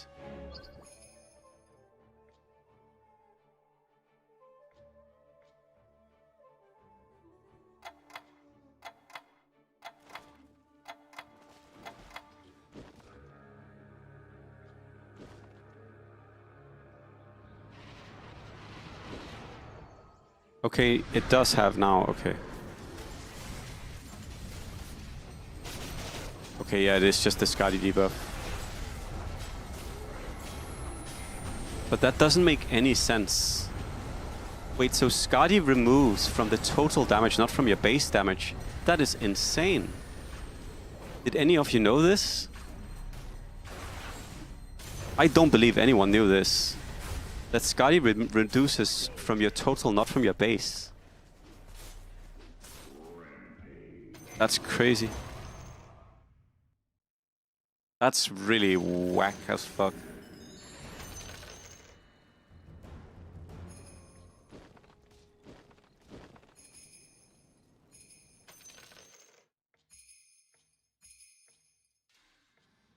I have an idea. Switch to 4 monk. Go 4 monk here.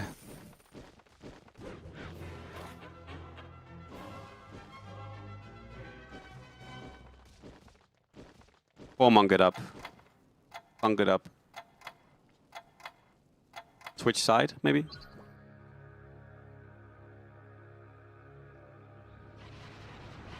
Oh my god, this positioning. Oh, okay. He saved the positioning with the faceless. Okay. That is insanely good positioning, however.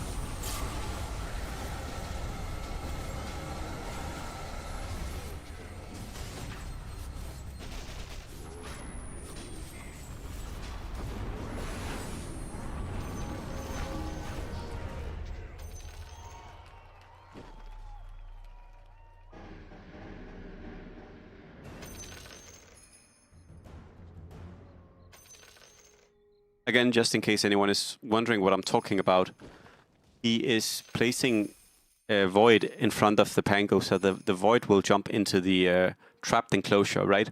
He was keeping a space here so that Pango would jump in alone and then get focused down by 5 units. See, this is worse. This is worse.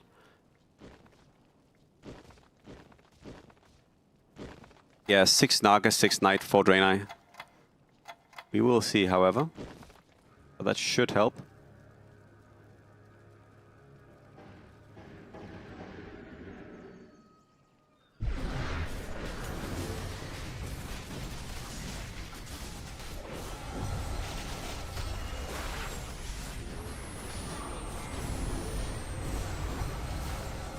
GG. The GOAT. The best player in the world. Best player in the world. Easy. Easy. Good game. Very impressive game from 1874. Best player in the world. Without any doubt. It's not even close.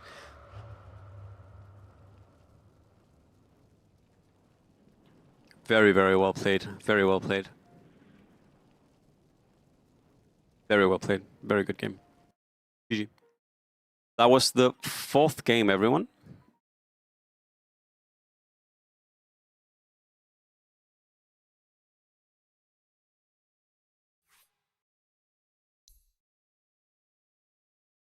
That was the 4th game. So now no one hit the threshold. So we at least have 2 more games. No one hit the point threshold. No one hit the point threshold. So at least 2 more games. Potentially 3, potentially 4, potentially 5. We do have 3 people who are very close to the threshold, however.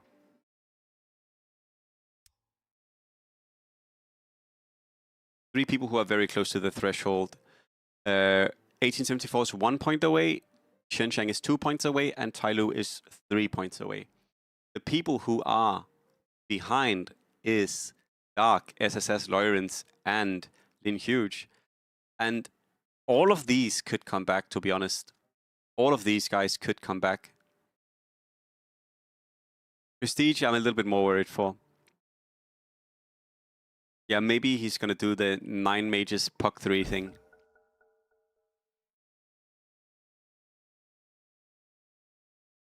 Is there a goat emoji?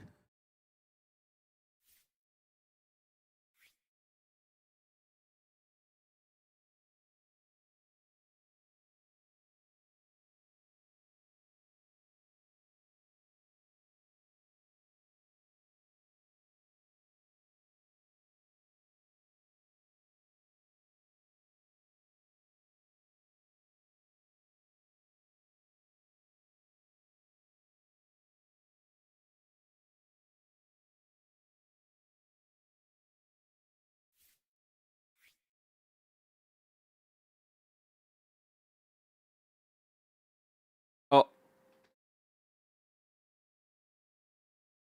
2 people bet on 1874. Congratulations.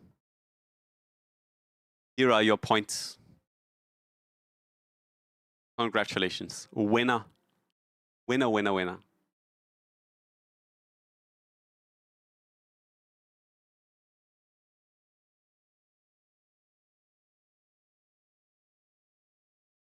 Very nice game, very nice game. Very nice game. So again, just reiterating for anyone who doesn't know, the way it works is you need to hit 22 points and then you need to win a game. 22 points and then you need to win a game. So no one can actually win yet. And you might be like, yeah, okay, I guess no matter what, probably one person will be qualified after this game. Technically, 1874 could get 8th, Shenshang gets 7th, and then Tyloo gets 6th. If that happens, then no one qualifies yet. But I don't believe that's going to happen. So next game onwards, we will be at match point, actually. Someone will be able to win. Yeah. Tyloo, SSS, Lawrence, and Dark really need to show up this game. Dark specifically, if Dark wins this game, he will be in the running next game as well.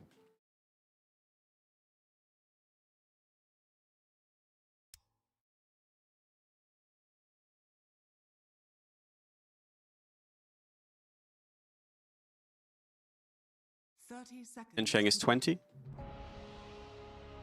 Yes, Shensheng is on 20 points. You need to be on 22 points. I start the prediction.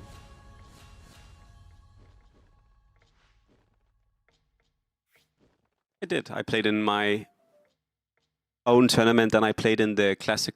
No, actually, I played in the Energy tournament that was hosted around 2 years ago.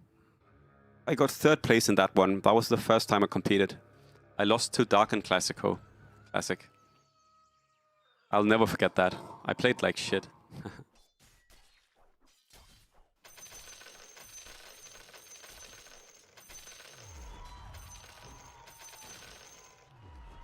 So what are the possibilities this game? We see some guard late game. We see some tides. This could mean hunters. Shamans are probably not going to get played, but who knows? We see wheel. So wheel means that it's very likely that someone gambles on 10. And then we have 3 late game relics here. And we have reroll as well. So there are some options this game. Yeah, Pierre, but I will say one thing. I'm going to be completely honest. It's amazing to watch 1874 play. Don't try to play the way 1874 plays. It's the same as trying to play the way Michael plays. It's just not going to happen.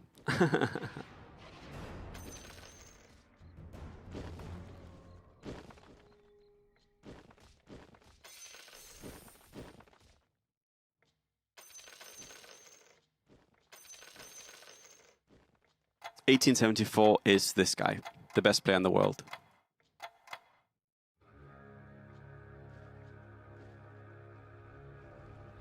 Rolls.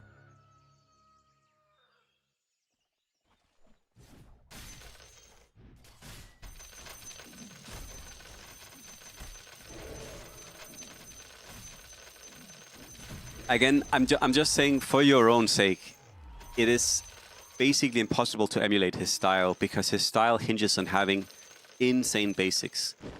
It's not like there is one specific choice he does where it's like, oh, I just need to learn from this choice or I not just need to do this build. It's much more about how overall good and strong and well he plays, which is why it's unlikely that it's something you can replicate. Well, I mean, you can do that. And you can try and play for tempo with LC. I think that's definitely possible. But in general, trying to emulate his play is borderline impossible.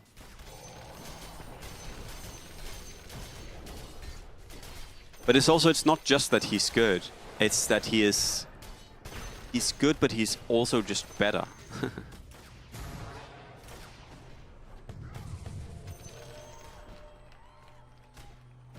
Yes, that was 1874 as well, Arthur. That was 1874 as well.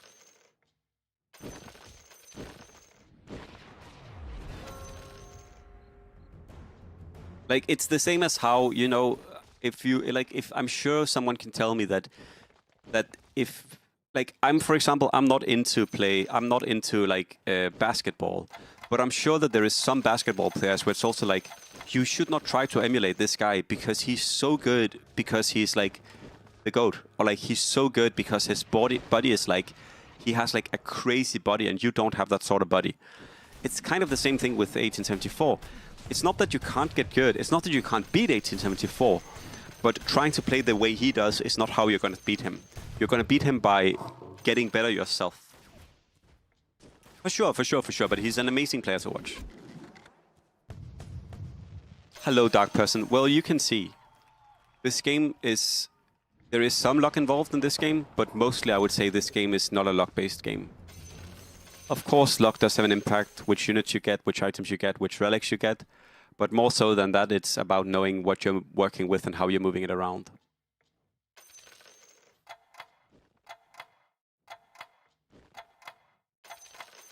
So overall, a really good position for 1874 here. He's pre-leveling.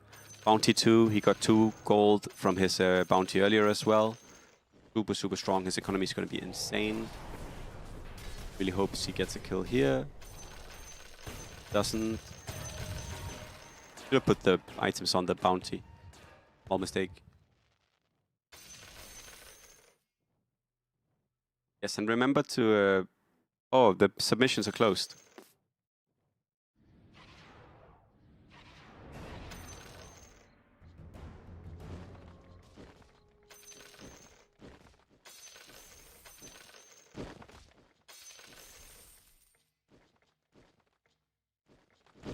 So let's check tier 2s. He has bottle. He has mask. Sliver. Telescope. Please say it's not the dragon, spider legs or Shaco. Oh my god, he's dumb. I'm gonna be honest. Lin Huge, if Lin Huge wants to be the best player in the world, he needs to stop just doing the same thing over and over, especially when he's doing it wrong. He deserves to lose all of these games.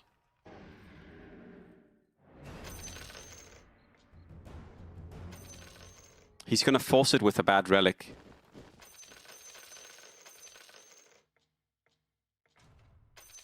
The thing is also, Foraker is good, but Foraker is way better if your opponents don't know that it's going to happen.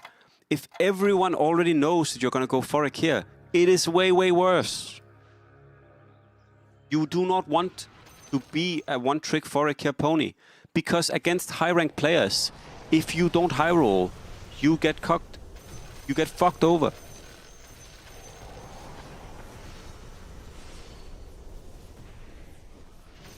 That was a... But he's gonna win, right? No, he's gonna lose. Gonna win?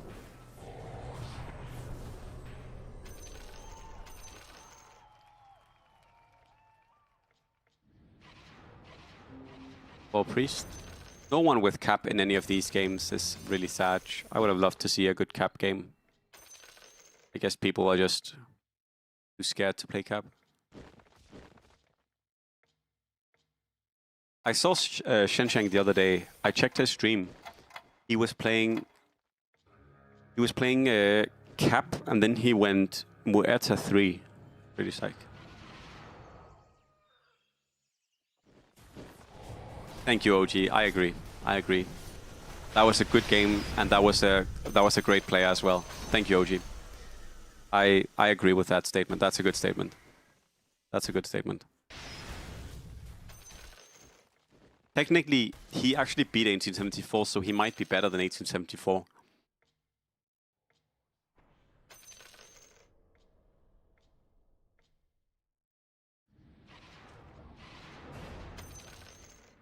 Lincoln's is insane, Moonshot is insane, because Moonshot scales with the base attack time. Deso is insane, because Deso scales with your minus armor acid spray.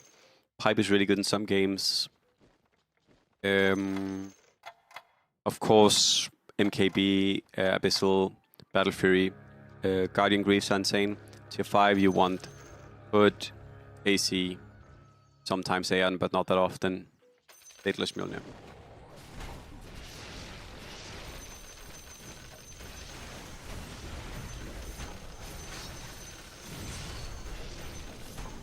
So Dark Person, if you want my opinion,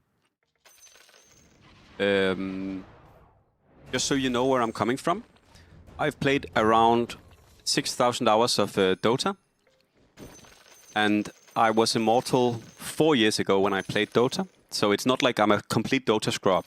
Obviously, I'm not a Dota genius, but just so you know that I have played Dota and I know what Dota is. I think the design of DAC is basically as good as the design of Dota. And I think if you ask me about the depth in the respective games, I would also say that DAC basically has as much depth as Dota does.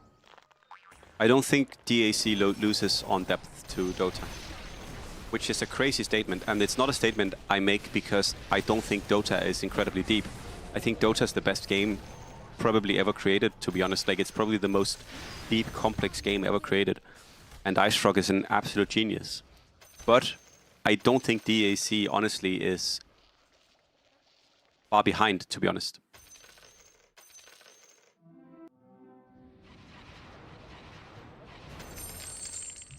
So let's look at the relics, seeds, mango. A nice late game. Reroll and maybe reroll as well.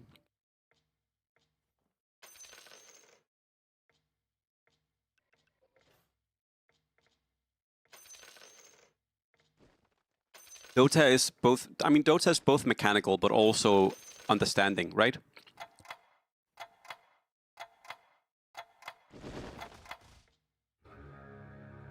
You're welcome to disagree, Incognito. I mean, I guess you and I just feel differently. I don't think actually from a depth perspective that that DAC is worse.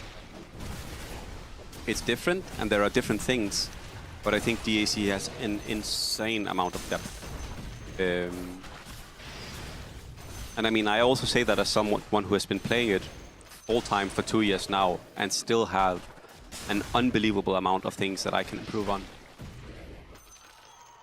Dota also has the difference that Dota is mechanically a demanding game, right? Dota requires that you mechanically get good. DAC has almost no mechanical requirement.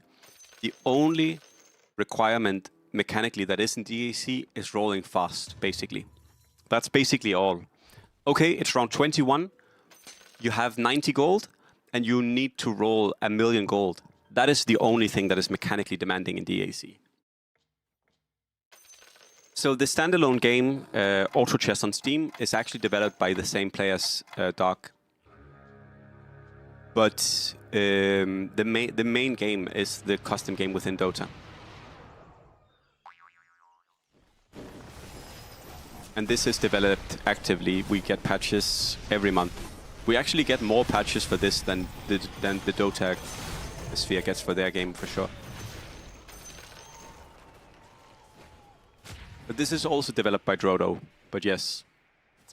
But, I mean, if you want to play a deep game that has an insane amount of different things you can experience and try out, then I can definitely recommend DAC. It's also fun because it leans against what we already know in Dota, right?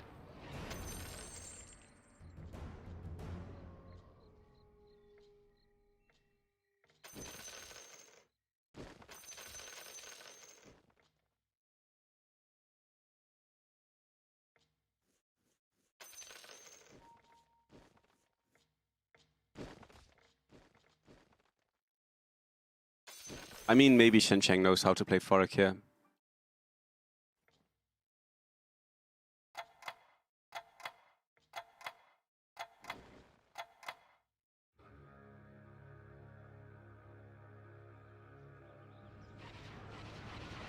He's just not playing that well, I think, to be honest. I think he's... I don't think he's playing... Like... I honestly think the way he's playing is disrespectful towards his opponents. Like... I know that might sound strange, but I don't think you force Forik here for the third or the fourth time in a lobby of this caliber. Like, do you think they're fucking stupid? Like... Either way. He has good relics and items for it this time, so maybe it'll be better.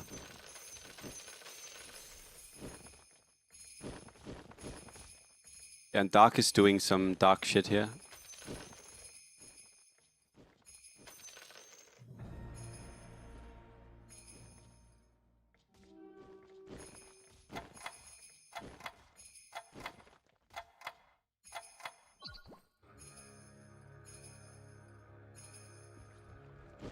Ooh, you can lose this.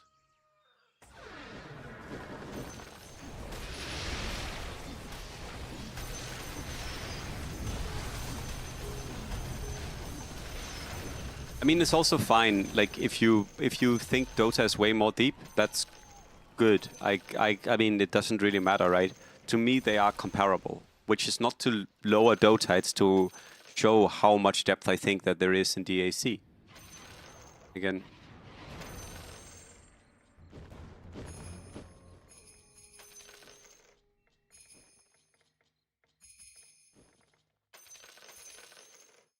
Again, you don't need to be, like, we don't need to compare and say which one is more complex. That doesn't really matter. Like, that's not the point of this. The point isn't to find the more complex game. The point is that this game has incredible depth and complexity. And the best comparison, if you ask me, the best comparison would be a game as complex as Dota.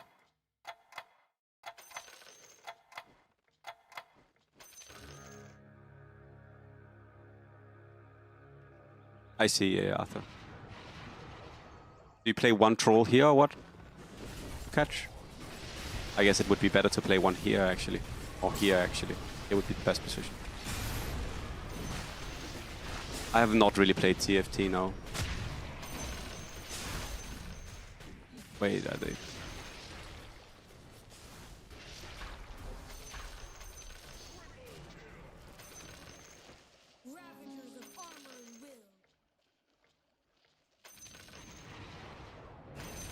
I would not say... I would honestly not say that Hearthstone is complexity-wise. I think card games have a lot of complexity as well, but I guess I don't put them in the same complexity state as this, to be honest. They often end up being more simple and especially more build-centric.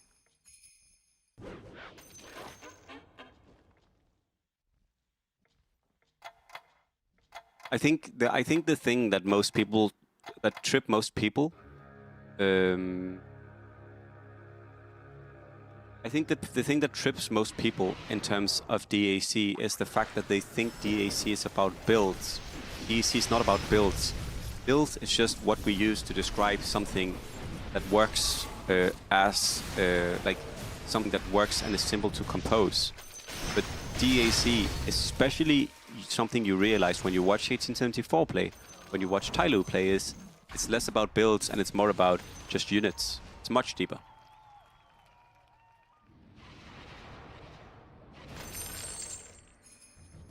Again, I know this what I'm saying here might be strange, but a lot of people think DAC is about what is the best build, Oliver? What is the meta? Dragon is an OP build, right? That's not actually how DAC works, only at a lower level. The thing is, builds work because it makes it easier to talk about things and it makes it easier to maybe learn and explore something.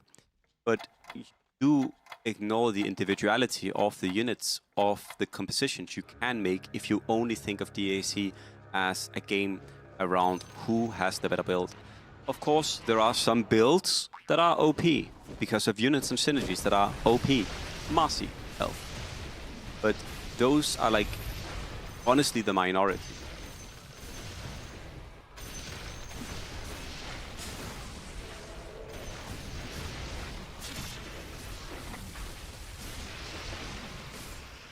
Very nice for Tyloo that he has a streak here still. I don't play Six Sins that much anymore. But for those of you who remember, like maybe a year and a half ago, Six Sins was very common to play. Like Six Sins was one of the strongest things you played in the mid game. You might remember back when we had Sin Reaper. With Sin Reaper, you went 6 Sin so often because you just won every single round with 6 Sin, right? You didn't even need to have upgraded Sins. Just random 6 Sin and you just won every round. My point here is that I think this Sin board here for the seeds and the streak is pretty good. He's actually Omega. Wrong here. 40 gold, halfway to 9. Still has 5 seats. Decent board. Sin Reaper is a relic. Did you not play when we had Sin Reaper, Arthur? Sin Reaper is one of the best relics in the game. I miss Sin Reaper. It was a super fun relic. Sin Reaper was like the most fun relic. Okay. I was like, what the fuck? Did you like get amnesia? Did you snort too much Marci? Sin Reaper was a relic that when you picked it, when you won on an opponent's board, you got 4 experience. So for example, Dark here would get 4 experience for beating 1874. And if you took a streak, you got twice the bounty of the streak as additional experience. So if you took a 15 streak, you would get 30 experience extra, 34 experience in total. It was a super interesting relic because, first of all, it forced you to play aggressively. Also, if you kick someone out, that is also true, thank you. Yes. Then you also got the double the bounty. And they just pushed the lobby. Sin Reaper was really fun. Sin Reaper was also sometimes insanely tilting, because there might be someone with a streak and they never faced you. But I think they could have maybe worked around that. But Sin Reaper was a super cool relic. If there's one relic I hope they bring back, it's that. Sin Reaper, and then maybe give us Vault back so the game is like gonna be even more messed up.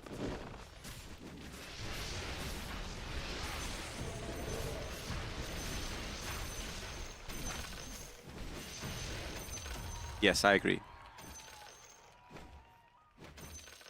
The balloon is cool as well. I don't miss Vault, by the way, just so you all know, I'm lying. Fuck Vault. Vault was Omega insanely broken. So Dark Person, there isn't really a way, but what you know is that you can't face a player you've already faced for the next 3 rounds. This means that if you face someone, you can kind of cross them out. So imagine we're Tyloo here, right? This is Tyloo, sorry, the guy with the red name. If he faces Lorirance, he won't face Lorirance the next round. Then he faces Lin Huge, that's this guy, he won't face him, and then he faces Dark. That actually means that after 4 rounds, he knows that he's not going to face either of these 3, so he knows that he will face one of these 4. It's pretty rough, though, keeping track. Why? Kill me.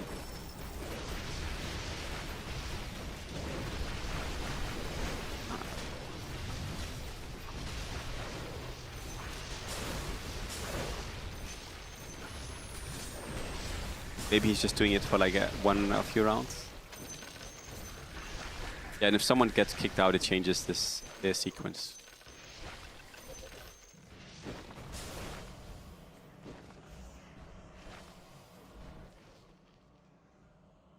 I like wheel gyro.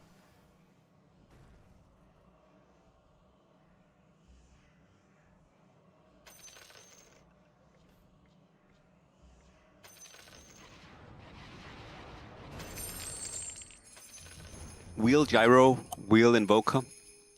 I mean, wheel invoker might be the best actually.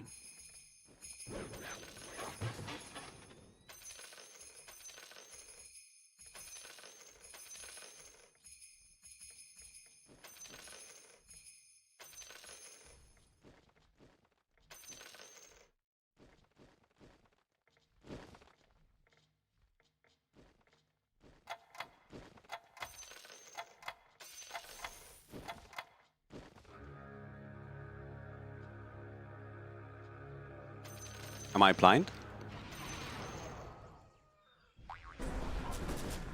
Where's his items? Can someone tell me, am I blind? Does he not have any items? Huh? Okay, okay, he's making... Okay. Okay, that makes more sense.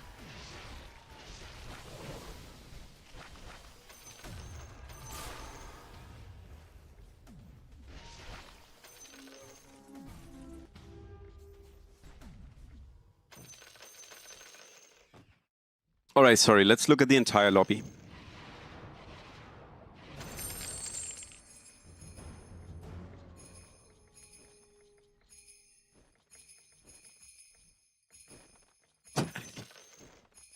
Oh no. Choco, don't say it. Guys, what are the Western players playing? TB, Marci, Sin Elemental. Batch. No, selfish. We're still gonna have people. Europe is better than China. They are equally good. How can you say, Oliver? How can you say that China is better than Europe? You don't know? China is not better than Europe. Europe is better. It's just luck that they get all of the top spots every time. It's just luck that they always show up better.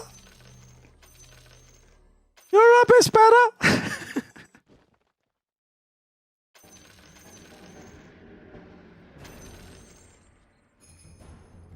Yeah, sorry, I just took the filter off.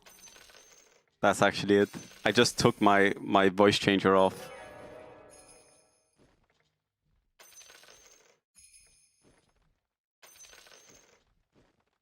Thank you, Choco. Choco knows. Monk Gyro, yes! Let's go! Roll for Marci. 9 elf, let's do it!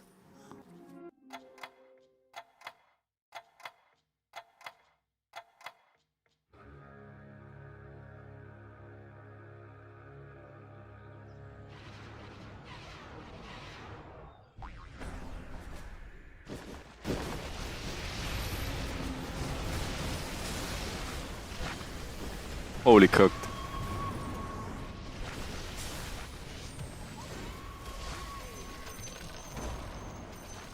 Shensheng is also getting Omega cooked this game. Oh, Shensheng has 20 points, right? Shensheng needs to get top 6. Because he has 20 points. He cannot get 8th or 7th. No way, that can't be. Are you losing with Forikir again? Oh, that's crazy. Maybe try forcing it a 5th or 6th or 7th time. Maybe try forcing it again. Oh wait, you're playing bad Forikir. There's no way bad Forikir would...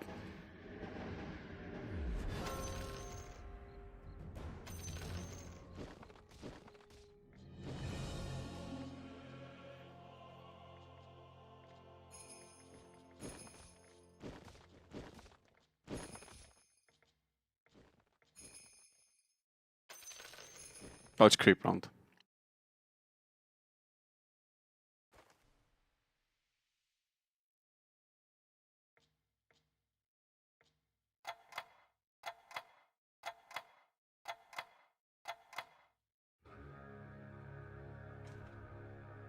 Oh, yeah, so Doc is definitely going for the Omega...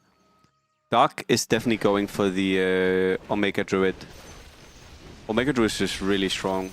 He's just level 7 though, so it's gonna take a while. Does he have... He has 4 Tango, okay.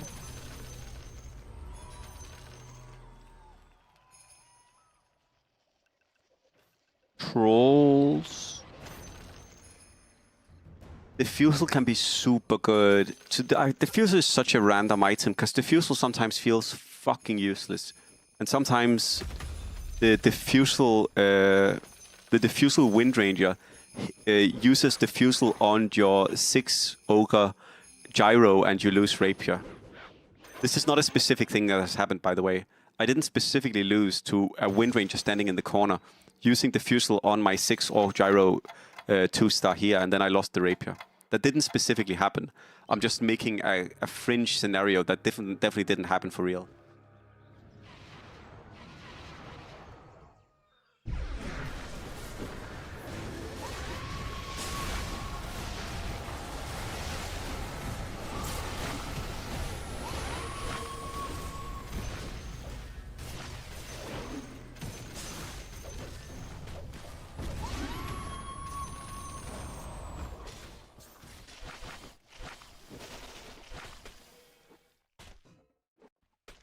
Oh, diffusal work? Diffusal, I think it works on the... You trigger it on the first unit you hit often, or the first unit you focus, and then it removes the synergies. What's that? I think this is both what Lin Huge does really well. No, it has a 5-second cooldown. I think this is both what Lin Huge does really well, but this is also one of the weaknesses in him. I think Lin Huge is really good at zooming in on specific things and then repeating that. I'm sure you all have experienced this, where you begin playing a build, and then because you play that build, all of a sudden, all of the units you collect every game kind of work into that build, right? So maybe you've played a lot of Marci, and all of a sudden it seems like every game is a Marci game, because, oh my god, I got a Druid, or I got a Marci, or I got a Brewmaster, and then you keep looking for signs to go Marci, because in your head, everything you get basically leads to Marci. Does this sound... does anyone recognize this? Yeah? The thing is, Lin Huge is so good at focusing on specific boards. That's also why he's incredibly good. The problem is, this is bad in high-ranked games, because... If you think every game leads to Forak here, you are gonna get fucked. Because not every game leads to Forak here. Forak here is not as flexible as going Sin's Elemental. It's way less flexible. Like, you can't do it that way. And I think right now, he's trying to force Forak here, maybe to learn about Forak here, but he keeps seeing signs for something that is not there. He could have played Marci every game this tournament, and he would have done better. And also, yes, it's not the same as if you play or like a ranked game. Like, you don't have the same amount of things to work with. You don't, like, it's not going to pan out either way. He's playing bad. He's playing bad. Like, he's an insanely good player, but he's playing bad. Like, he's an insanely good player. He's one of the best players in the world, without a doubt. But he is not understanding Forak here, and he's forcing Forak here rather than playing with what he's getting. He keeps picking up units and being like, oh my god, Spider Legs, this is a sign, I should go Forak here. Oh my god, Ogre Magi, oh, Ogre Magi, that leads to Forak here. It's just not good enough. Look at the other top players, they're playing different shit. They're doing different things because they're playing smarter. Look at Tyloo. Tyloo's playing 4 Monk. He's gonna go for Marci next. Genius. Then he's gonna add Centaur. 4 Monk, 4 Centaur. That's revolutionizing. That's new. No one ever plays 4 Monk, 4 Centaur.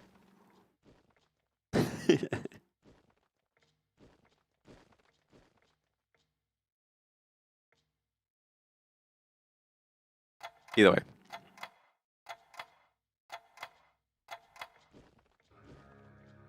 I like this, by the way. Don't have the knights touch each other. Don't start with shield. Don't start with knight shield. I don't know what he's doing, actually. But I guess it doesn't matter.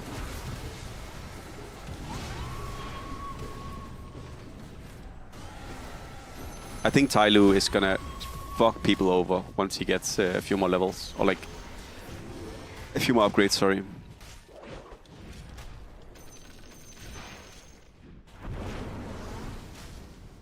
This is because this is not a ranked game, Albin. This is a tournament.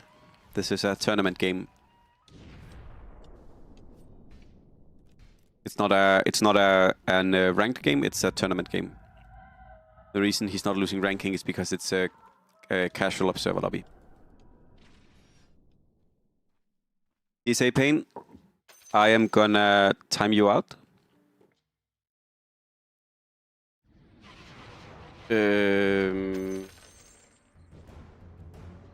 I'm timing you out for 200,000 minutes. No, 20,000. No, actually 90,000 minutes.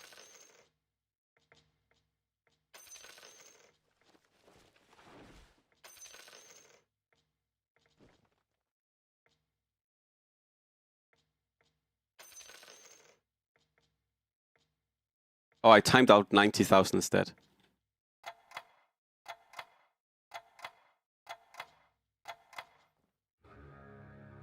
Actually, we'll go for 600,000 seconds.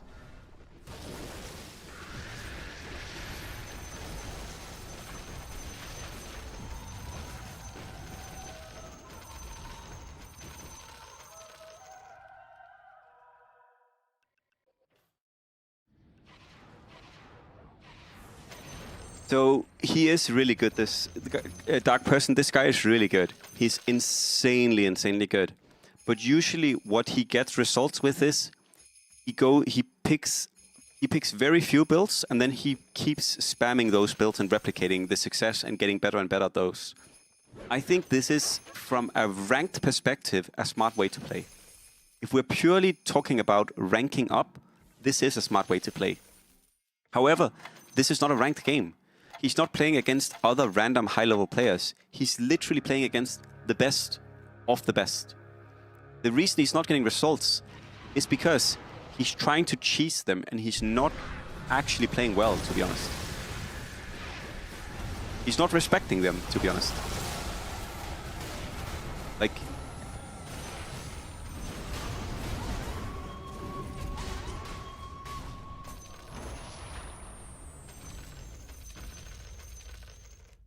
It is kind of, again, and I want to make clear, he is crazy good. He is insanely good. He is one of the best players in the world. I hate playing versus him because he almost always beats me. He is insanely good.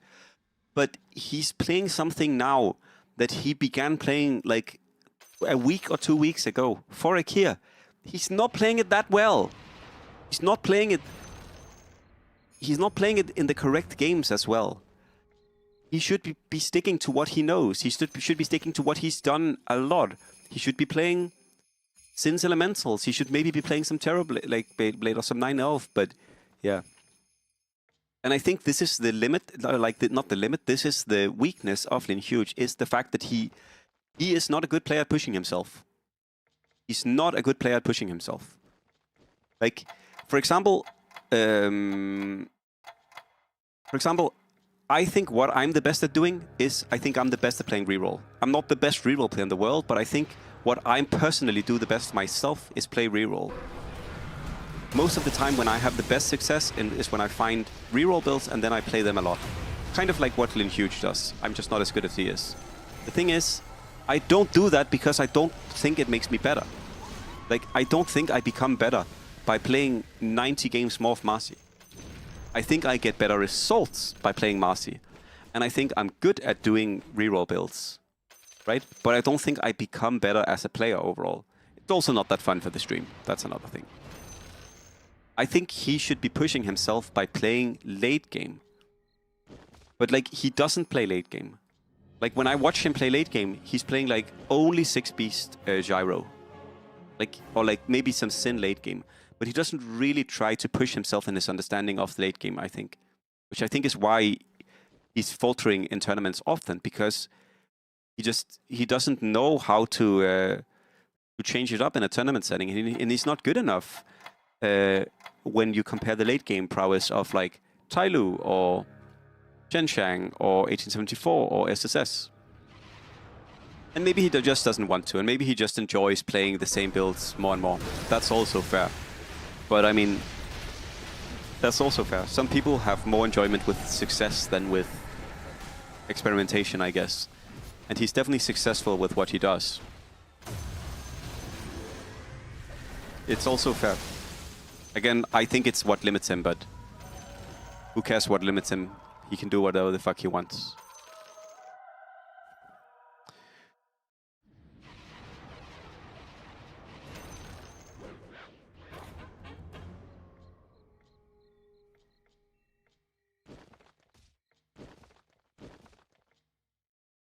Exactly. Thank you, Keel. Exactly. If I'd been playing here, I would have gone Trox.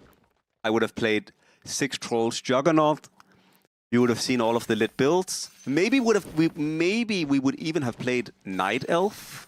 Think about that. I might even have been daring enough to try a game of Night Elf. But I'm too brave, simply. It's commonly what I'm known for. Just being too brave. What can I do?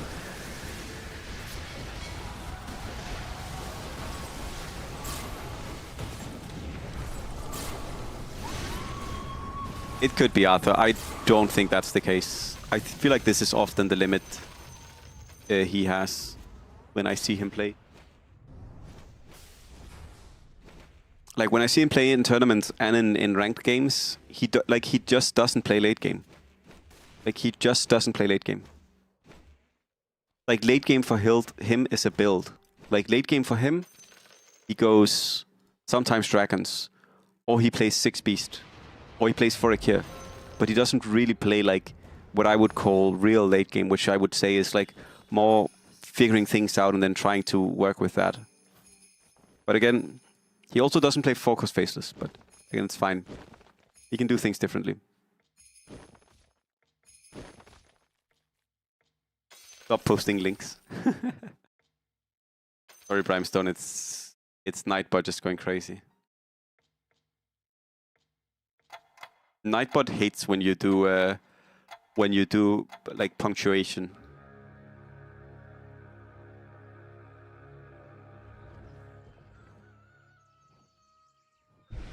These are really good items. No sniper, however, would be good for him. And what we often see SSS do is he sets up to go monks in case he gets wheel. I've talked about this before. If you watched me play Troll Knights, you know that this is something I also think is important. That if you can get wheel, you need to already be able to go for monks. Blink, Manta, he is very close to Gyro 3, but there's a Gyro 2 here as well.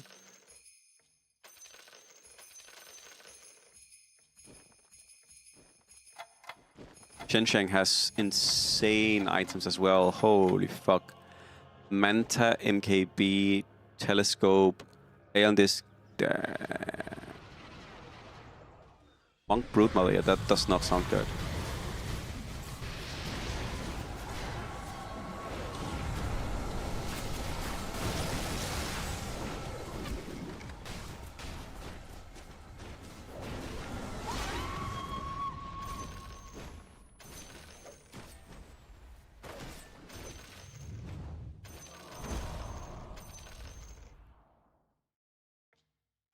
Was that a second rapier for Shensheng? Oh, okay, that's... Ooh.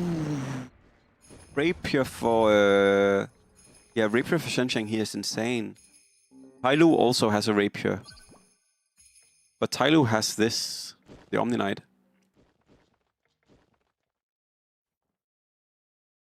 He's a closet EU player. That's actually the most real thing anyone has ever said.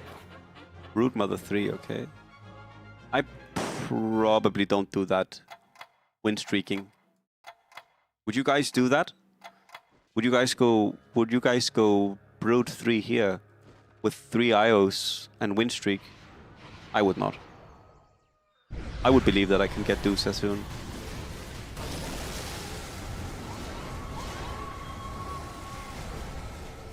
Prestige lost his rapier. Yeah. These 3 will all be above the threshold. So next game could be the last one.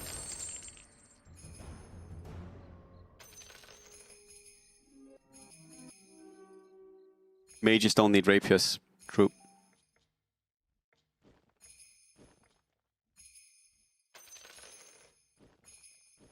The 2 people with the least amount of points are Prestige and Lin Huge. Oh. I'm not going to say that you have issues, but you have issues. I'm not going to say that things are going to get tough, but things are going to get tough. I'm not going to say you beat it easily and everything I just said was wrong, but you beat it easily and everything I just said was wrong.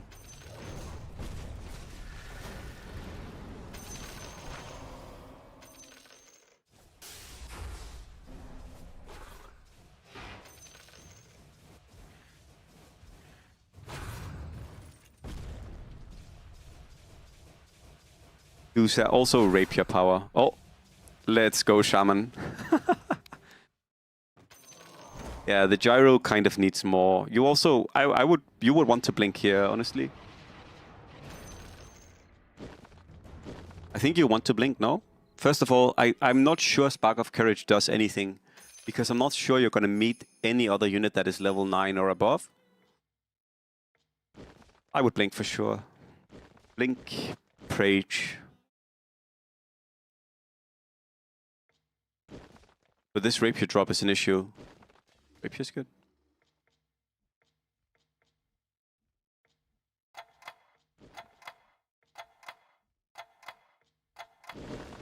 Yeah. Or you need to blink. You don't need Spark of Courage. I think blinking here is much better. Blink and you Manta here. It's just too good.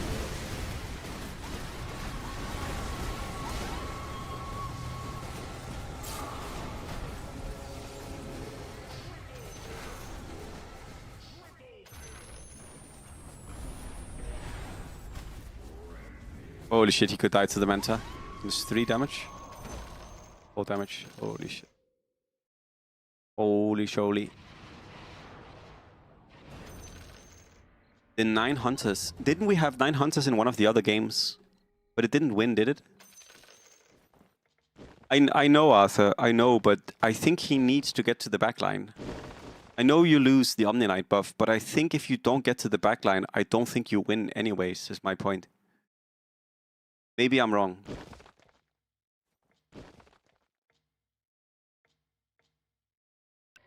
Yeah, it's true. They all hit the threshold anyways.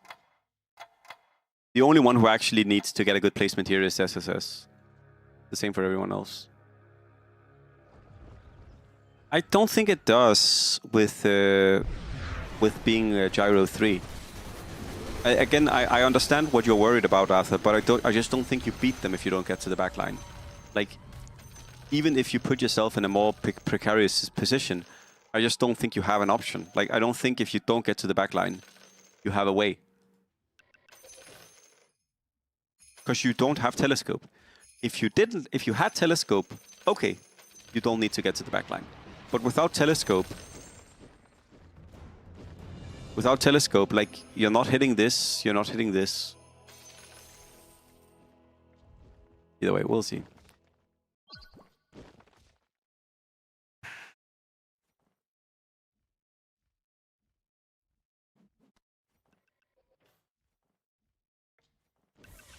I do as well.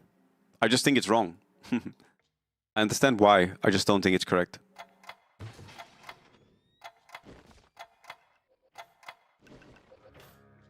Okay, that's really good.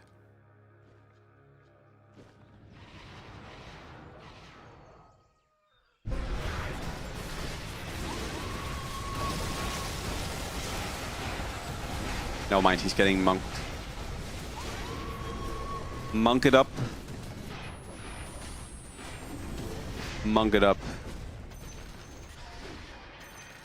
See you in monk heaven.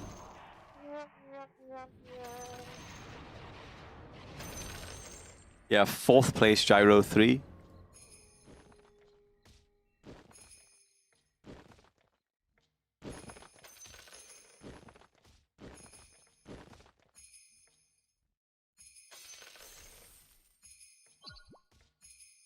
And now a rapier for this gyro. It does, it does.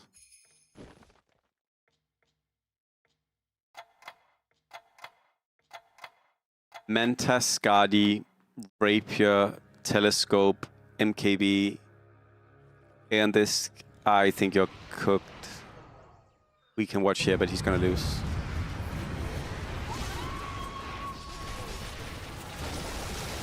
Oh, he's gonna lose.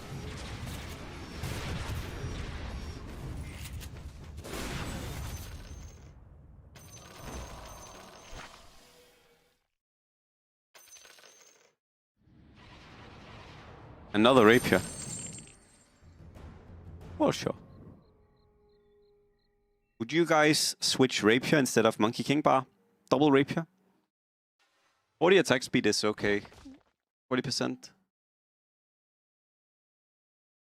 But I guess you double your damage, so rapier has to be better now.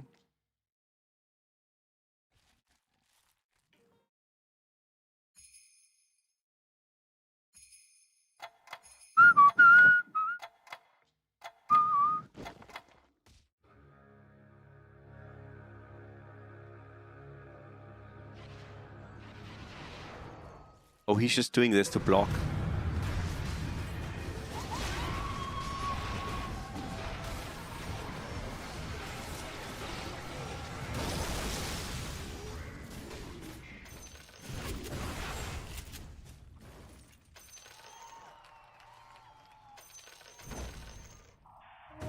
Rest in peace, Shen Shang.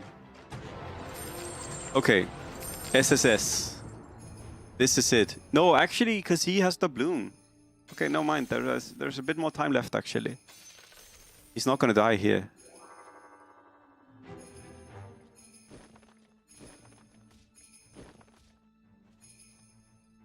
I agree with that, Arthur. I don't think IOing the Brood was the best choice.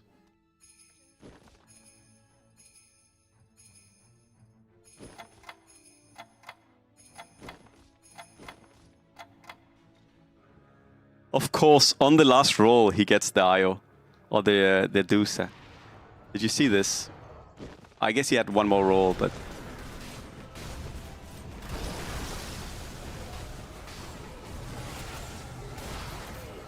Yeah, actually, if he had auto combine on, he would have gotten Deuce 3.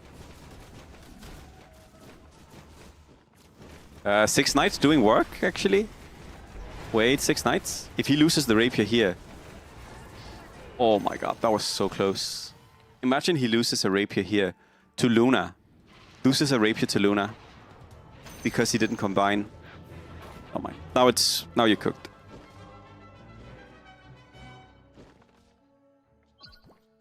You could beat it with elementals, but...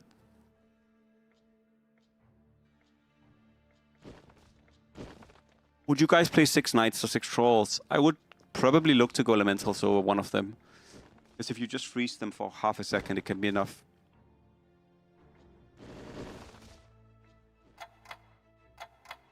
But I guess you can get Halberd or Hex, maybe?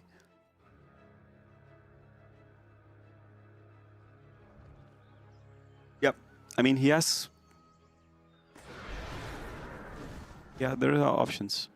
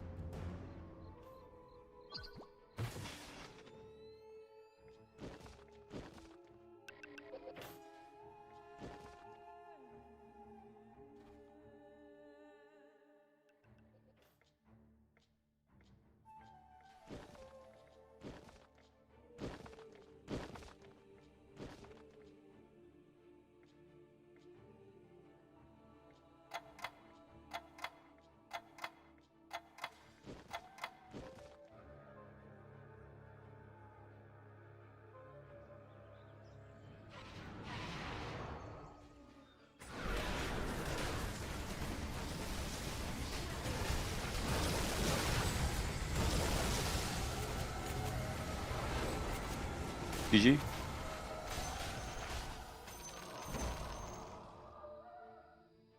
He's just really good, Choco. Shen Shang is really, really good.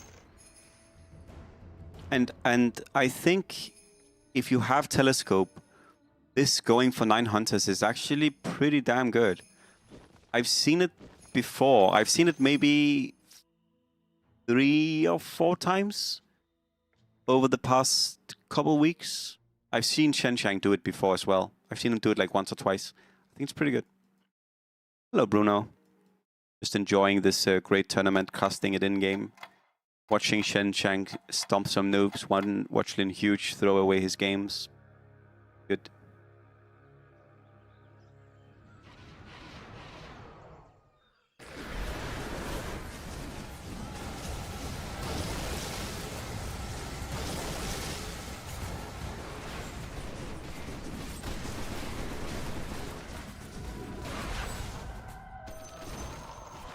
GG.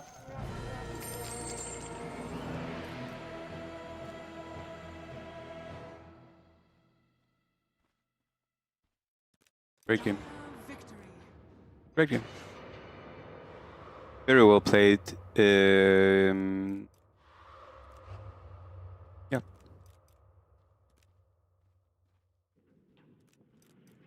Yeah, I mean, it's also just... His items were also insane, right? And he also did get Rapier Drop, right? Rapier Drop also kind of is stupid, because without Rapier, he would have been struggling a lot more potentially. Like, imagine last fight, if he doesn't have Rapier, he loses to the Luna, right? So Rapier also changes the game, because Rapier is a dumbass item that shouldn't exist, but how it is. Good game. Lin Huge, stop this shit.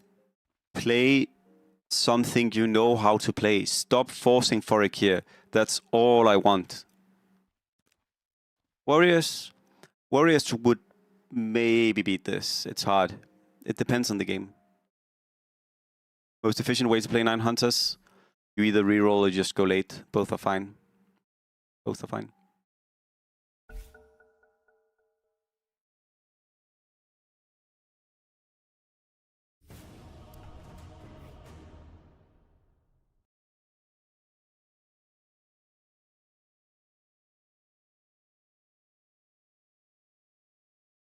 It does change a little bit now, Arthur, because of minus armor from Hunters, which makes it a lot easier because you take less damage.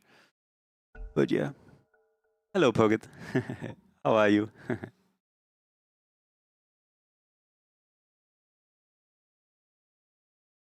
So these are the standings.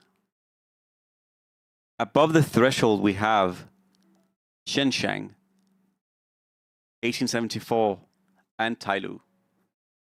Who is close? SSS is close. Dark is not close. Lawrence is not close.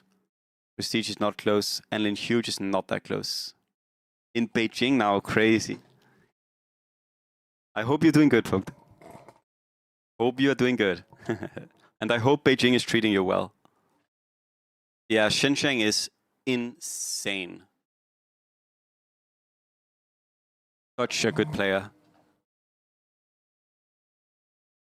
He is an incredibly good player.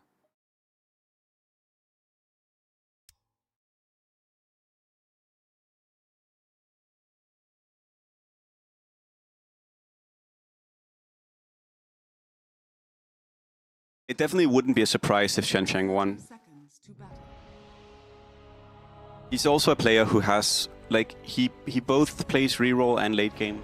And he plays both things well. And he doesn't try to cheese. Okay. Techies, Shaman Warlock, Wheel, Shaman Argwarden.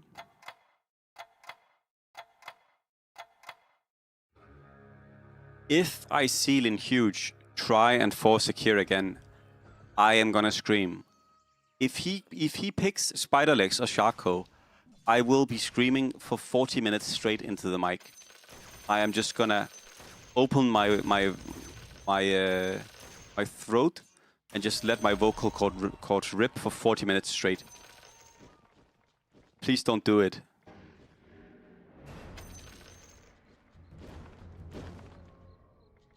Yeah, it could definitely end here. Wouldn't be a surprise if this one, or this one.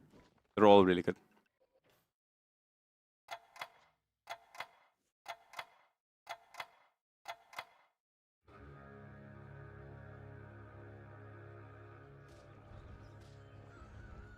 Oh no, he already has the first piece. He already has the first piece. He sees Ogre Magi and he's like, wait, Ogre is a core unit in Forakir. Should I go Forakir again? There's no way it can't work again, right? Yes, sorry. Who won last? This did Xinjiang. And the predictions for the 6th match. Yeah, we can do.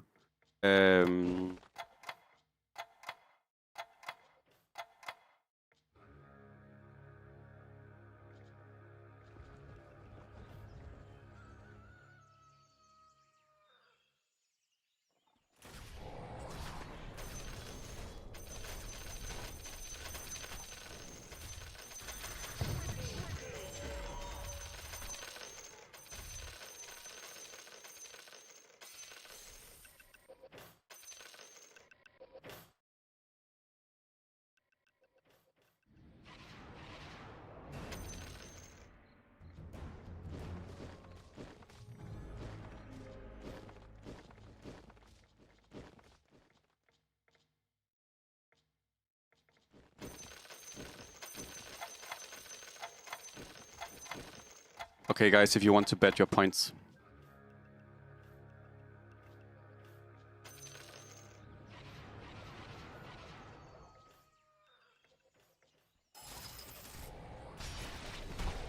If you want to bet, you have 5 minutes to bet. The placement is as following. Tailu has enough points to win, 1874 has enough points to win, and Xinjiang has enough points to win. That's all that matters. Okay, I'm just checking that he didn't pick Spiderlegs. I can't bet either, Shirogi. Okay, maybe. I can make bets, but I can't bet.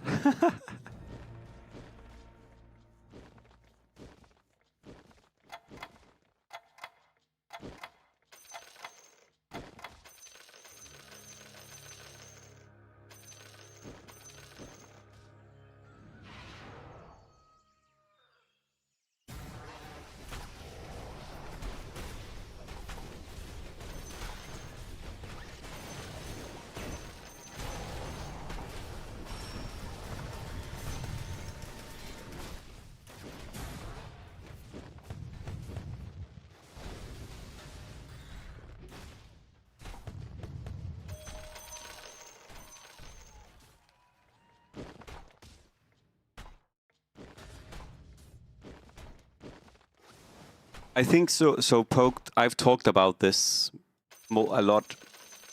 I think Lin Huge is an insane player, but I think, first of all, I don't think he performs well in tournaments.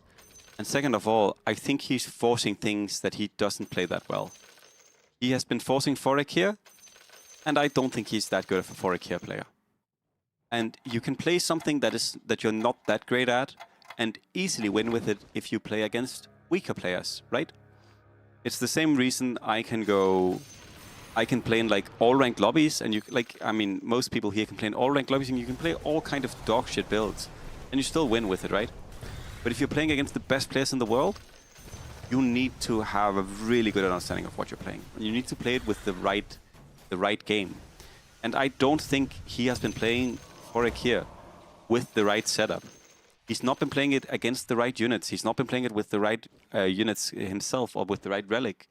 And I think if you force something like that, you also ignore the game maybe giving you a better option, right? For example, if I'm trying to force Forakir, I might ignore a shop where the game gives me double Terrorblade. You can still bet. You can still bet Savior. There is a few minutes left. And of course, I'm not going to play Terrorblade because fuck Terrorblade. I'm also not going to play Marci because fuck Marci. But if you ignore good options, you are going to perform worse, right? Theoretically, if you have a game where you get 2 Terrorblades early, then looking for a 3rd Terrorblade is very well worth it, because Terrorblade is a very strong build. But if you're so locked in going for it here, you are going to get screwed over. And also, especially as you're saying here, Poked, Forakir, is a lot weaker against good players because they know how to isolate the Alchemist. They know how to control the Alchemist. They know to look for Trident. They know to get Monkey King. They know they know generally how they're going to build against it. And I think he's not respecting that. I think he's playing as if these guys are random scrubs, to be honest.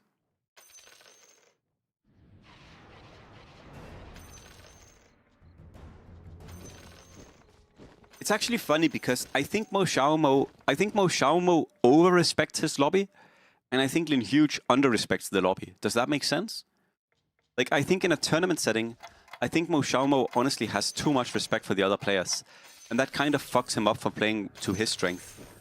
Meanwhile, I think Lin Huge under-respects the lobby in a sense. I hope you all understand that I'm not trying to say that they don't like these other guys or something, but I think they're not really correctly appreciating how well the others play and what their own strengths are. Maybe I'm fucking wrong, I'm a fucking idiot, who knows.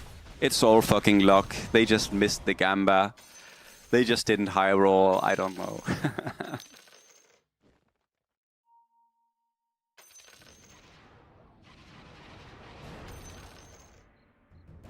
There is, Gareth, there is.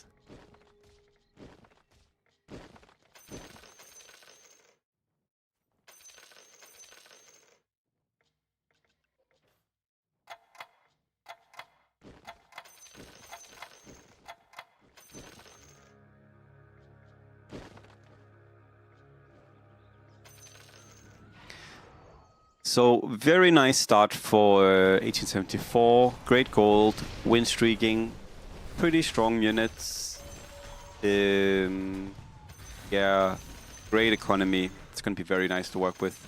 Relics, Rapture, Doubloon, Mango. One thing I'm a little bit worried about is I feel like if he gets the chance to go wheel, he will go wheel.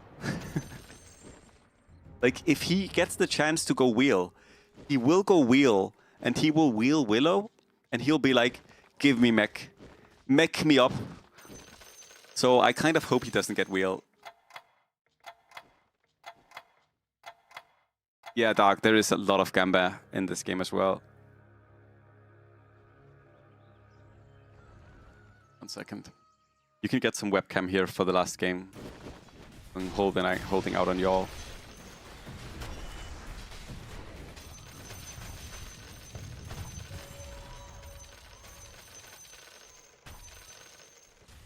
To read all my settings, 1 second.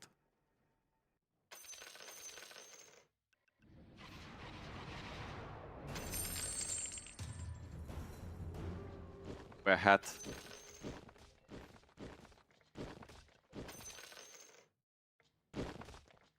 My eyes, savior.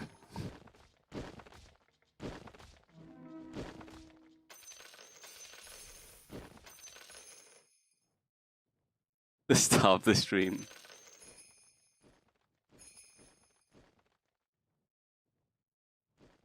Wizard Monkey King.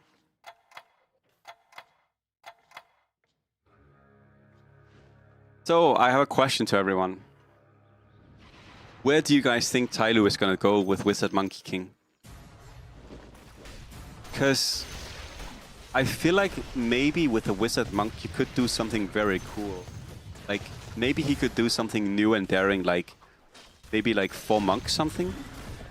I know we don't see 4 Monk a lot, so this is like an insane thing to suggest, but could we be so lucky to actually see 4 Monk just once? 4 Monk, commonly a synergy, like no one dares try it. It's it's too wild for most people.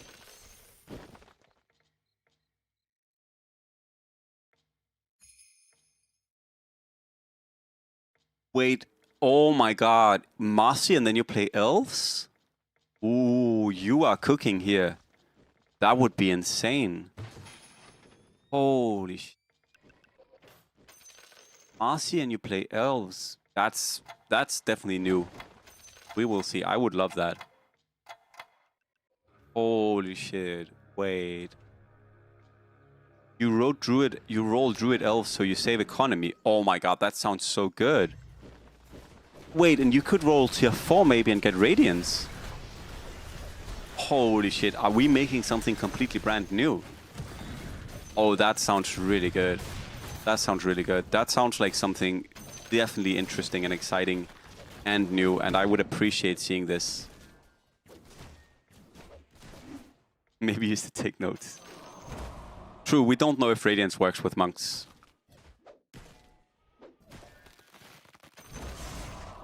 Rip in streak.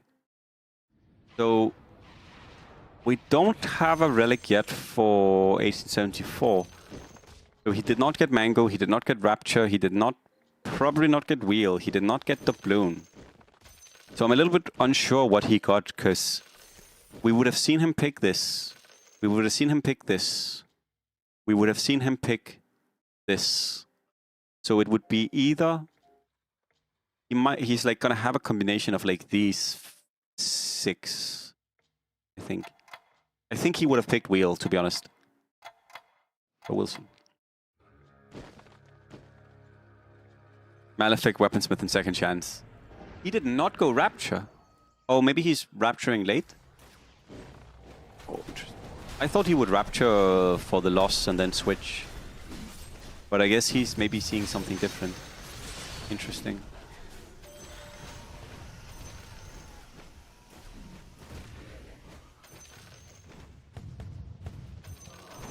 Yeah, he doesn't have Priest, but I mean, you can just switch still.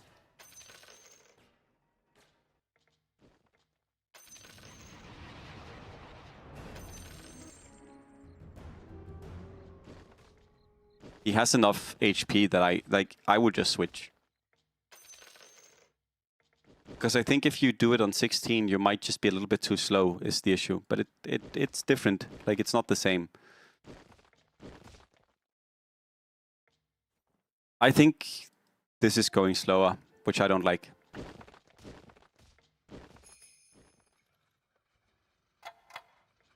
But again, you don't know if you're going to get punished by going slow. There's also 2 people with Rapture.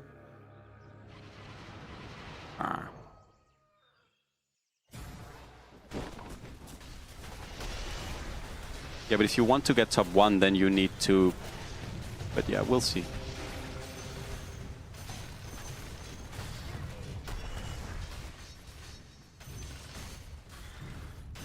Song is super good.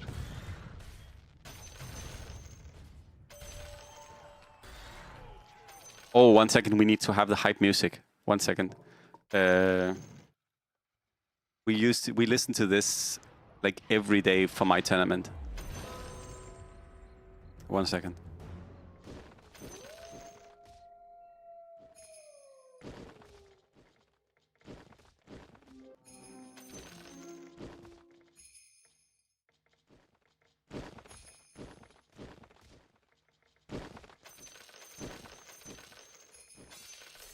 No, I'm not sure. I need to talk with Peter. I think he's doing different things, Arthur.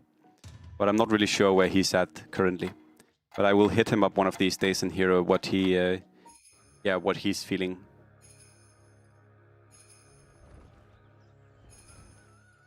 So I can't confirm or deny. We were talking about starting in August, but yeah. Yeah, but that might not be possible. But we'll see. Mainly because if we do it the same way, it would be too many games for them, I think. He did try to cheat with Wheel. OG, he did. Instead, now he's banned Akir. Akir ban.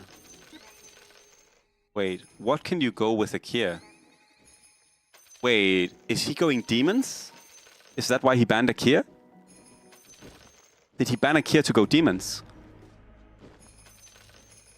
Hype? Oh, that's really... R&B, stop. Don't curse the game. Don't curse the game. Don't say that forsaken name. Don't say the illegal name. Don't do that. We don't say that around here. I'm gonna believe it's demons. This is just to remove this unit from the other players. He's not doing this.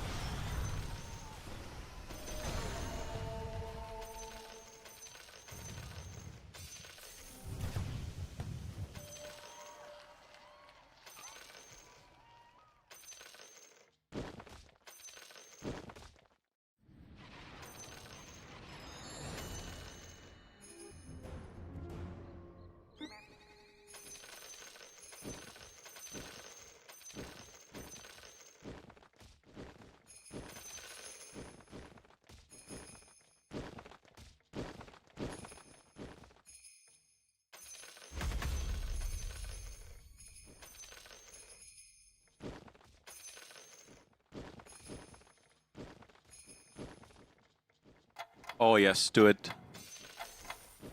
Yes. Yes. Give us some undead. Yes.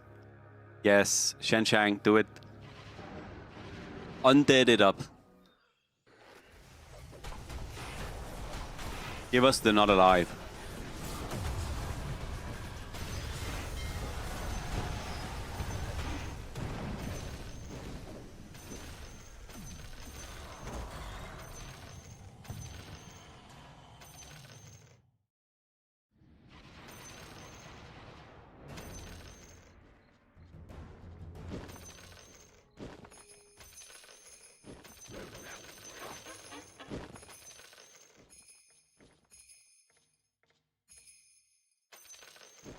So it's just a 50-50.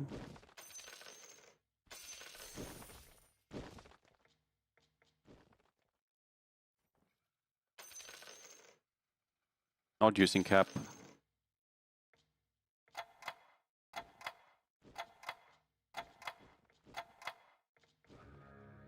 I mean, I appreciate that he's setting up for late game here, but the issue is... I appreciate that he's setting up here, but the issue is that it might just... I don't know if this is what he's good at right now. But I mean, nice illuminate. Streak lost. Late rapture. Super late rapture, but that was a lot of damage. Okay, I mean, 1874 is going to get level 10. He's going to get level 10. He's going to go faceless, or he's going to go 6 orc.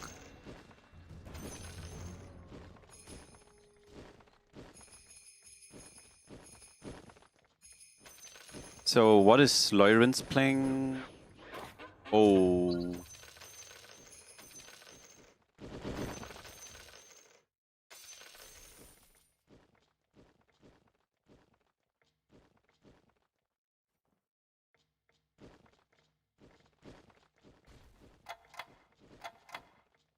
Yeah, it would have been good if he did it. If this was a ranked game, he would roll tier 2 for Spider Legs, probably. Yeah, 1874 is the best player to watch.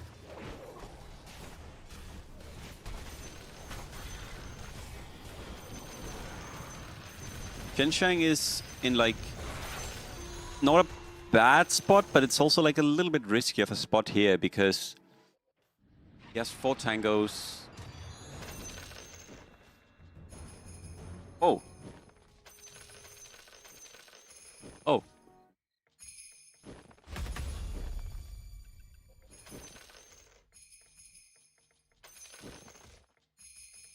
Doesn't look like he's going dragons. Oh, he's going sins.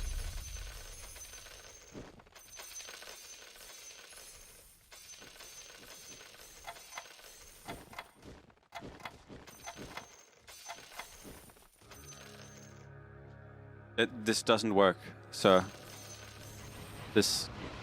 Oh, he's playing shamans. Okay. Oh, this is a shaman. Oh, that's actually super good.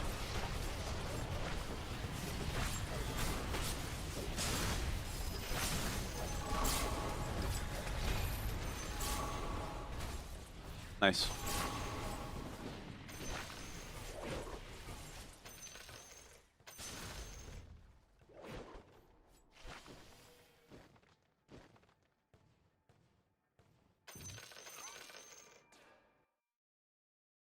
Needs 1 meepo to get double.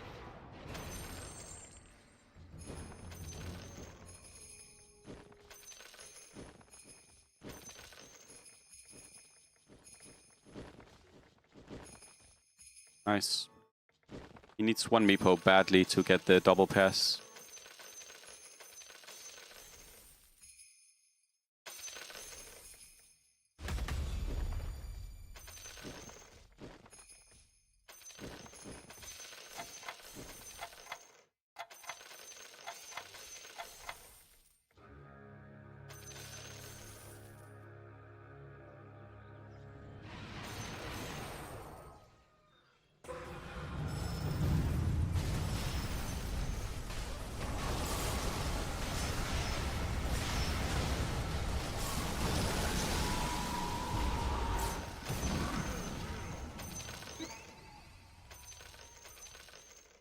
Dark might be going dragons. Yeah, he is looking for it.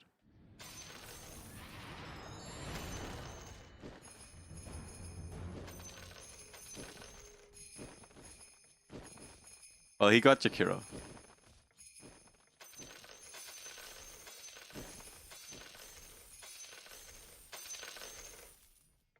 I don't think you sell Rubik here, by the way. I'm not gonna tilt, but I dislike when people sell their humans when they're playing dragons right now, because it doesn't need sell, like, you want to play 6 humans either on 25, 30 or 35. Like, you should not be selling excess humans, especially mage humans. They are so valuable later on, especially here, right? Dina is better than Ogre because you actually gain 2 experience. I know you'd miss the multicast, but I still think Dina overall is slightly more valuable here.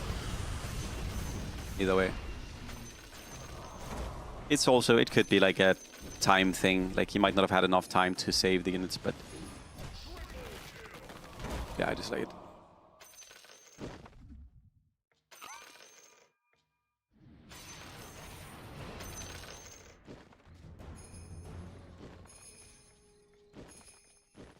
Well, sadly, Shencheng lost. He's playing Onaka 6 Shaman. I wonder which genius build he lost to. Let's check.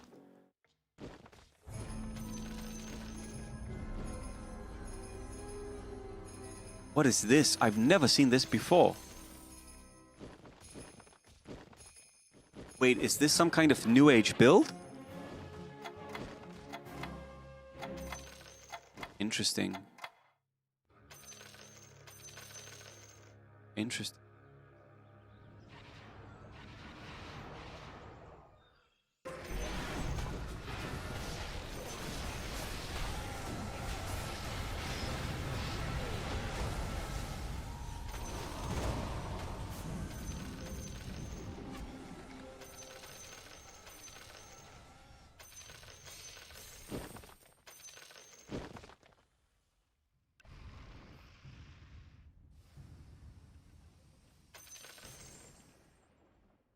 So again, I will repeat what I remember. I said this last game. Almost the only late game I've seen Lin Huge play is 6 Beast, and then he tries to find Gyro 2 cost star. That's almost the only late game I've seen him play. Again, I think he is bugging himself over by not trying to learn how to play different late game setups. He had a good relic. He had Mango. And now he's playing 6 Beast Deucer 2. This is humongous grief. Maybe he's just having an off day. I'll stop ragging on him. But yeah. He raptured round 16 or 17 or 18. 19 actually, right? This was 19 rapture.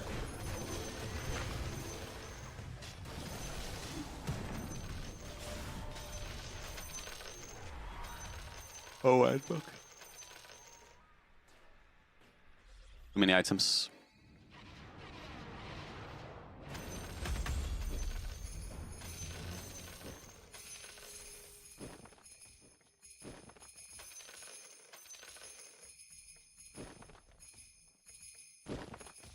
No, they're gonna buff Marci again.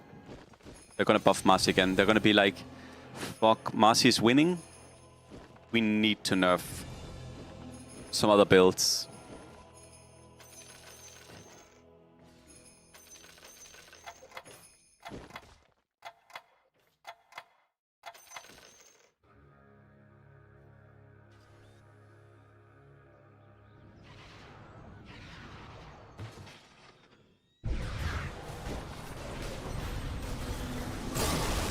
Not that good. Dark with the Havoc Tidehunter.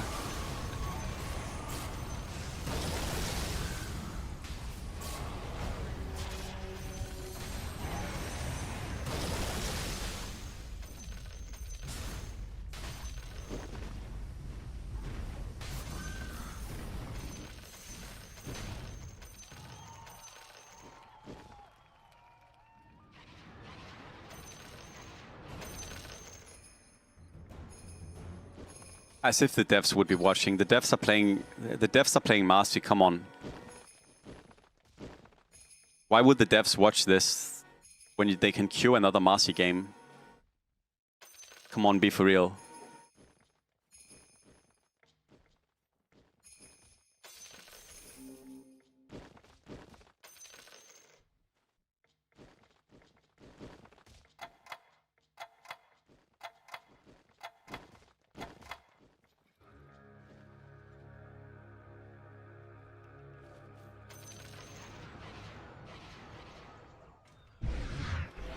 Oh. Dark is going Omega Druid Dragons. Dragons Omega Druid.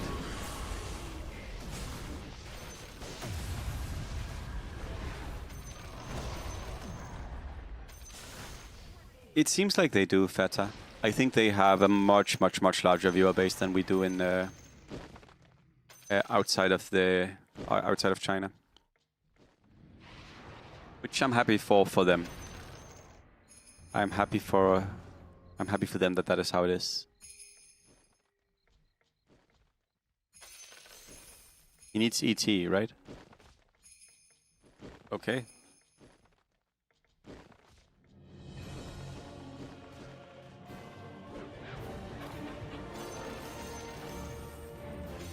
Oh, you buff the keeper.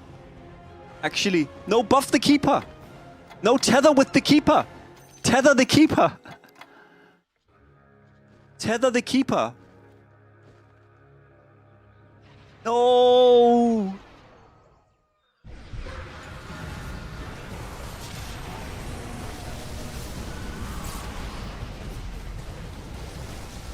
I'm not an idiot here, right?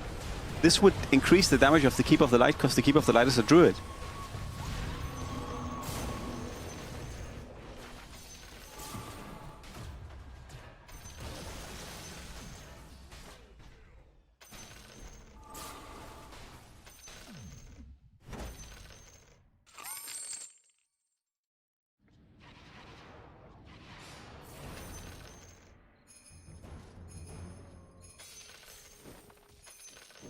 I don't know.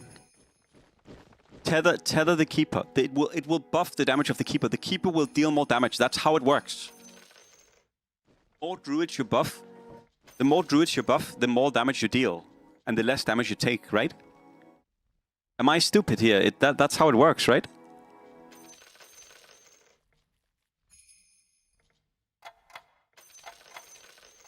Damage taken and reduced, and damage dealt amplified. Box IO. Wait. Rang, you are onto some shit. That is true. Oh my god. Will he box the IO? Will he box the IO? Type 1 in chat for yes, type 2 in chat for Marci.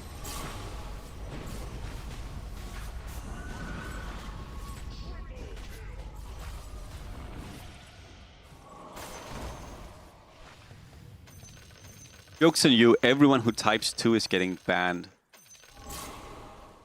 Yes, you can box IO3.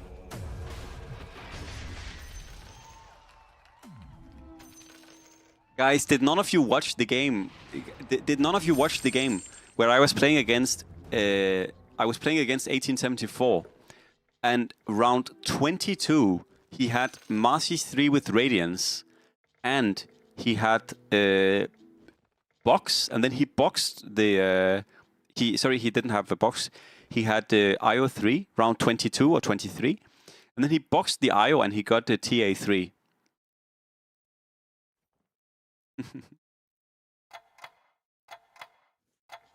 Bench it. Yes. Oh my god, he's doing it. He's listening in.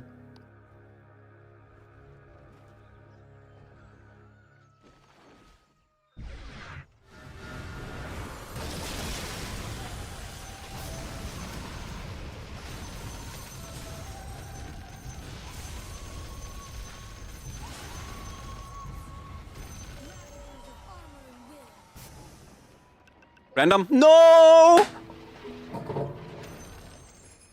Unlock.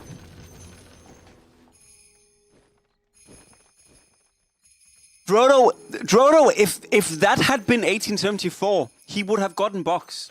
I swear, if that had been 1874, he would have gotten box. I'm 100%. If that was 1874, he would have gotten box.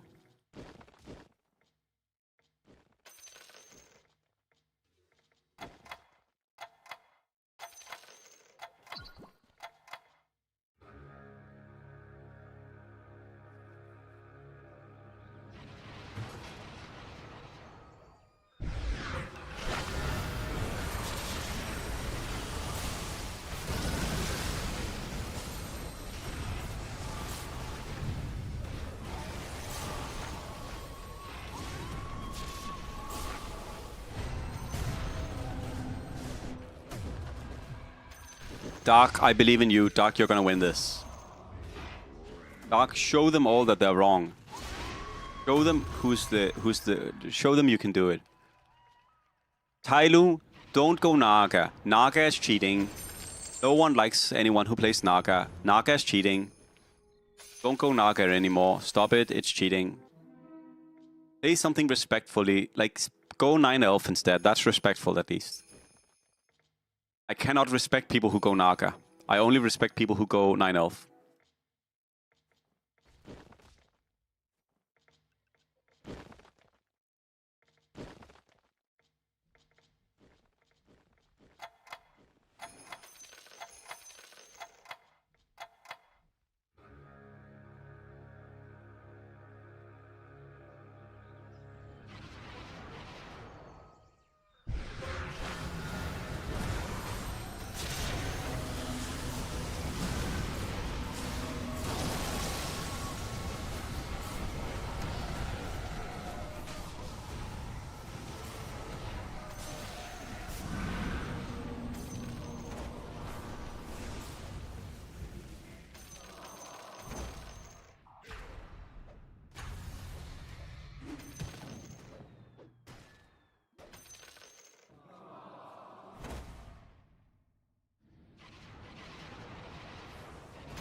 One second. Puck 1, yeah, Puck 2 would have done different things.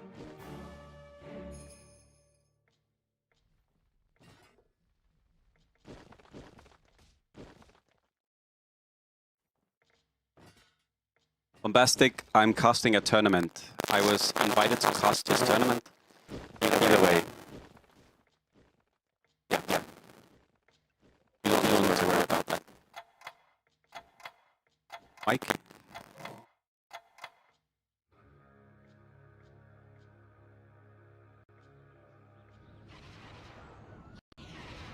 Robot voice.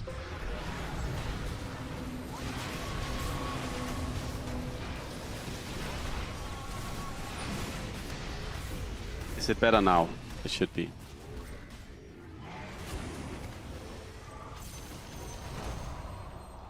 Unlucky. Dark is out.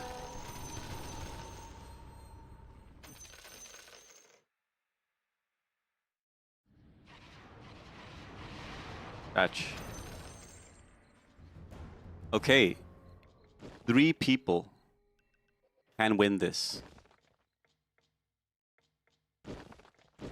We honestly, we need SSS a prestige to win if we're gonna have another game. Like, we need SSS a prestige to win.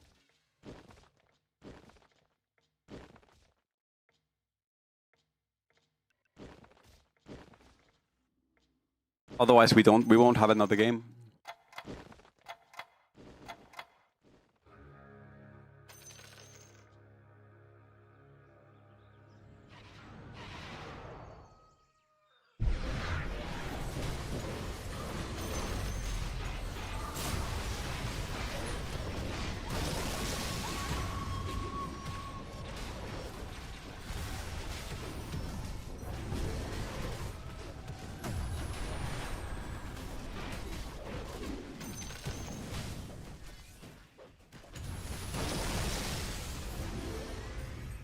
Thank God.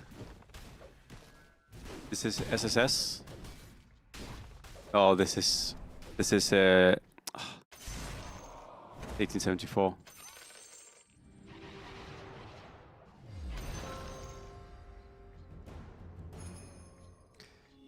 Okay, so Shenzhen. So everyone lost, first of all. Everyone lost. Oh, I guess SSS didn't lose. He had repeat route. Okay. So Shenzhen, pretty good board. Pretty good 6 Shaman. Ringmaster Shaman is always good. Decent items on Arc Warden. Pretty nice. He went levels, so he's gonna go for level 11. Add Omni or go 6 Naga. It's quite nice. Tyloo, genius board. 6 Elf, 4 Monk. I'm so amazed. So I love to see this. Amazing. Just incredible. Absolutely blows my mind. I love it so much. This is such a genius ingenuity. I'm so thankful this build is in the game, honestly. Never seen it before today. I feel completely invigorated. Amazing. Gambled with Wheel, got Wizard on the Monkey, and then just created this new and never seen before build. Incredible. Faceless.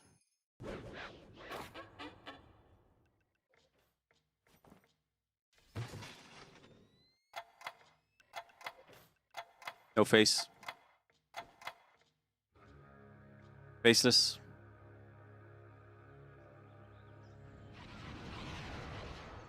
And Goblin Drainer.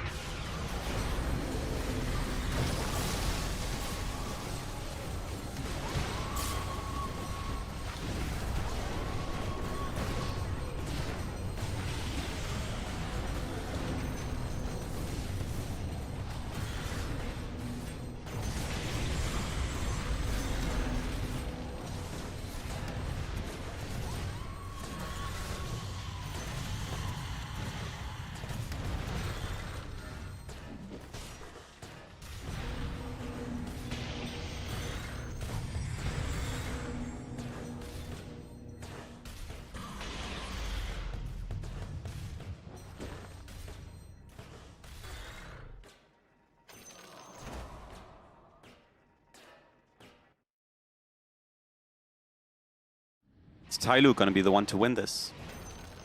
Tyloo is really strong. Mirror Shield, Manta.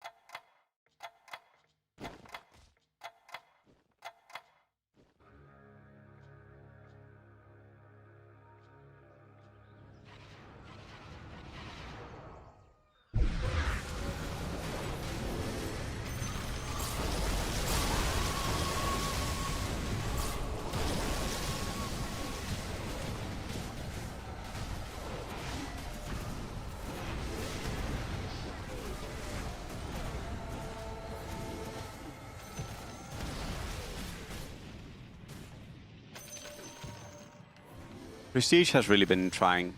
I respect that a lot. He's been doing well. He's been doing well. I think he's been doing better than Lin Huge, to be honest, right?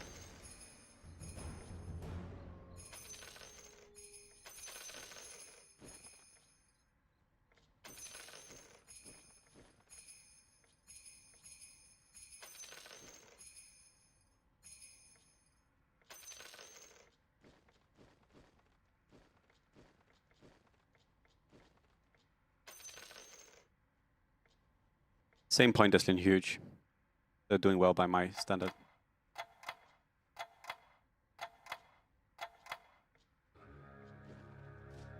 Okay, we need, if we are gonna get one more game, we need SSS to win. SSS. Oh.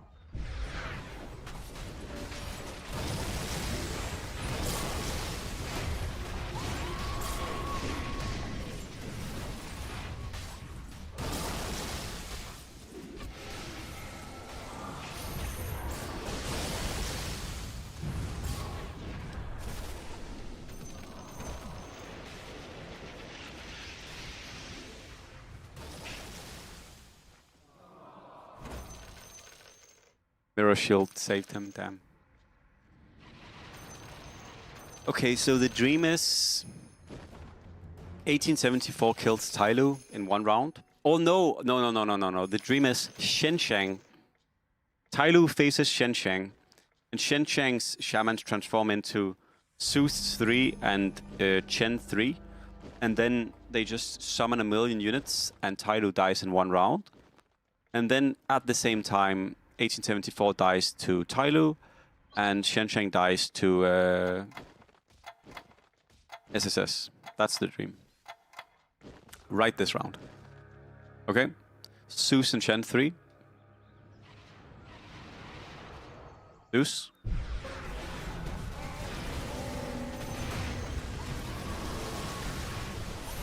Okay, that's not Zeus, but it is a good unit.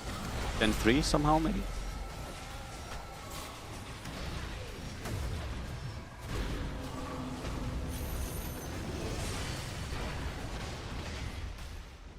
Ah. Oh god, this is Marci. Why would Marci lose? I'm an idiot. Marci lose?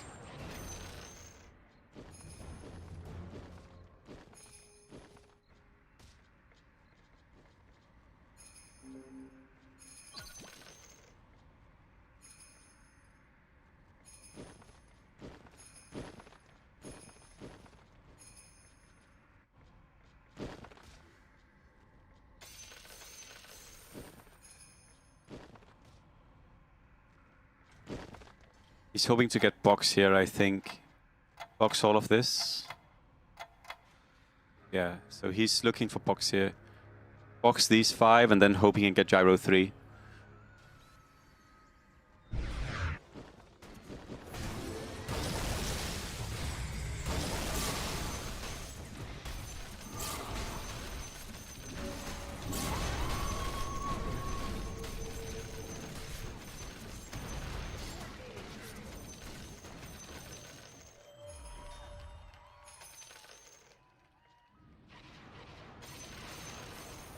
No box.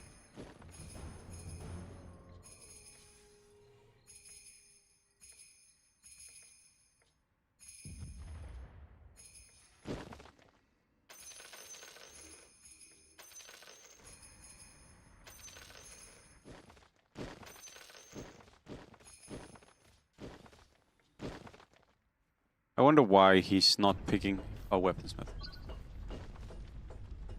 Makes sense.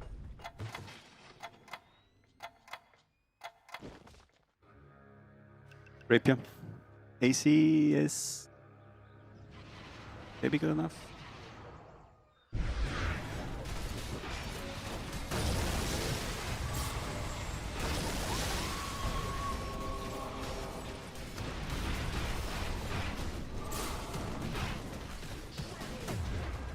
At least he has Gango.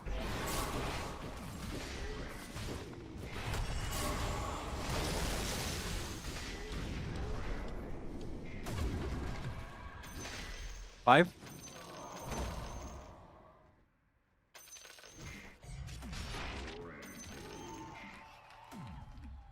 He won.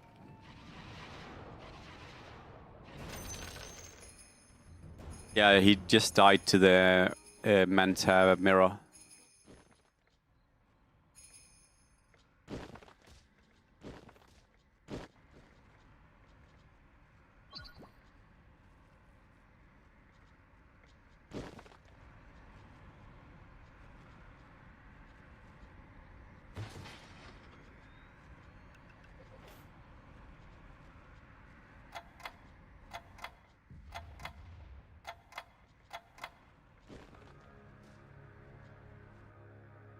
We need SSS to survive. If he dies, the game is like this was the last game. While we were watching his board.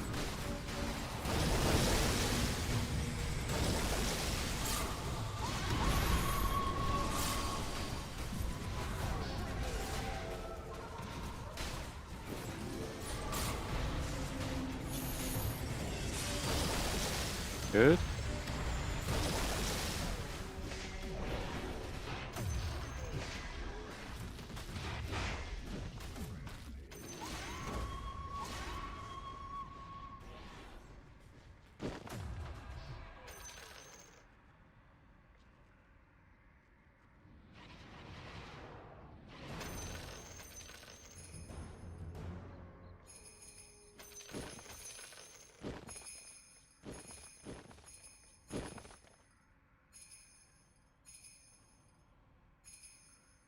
Do you guys think he's going to get Gyro 3?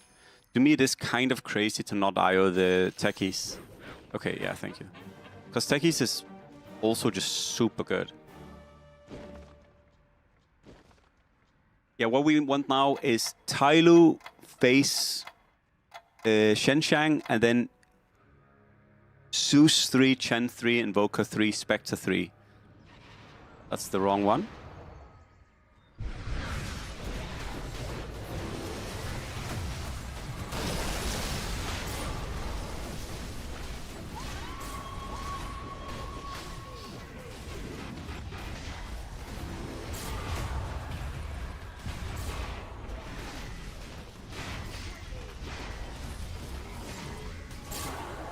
You cannot say this unit is imbalanced. Most balanced unit in the game.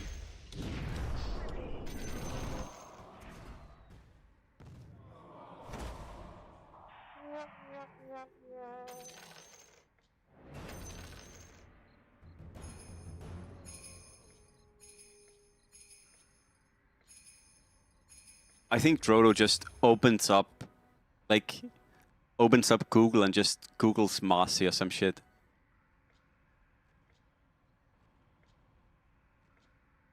Maybe if Drodo's watching this, he's salivating at this game. Like, no, I think it should be affected by Monk. I think the issue is not Faceless, the issue is Monk.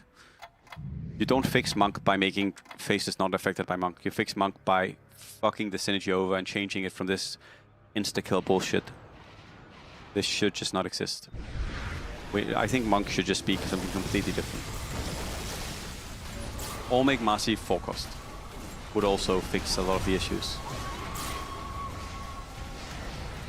Because if you had to roll for a 3-star 4 cost, the tempo would be way harder to hit.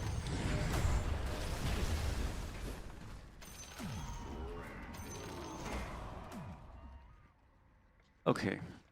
So what you need is Havoc.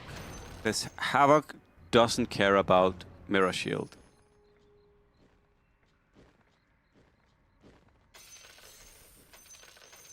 They could do a lot of things. Overall, I think the synergy needs to go.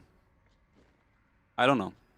I would not have it do anything close to what it does. SSS does not have enough points. If SSS wins, we get one more game. If SSS loses, we do not get one more game. That's why we're praying for SSS to win. Yep, Happy Hour, I think that would be a good change. BA 3 cost, so we can do 3 cost Sin builds. Would be fun enough to introduce. And Marci 4 cost, so we don't have to see the garbage unit all the time. This dumbass build. No, I love it. Don't listen to me. I love Marci. Give me more Marci. Oh my god, he's making Gyro to block the others. Nerd.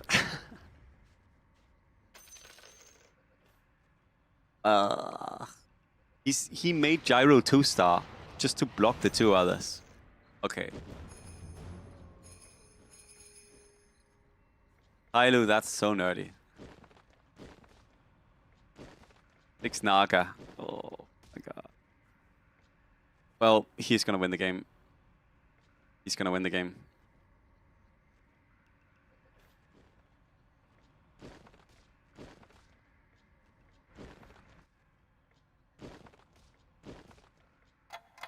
And Disc. Nope. And Disc is not gonna do it. Bye bye SSS.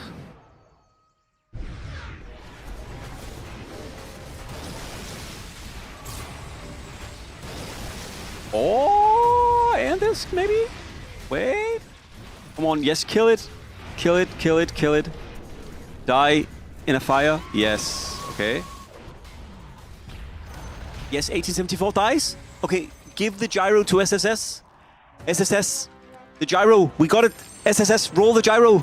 You're gonna get it, I believe. Gyro and IO. No, fuck the Quap. Gyro, IO.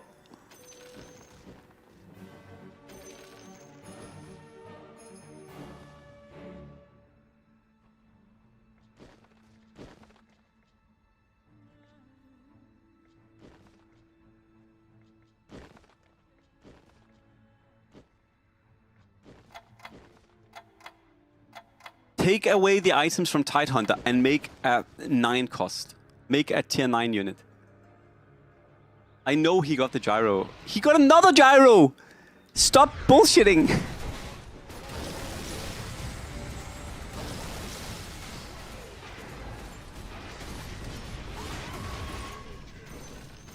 Oh no, he's gonna lose.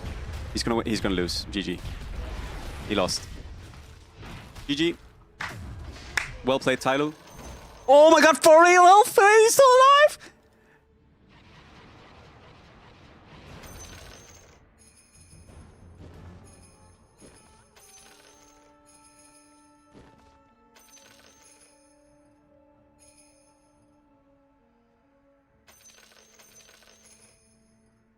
Maybe sell the primal. Maybe sell...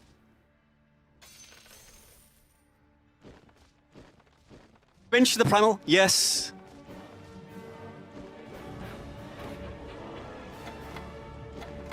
Yes, win. Win, SSS. Give us give us one more game. Give us one more game. Give us another game. Oh, he has fucking Shroud. Shroud. Cheater. Cheater with your Shroud. Oh no. Oh no. Yes. Yes.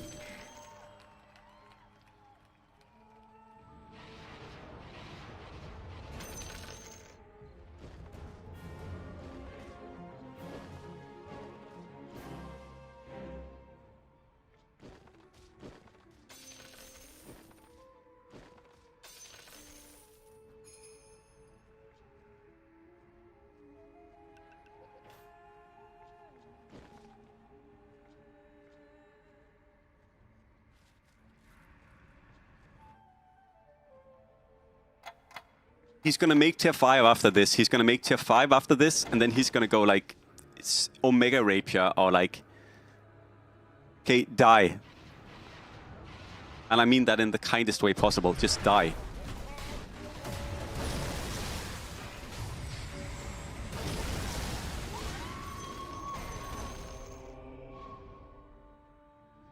No, the Aeon actually is insane because it helps him survive. Aeon actually was goated. Faceless winning another game? Is this the 3rd or the 4th Faceless win? Does anyone remember? The first 2 games was Faceless. Does anyone remember if this is the 3rd or the 4th?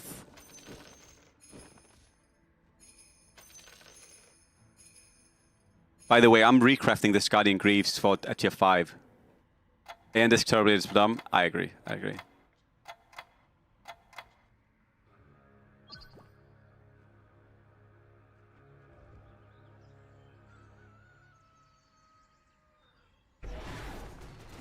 Yeah, they're gonna be like, there is something wrong, we need to buff Marci. Don't get Aeon Disc here, don't get Aeon Disc. Can you please just craft like, not Rapier, get like Aghanims. Ration item. Hex. Not Radiance, not Radiance.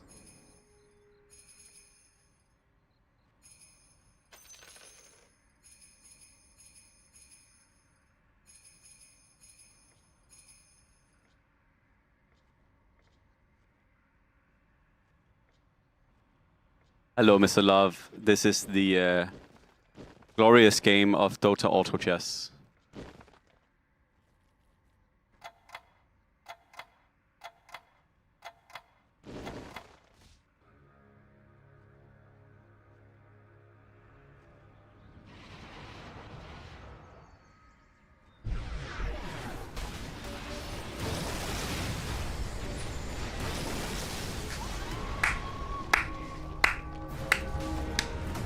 Imagine he loses on his side. No. And we get another game. Oh.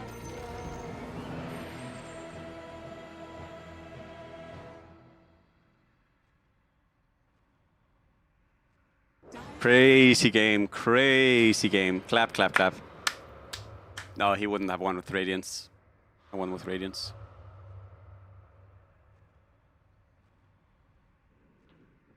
Strangely enough, going elf might actually have been the best thing. Like, I honestly, if you want to know, maybe the best thing he could have done would have been to go 4 monk 9 elf. No kidding. Because there was no MKB on the gyro. Technically 4 monk 9 elf could have won. But I understand why he went Naga. But great game, great game. Yes, Aeon Disc means that you can't die. So Aeon Disc was actually Omega good. Great game, great game, great game, great game. Guys, that means that we get at least another game. Like, look at this shit. Table.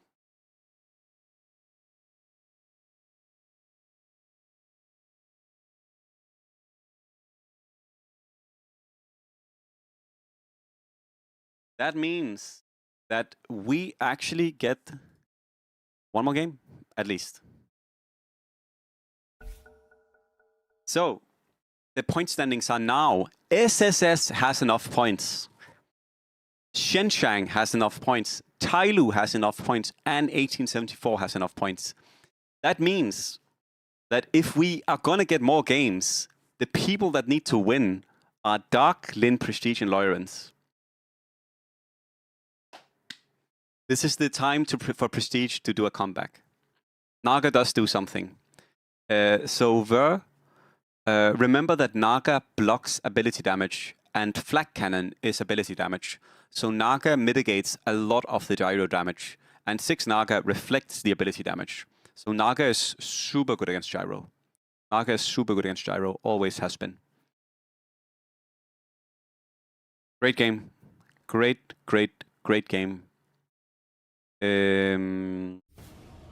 Yeah, that would be the classic, right? That would actually be the classic. That would actually be the classic. Someone gets like techies like round early, and then that's how it is. Very, very nice game. Very nice game.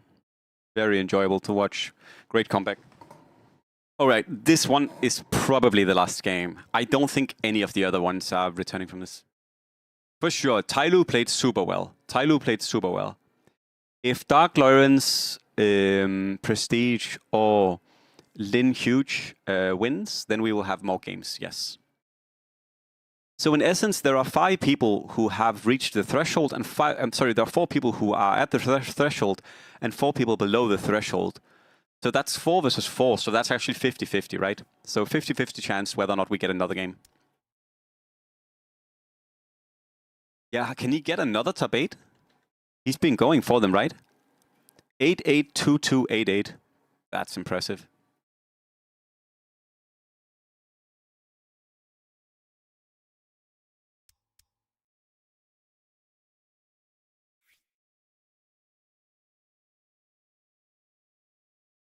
No, they don't have enough points. That's my point, Choco, that 50% has enough points. That means that it's 50%.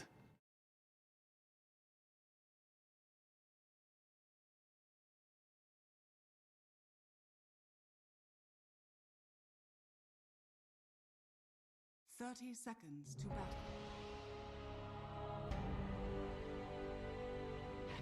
Yes, magic damage is blue. Ability damage is anything an ability does. So I will show you a child. For example, if you look at bounty, right? This is magical damage, but this is also ability damage. But if you look at gyro, this is physical damage, but it's also an ability, so it's ability damage. It's the same thing with Sven, Splash, or with Techie's Bomb, also an ability. It's just physical damage.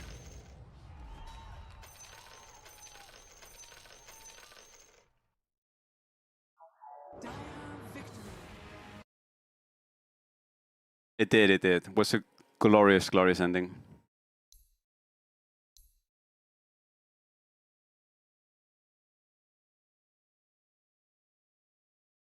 Great games.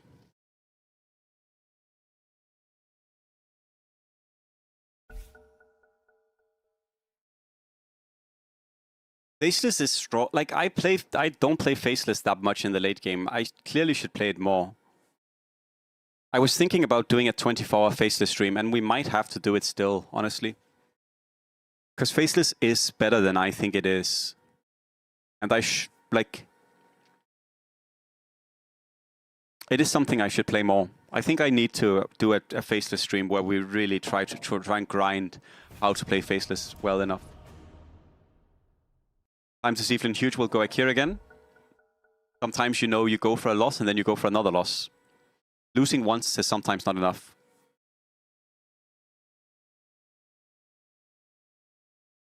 I know the song is loud. We'll turn it down now because we'll be chilling until the end.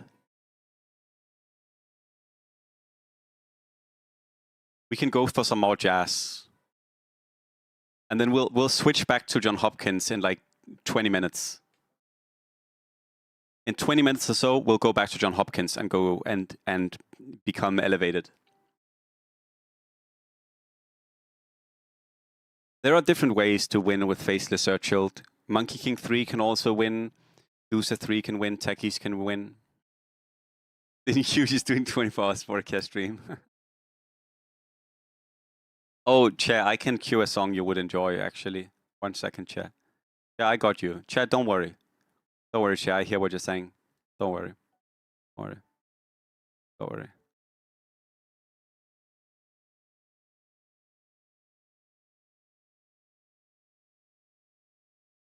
Thirty seconds to battle. Don't worry, Chair. I've got you. Oh my god, what a banger. I'm getting something to drink. Be right back. Hello, Liz. Guten Tag. I'll be back. 1 second, I'm just getting something to drink.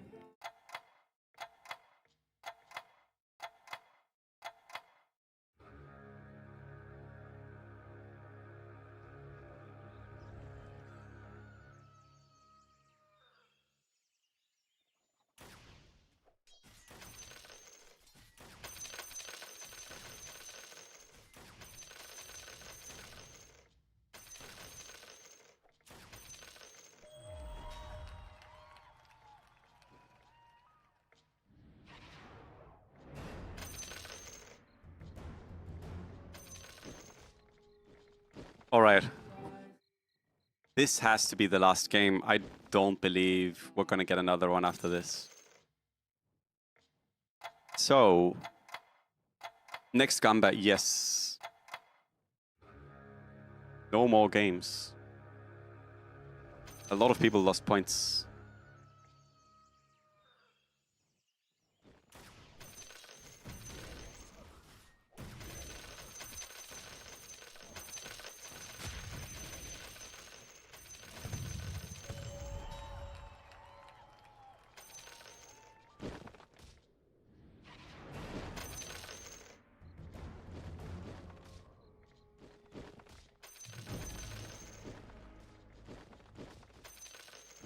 Camera on, okay.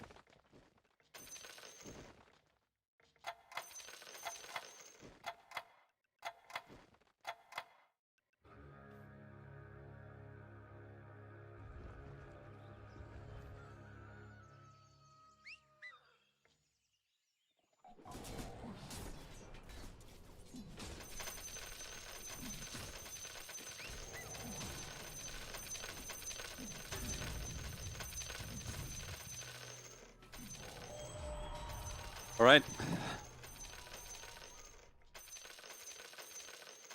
How is it looking? We will see. So, okay. Shenshang with the early cap.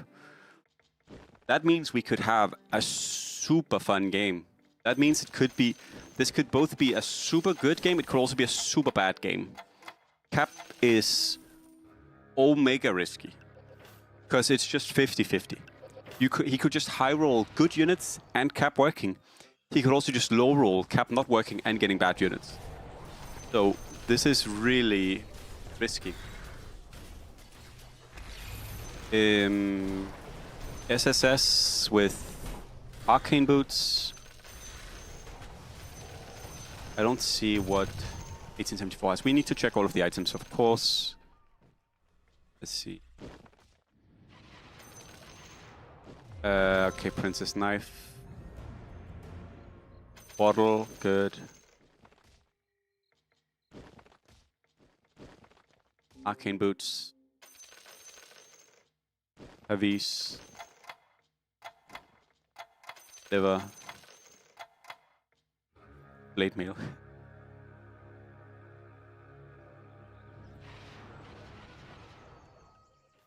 I like these tricks where you hide your items. I've never seen that you can hide it here. It must be a little bit better to hide here, maybe? This one? I have this board, right? This is the... Is this the top 100 board? Need to try it, hide it here. So he didn't get an unit, I think.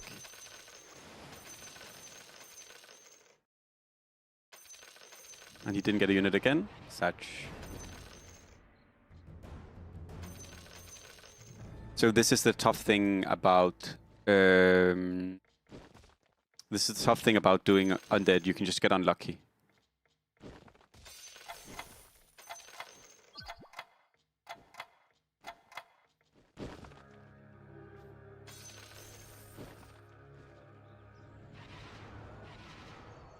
Okay, he's not beating this. Finger 2 and Husker early. You are fucked. I mean, it doesn't matter if he wins or loses.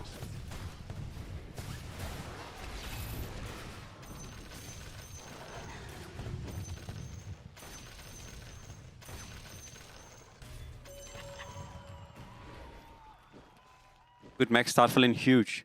Please transition this into something you know how to play. All I wish. Okay, okay, okay, okay.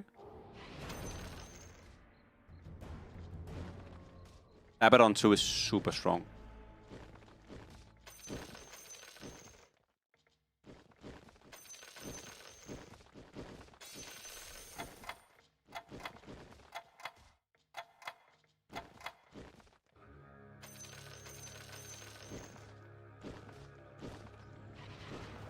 Oh, and then Shaker drop. Sorry, a Spirit drop for SSS. We'd go Shamans this game.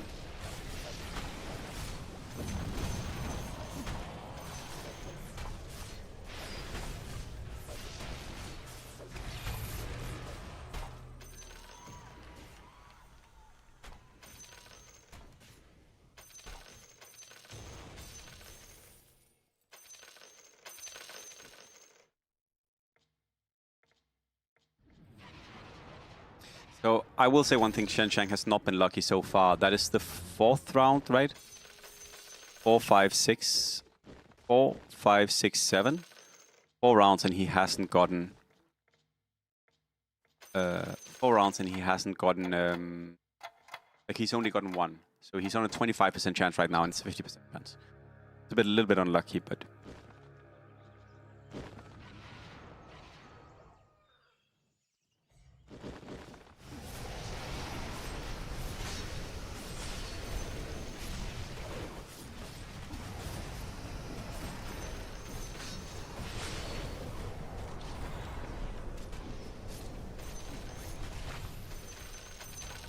Lucky on 5? Probably. There's a bug when randoming?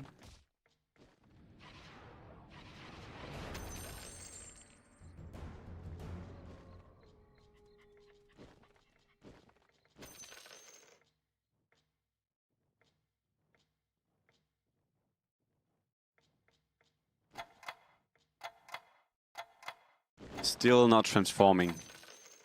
So again, we've talked a little bit about this on stream and some people have asked me, do I think Cap is better or worse now? Or the same? I think Cap is worse now. The reason I think Cap is worse is because prior to this patch with the old Cap, if you got rolling with Cap, it was so hard to stop for your opponents, especially if you had good luck. Now, you can't force getting rolling with Cap, and if you have bad luck, you could technically not get a single transformation in 10 rounds. He has used Cap 6 rounds 4, 5, 6, 7, 8, and 9. That is 6 rounds. And nothing has happened so far. Not sure what he's talking about.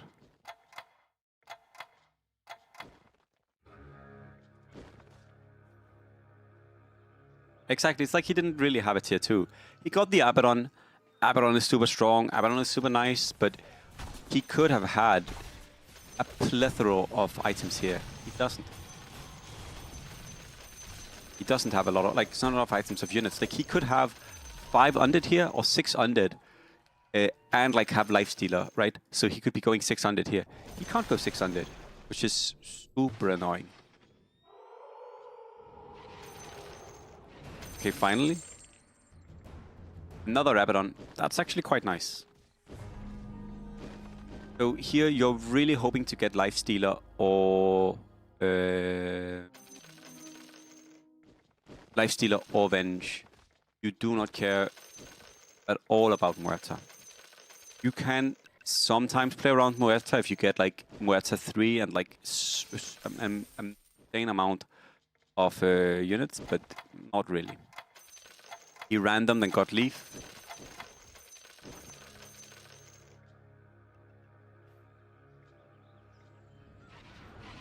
What are the other relics? Seed, doubloon.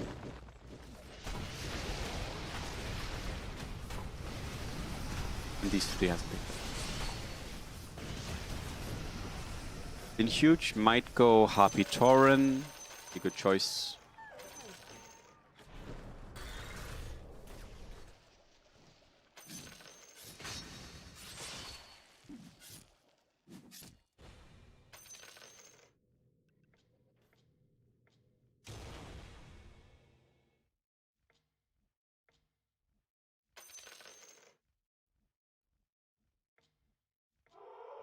Okay, Venge or Nyx, not Muerta. Very nice, and the Punch Drop. It's actually not bad at all. You would still really love if you had Nyx, because it's a wizard.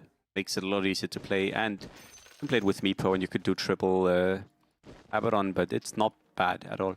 And he does have the Harpy now, so. Because overall, it's not as good as the other reroll options. Whenever you ask, why do people not play this, you have to ask yourself, is it better than Marci? Straight up. Is it better than Marci? Is it easier to play than Marci? Does it make, like, does it work better with the items I have or items I can get than Marci? And almost always, the question will be no. Do I want to win?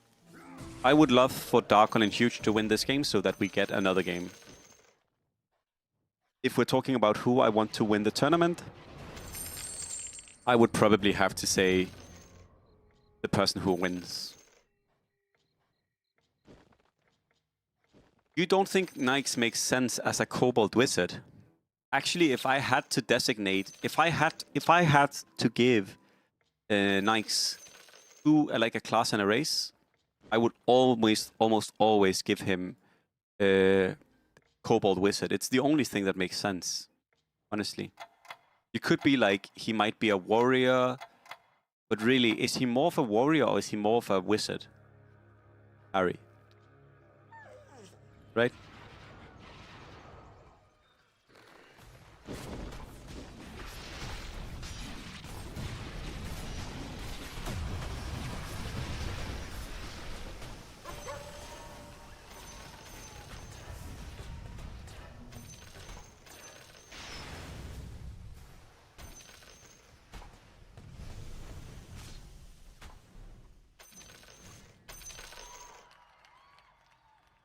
Can't complete a sentence. I think you're being mean now. I think Nyx is an incredible, like, I think he would be able to easily complete so many sentences, honestly. I cannot believe anything else. Like, he is definitely a very well-versed speaker in the speaking of languages. It would be very easy for him to say anything. Definitely. He must be good at reciting spells. Of course. Like, if you think about it, think about the units that are wizards. Willow, Siren, Rubik, Lion. Do you think any of these 4 are more wizardry than Lifestealer? Come on. He's much more of a wizard than any of the others.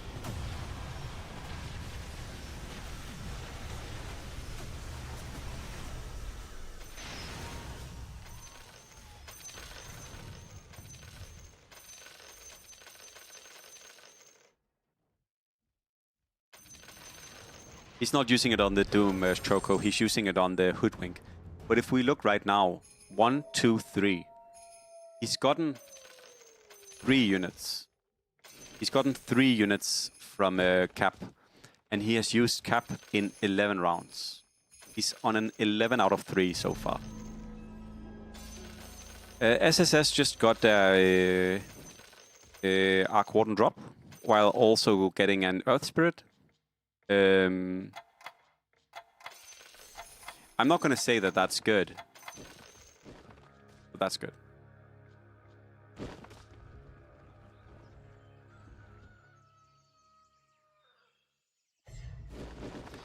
So Urchild in YouTube chat is asking why not escalating odds for Undead, but Urchild, I'm going to ask you another question. Why not escalating odds for Marci? You see, at that point, why wouldn't we just give Marci escalating odds? I think that would be the most fair thing, actually. Because it feels unfair when you're playing the beautiful 4-monk build and Marci doesn't do anything. Wait, Marci always does something. Wait, she doesn't even need to do anything to do a lot. My point is just escalating odds for Marci. That's all I'm saying.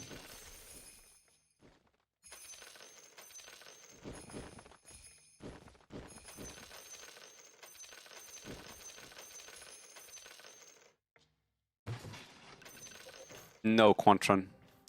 You do not need to win to get for Cap to work anymore. Cap works regardless of whether or not you win. And you also forgot that he's played 2 creep rounds. So he is on a 4 out of 12 now. No worries. Now he got another one wiping though. So he's on a 4 out of 12. But that's still not good odds.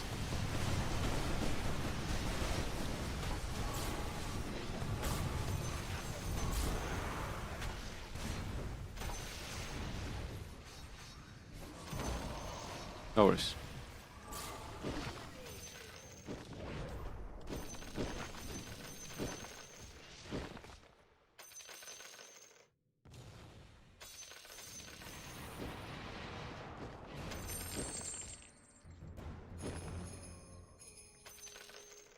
The thing is, SSS is good at playing. So I think SSS knows how to transition this.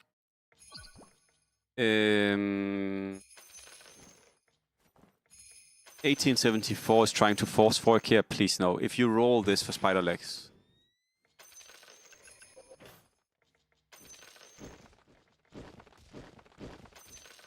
Honestly, what is going on? Why are these guys all trying to force fork here every fucking game? If you don't get spider legs early, do not go fork here. It's like, it's just, you are risking way too much. He had a strong early board into doubloon, and now he's rolling tier 2, hoping to get spider legs. He didn't get it, and thus he loses the game. It's the same thing Lin Huge does that is dumb. Like, play with what you get, don't try to force this. It's not... Sorry.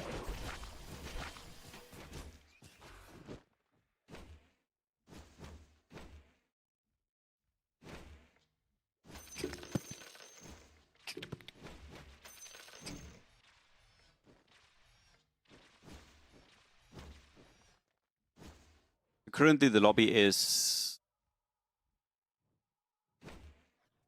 He's going TB. He's going hub. He's going TB. He's going TB. Wait, he's going TB? Wait, he's going TB. Wait, he's going TB. Wait. Guys, I have a question.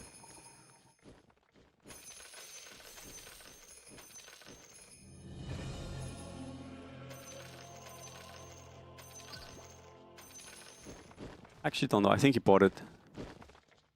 Now he's switching to 9 hunters. Okay.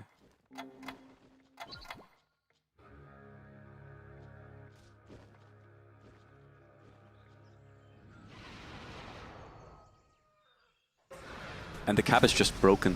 Oh, he got Muerta. Stupid Muerta.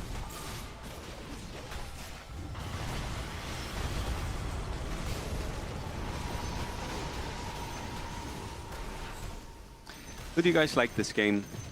2 TB players, 1 9-elf player, 1 undead player, 1 shaman panda player. Lawrence is... I have no idea what Lawrence is doing. Lawrence is doing something. And then 1 hunter player. Anyone like anything this game?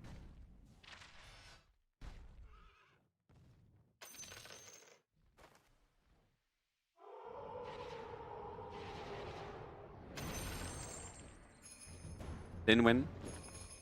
No likes.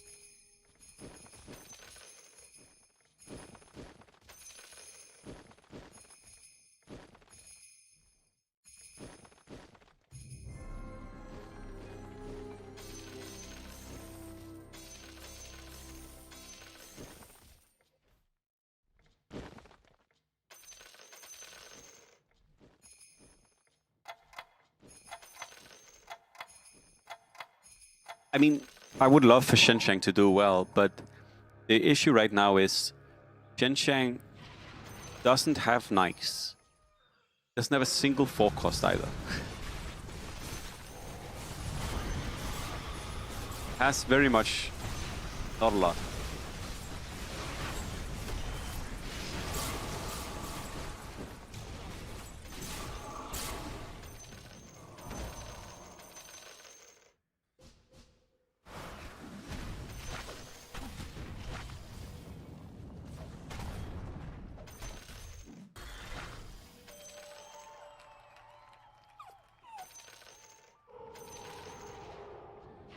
Come on, give him the Nike's Assassin.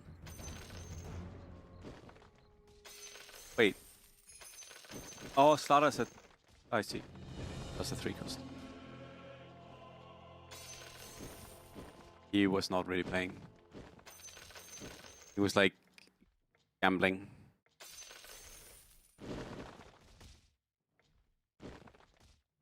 He went for the Lin huge.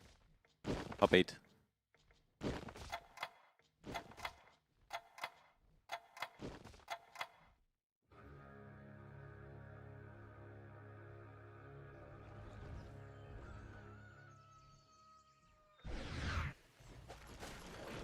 I mean, if he gets Lich 2 here, it would be insane.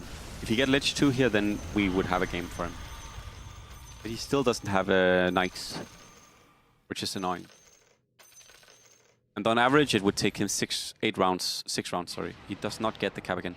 Damn, his cap lock has been really garbage. He's not had good cap lock. Cap lock. Okay, he switched out of Terrorblade and is going Sin's reroll instead.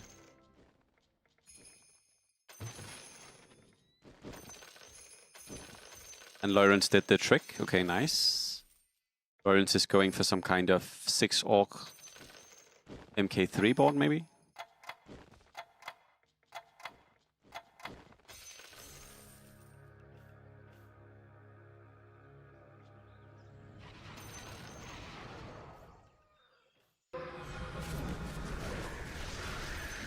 Havoc Dusa. Not really what you want.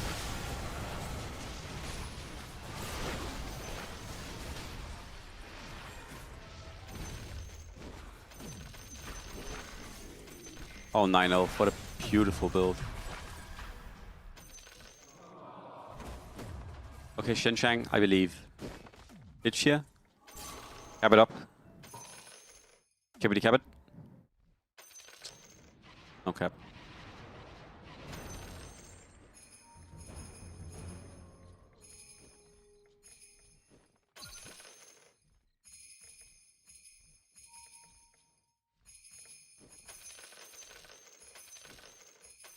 I wonder if his name. I wonder if this means something different in like Russian, because it doesn't make any sense, because prestige is spelled like this, right? Like prestige, you spell prestige like this, but he spelled, so you say it the same, but that doesn't mean anything. Unless what his name means is prone stage. And I don't know what prone stage would possibly mean.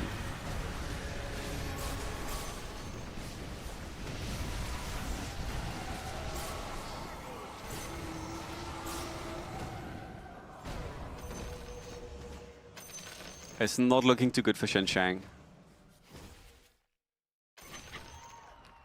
I mean, Lin Huge beating this would be good.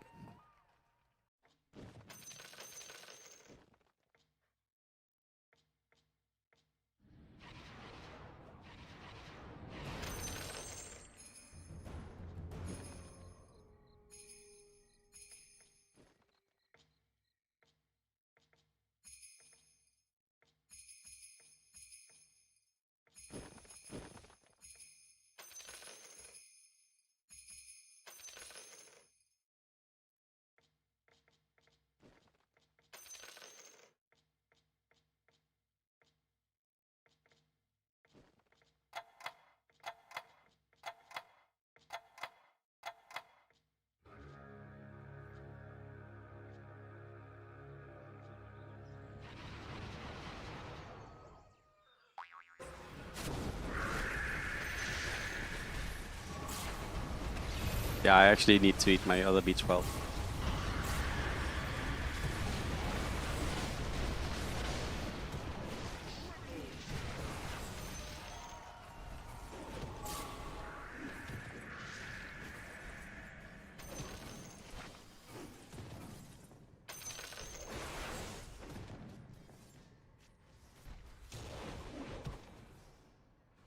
Last game, SSS won. You lost all of your points, rip.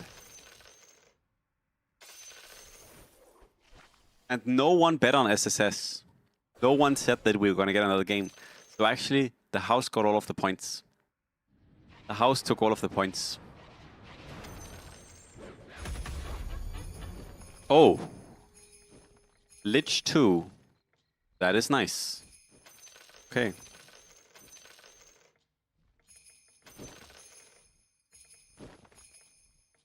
I mean, technically, if he gets a few more wins, he could get a fast... He could get a fast Lich 3, if he got really lucky, right? Also, he is missing still a lifesteal. A lifesteal would be nice, because it's a wizard undead. A one dead.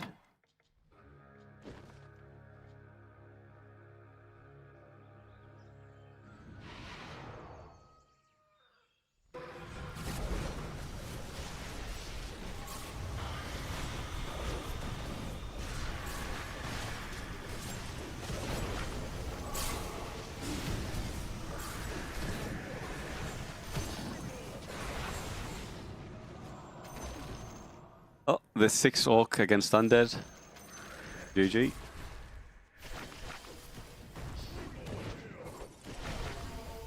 He is playing TB. He is playing TB. So it is kind of an IKEA board.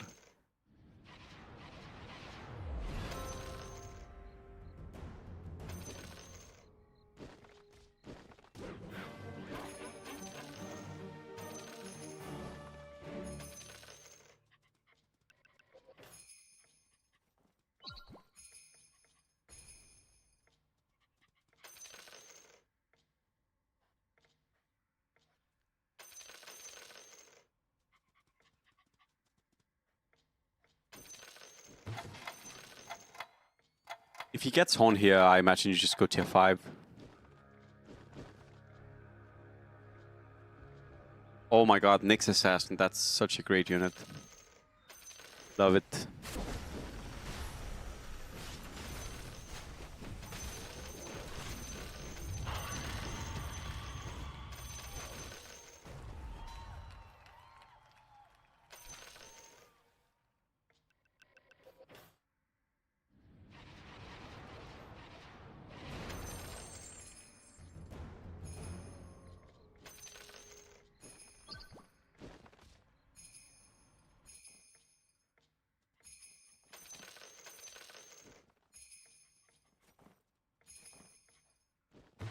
I'm not sure you go tier 3 here. I think you might go tier 5, especially with this.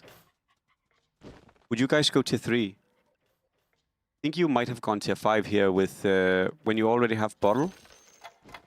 I don't know what the Mo Xiaomo does. Yeah, and Dark is playing goated build. Yeah, tier 5 is better, no?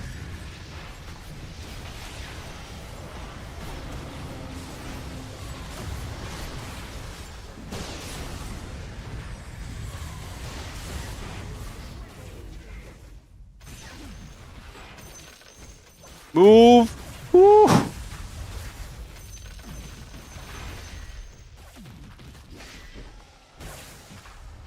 Well, I don't like how 1874 played this game. I think he deserves a bad spot this game. He was gambling, trying to go for a here.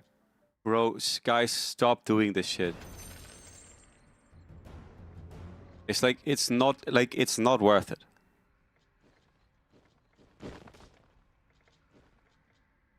Zhenjiang has legit had 1, 2, 3, 4, 5, 6, 7, 8, 9, 10 transformations in 19, 1, 2, 3, 4. 9 transformations, 10 transformations, 9 or 10 transformations in like 24 rounds. Arthur, I think that is true. I think that is true. We need Dark, Lawrence, all in Huge to win. And Huge could technically take this.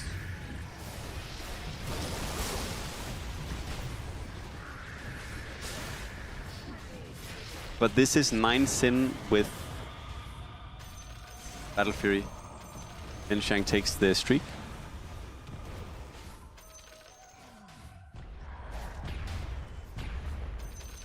Okay, my money is not on Lawrence.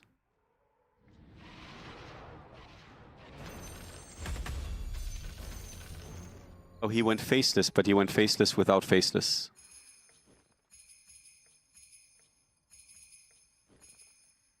It's damage, I guess. I mean, it's bad.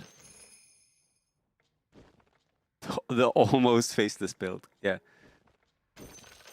The not quite faceless, the faceful build, honestly.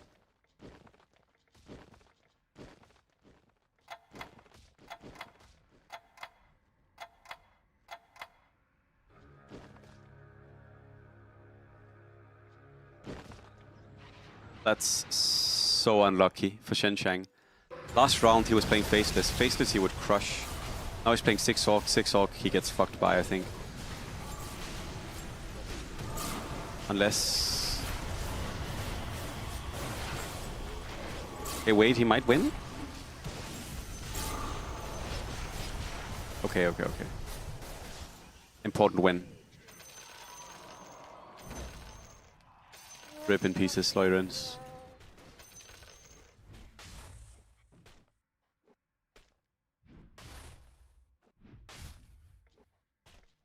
So Kilo, what he did was he double wheeled the Monkey King. He saved. He had a hard game. He got wheel, and then he didn't like what he got on 10, so he saved wheel for 20, and then he used time space replica, which means that he had 2 charges for wheel, or he had like 2 wheel tokens. So when he opened the shop with Monkey King, he could pick 2 of the Monkey Kings. So he was going for Monkey King 3. He was going for Monkey King 3, trying to be cheeky. It's a good choice. Probably he had a hard game because of getting wheel on 10 and then not getting a good option. So it's a good choice, but yeah. So either Dark all in Huge needs to win. Oh, the Spectre now. Spectre changes things. I say that and then we probably look at he's dead. No. Oh. Glorious Marci. It's not a bug. It's not a bug. It's just a interaction not a lot of people use. No, so I will explain it to you all. I'll explain it to you all what happens. when you use wheel, right? Let's say that I wheel the Jakiro right now. The Jakiro will disappear, but I'll get 1 token in my bag, and then I'll get 5 Jakiros in the shop, and I can only buy 1 because I only have 1 token. If I buy 1, I'll get a Jakiro on the bench, and I'll lose the token. I'll get a Jakiro on the bench, I'll lose the token, and the Jakiro will have the extra synergy, right? But if you don't choose any of the Jakiros, then you lose the Jakiro, but you save the token, potentially giving you a double up on 20. For sure, Arthur, but I think his hope was not that. I think his hope was to get a 3-star or like something stronger, but I mean, sometimes it can work out. Sometimes you can get lucky. You can go like double IO3 or like you can get silly shit.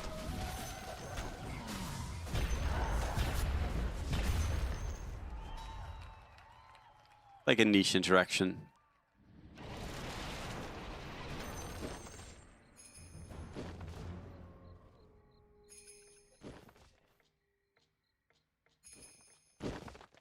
I would definitely not be playing Brew anymore. I think you 100% switch Brew here. Because you don't care at all about... Like, you don't care at all about getting more drops.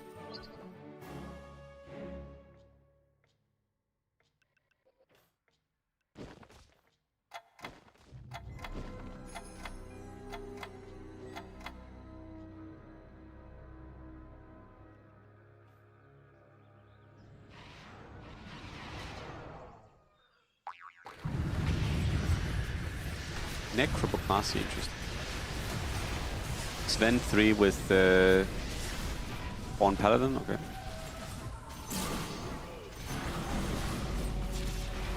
Oh, dead. Dark lost his streak to Lin Huge. The huge Lin. The wheel for ET.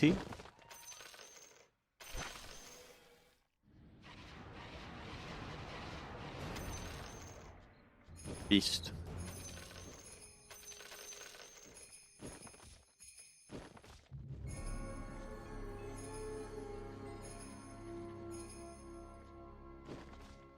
Yeah, it's actually an interesting game. I feel like this game could go a lot of different ways.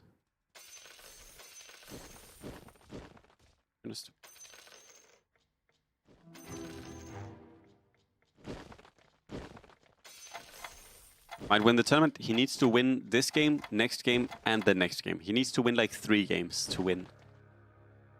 Basically. Like, he kind of needs to get 3 games in a row. Which could happen. He's good enough if he sticks to his guts.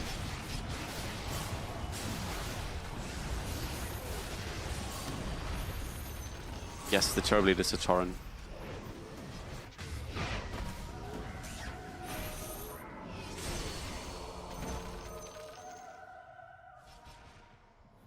Refresh and Necrobot Necrophos. Playing against a Shaman board and then they get Refresh and Necrobot is like... SSS? I think SSS is in a great spot here. I think SSS is in a good spot. I think Lin Huge is in a good spot. So I actually have a question. Do you guys think Lin Huge, like do you guys think TB or 6 Shamans will win? If it goes to like late game? Like in like who do you think wins of these 2 boards? This board? Or this board?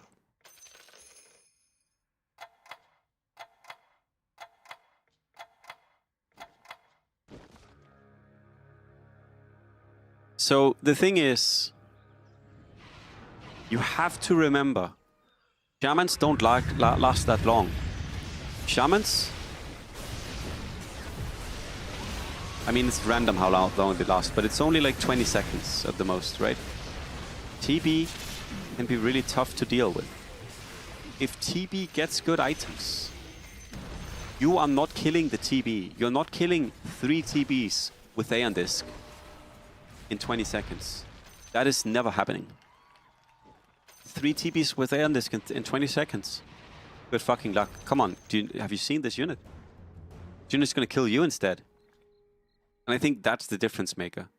Is that if you get good defensive items on this, like if you get Aeon, if you get Mirror, if you get AC, right? If you get Skadi, if you get any of these items, he's not killing them. Yes and no, Arthur. I think TB can also do damage. I mean, we'll see, but I don't think this is the freest game here. If Shaman is too big, I mean, you can say that yes, but you can also put that the other way around, like, right? Like, if the TB player becomes too big, then the Shaman player also doesn't have a chance. Like, I think it can go either way, but I don't think it's always that easy for the Shaman player, to be honest.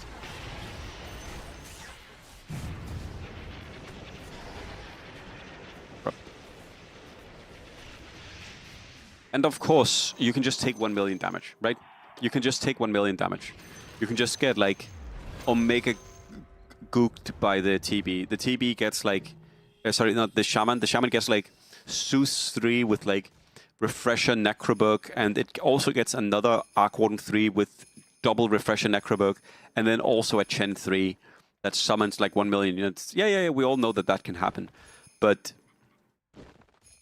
unless that happens, I think the Terrorblade player is actually pretty damn lucky, like pretty good here.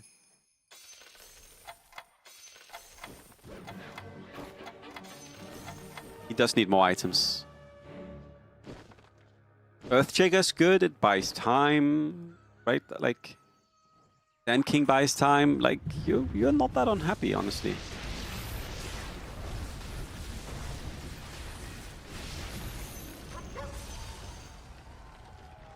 He doesn't have that many items. Not for sure, Kibugen. If Lin Huge wins, we go to another game.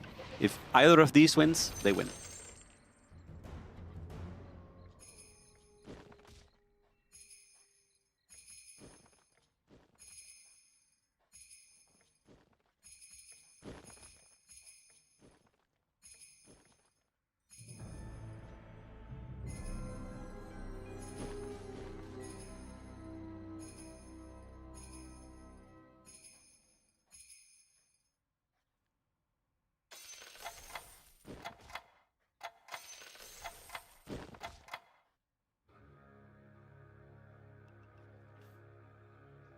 Good item. Very good item. This and Gleipnir. This bottle, sorry. Instant transformation.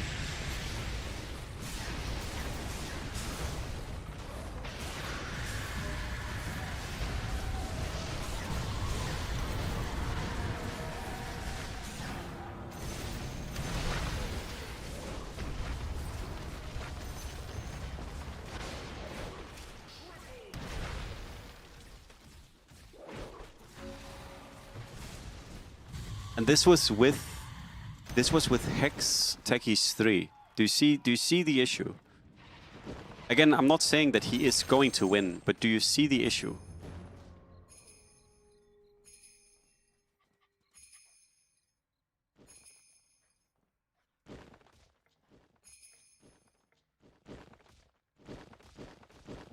I agree with this.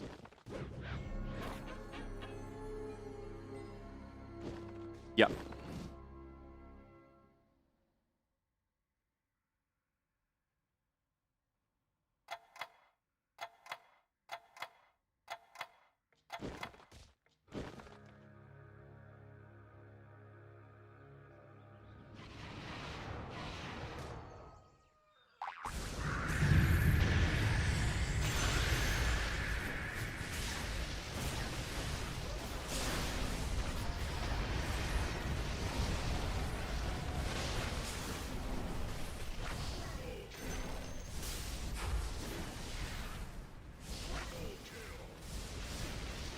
You see the issue.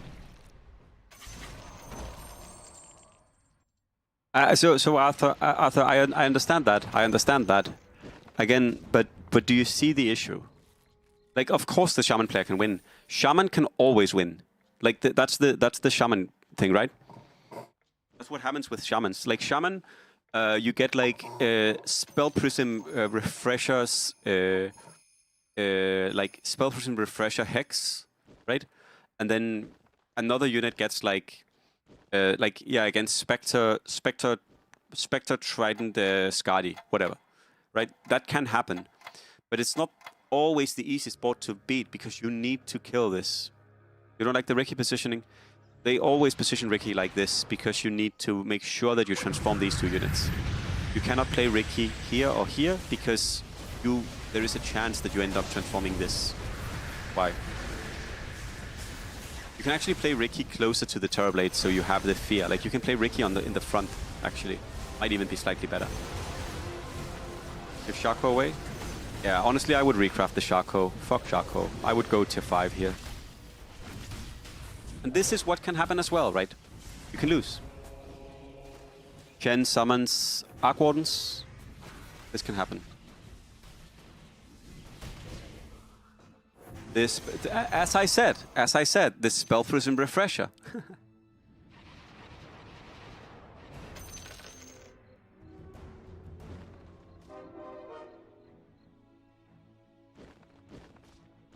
And now you need to get an anti-mage for Demon Hunters. If I were Lin Huge here, I would recraft the Shaco and the Princess Knife, and I would go tier 5. You just want to get like Rapier, Aeon Disc. Rapier, Aeon Disc, Daedalus, right?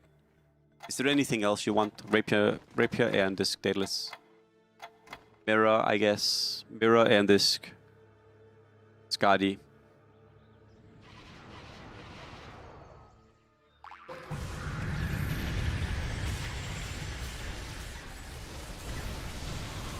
These are usually the positions he does well with. Like this is also why maybe I think this is not the easiest, is because this is usually where Lin Huge is the best. Late game reroll builds. Because he wanted to get Spirit Breaker 3. You need Spirit Breaker 3 because otherwise you don't have a 3-star 2 transform. It is correct. No Spirit Breaker 3 and you are much weaker.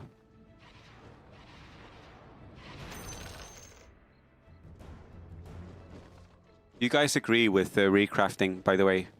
This. I would even recraft the bottle.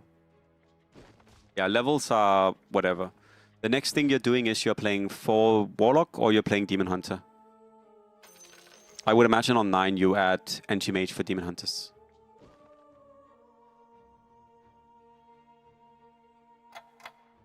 I would keep the Moonshot over the bottle. Moonshot is super good. Okay. I think maybe that's a mistake what he did here, because if he gets a lot of item drops, the Moonshot would be really good. I mean, you probably don't get item drops. The Trolls are like the worst units in the game. Shaco is for transformation. I would definitely keep Moonshot over Shaco. 100%. I got a diffusal. No. Unequip this and roll tier 4. Or tier 5. Havoc is definitely not what you want.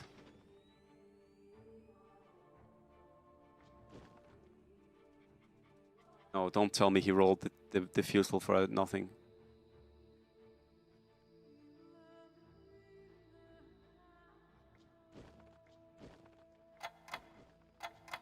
I don't like this that much, what he did here. Trident is super good. Havoc is good, but I don't like Havoc as much as I like the others, is the thing. But Havoc is good for sure. Oh, insta-silenced by the totem. Silenced again by the totem? No way. Transformed. Silenced again by the totem?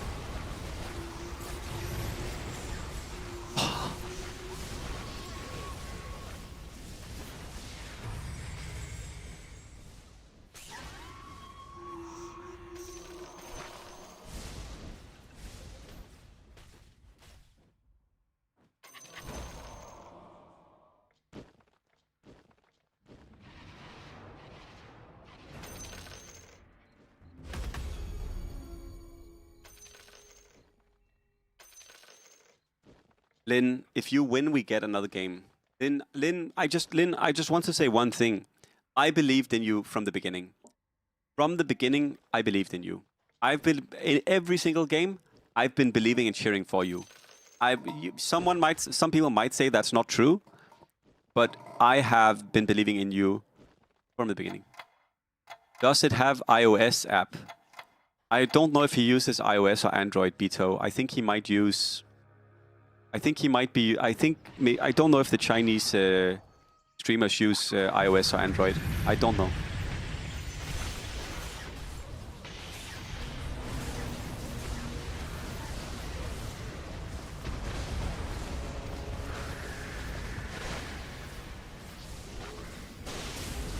He'd be switching to faceless.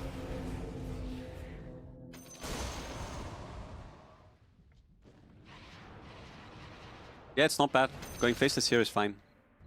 Going faceless here is fine. Zeus 3.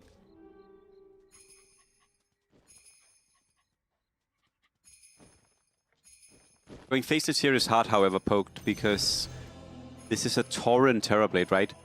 So you lose the Shaker. Like, you actually lose this,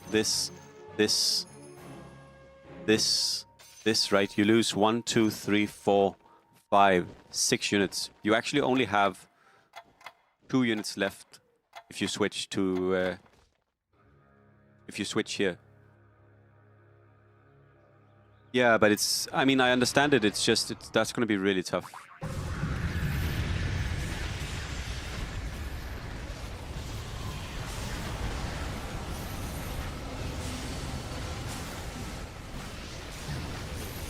I think honestly you just need to pray you win and then that you get good items.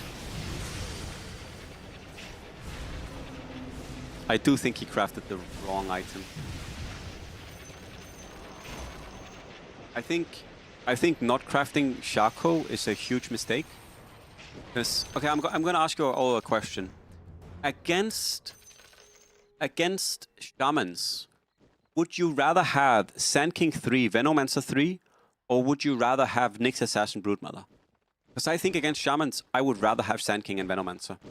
Venomancer spews the board, Sand King stuns the board. Fuck Broodmother if I'm against Shamans. Fuck Nyx Assassin, honestly. I would rather have the tier 3. And at that point, you could have kept your Moonshot. You could have Moonshot here instead of the Shaco. I think that would be way better. I also don't know if he picked Havoc or if he randomed it, but I don't think Havoc is the item.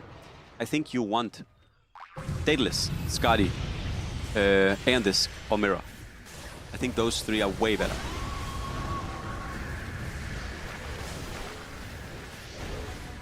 But it looks like he's cooked here, and the Panda wins. GG. I think it did. I think it fucked him super bad. GG. SSS wins the tournament. Congratulations to SSS. He also played super well. He did the comeback last game. Good fun game here at the end. Overall, just impressive tournament. We can check the standings here at the end.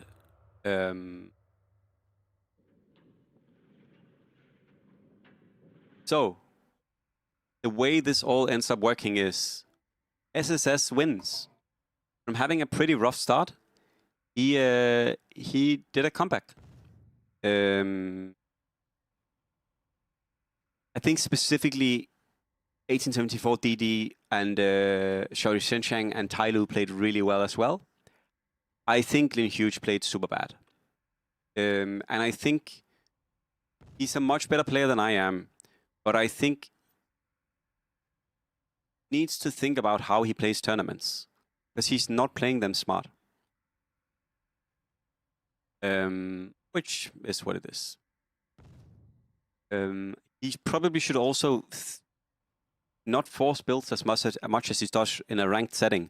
Because it's not a ranked game. The other players, they know how to play against Forakir.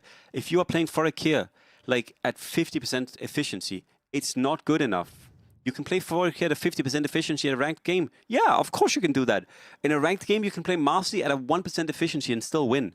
But in a high ranked, in a really, really high ranked games against good players, you need to do better. Overall, Great games, super fun to watch. We had some really banger games. Good comebacks, overall strong showings from a lot of these folks, I think. I think probably on average, Xinjiang and Tailu were the ones who played the best. Overall, just super nice. Yeah. I will the Staff Dojo. I will write him on Discord. Don't worry about it. The Gyro Marci game was super good, yeah. Guys, I'm gonna hurry and rate El Clasico, because if I rate him fast, then you can all say thank you to him for the tournament in his chat. Can we make an agreement, you and I, for that? If I rate El Clasico now, you will tell him that you are thankful for the tournament. Because that is how we probably, hopefully, get more. I will be streaming again tomorrow. You're banned there. Well, that sucks. I will be back tomorrow. Take care, stay kind, be good to yourself, be good to others. Tomorrow we're going to grind on the ladder again. We are not going to play any Marci. We are only going to be playing late game or random ass shit. Thank you for being here. I hope you enjoyed the games. I hope you enjoyed everything. Yeah. I don't think there's so much more to say. Yeah. I'm rating Classico. Please tell him in his chat that you are super thankful for the tournament and you're thankful that he is here. And yeah, if that's all, I'll see you tomorrow. Hey. And also by YouTube. You won't get rate him, but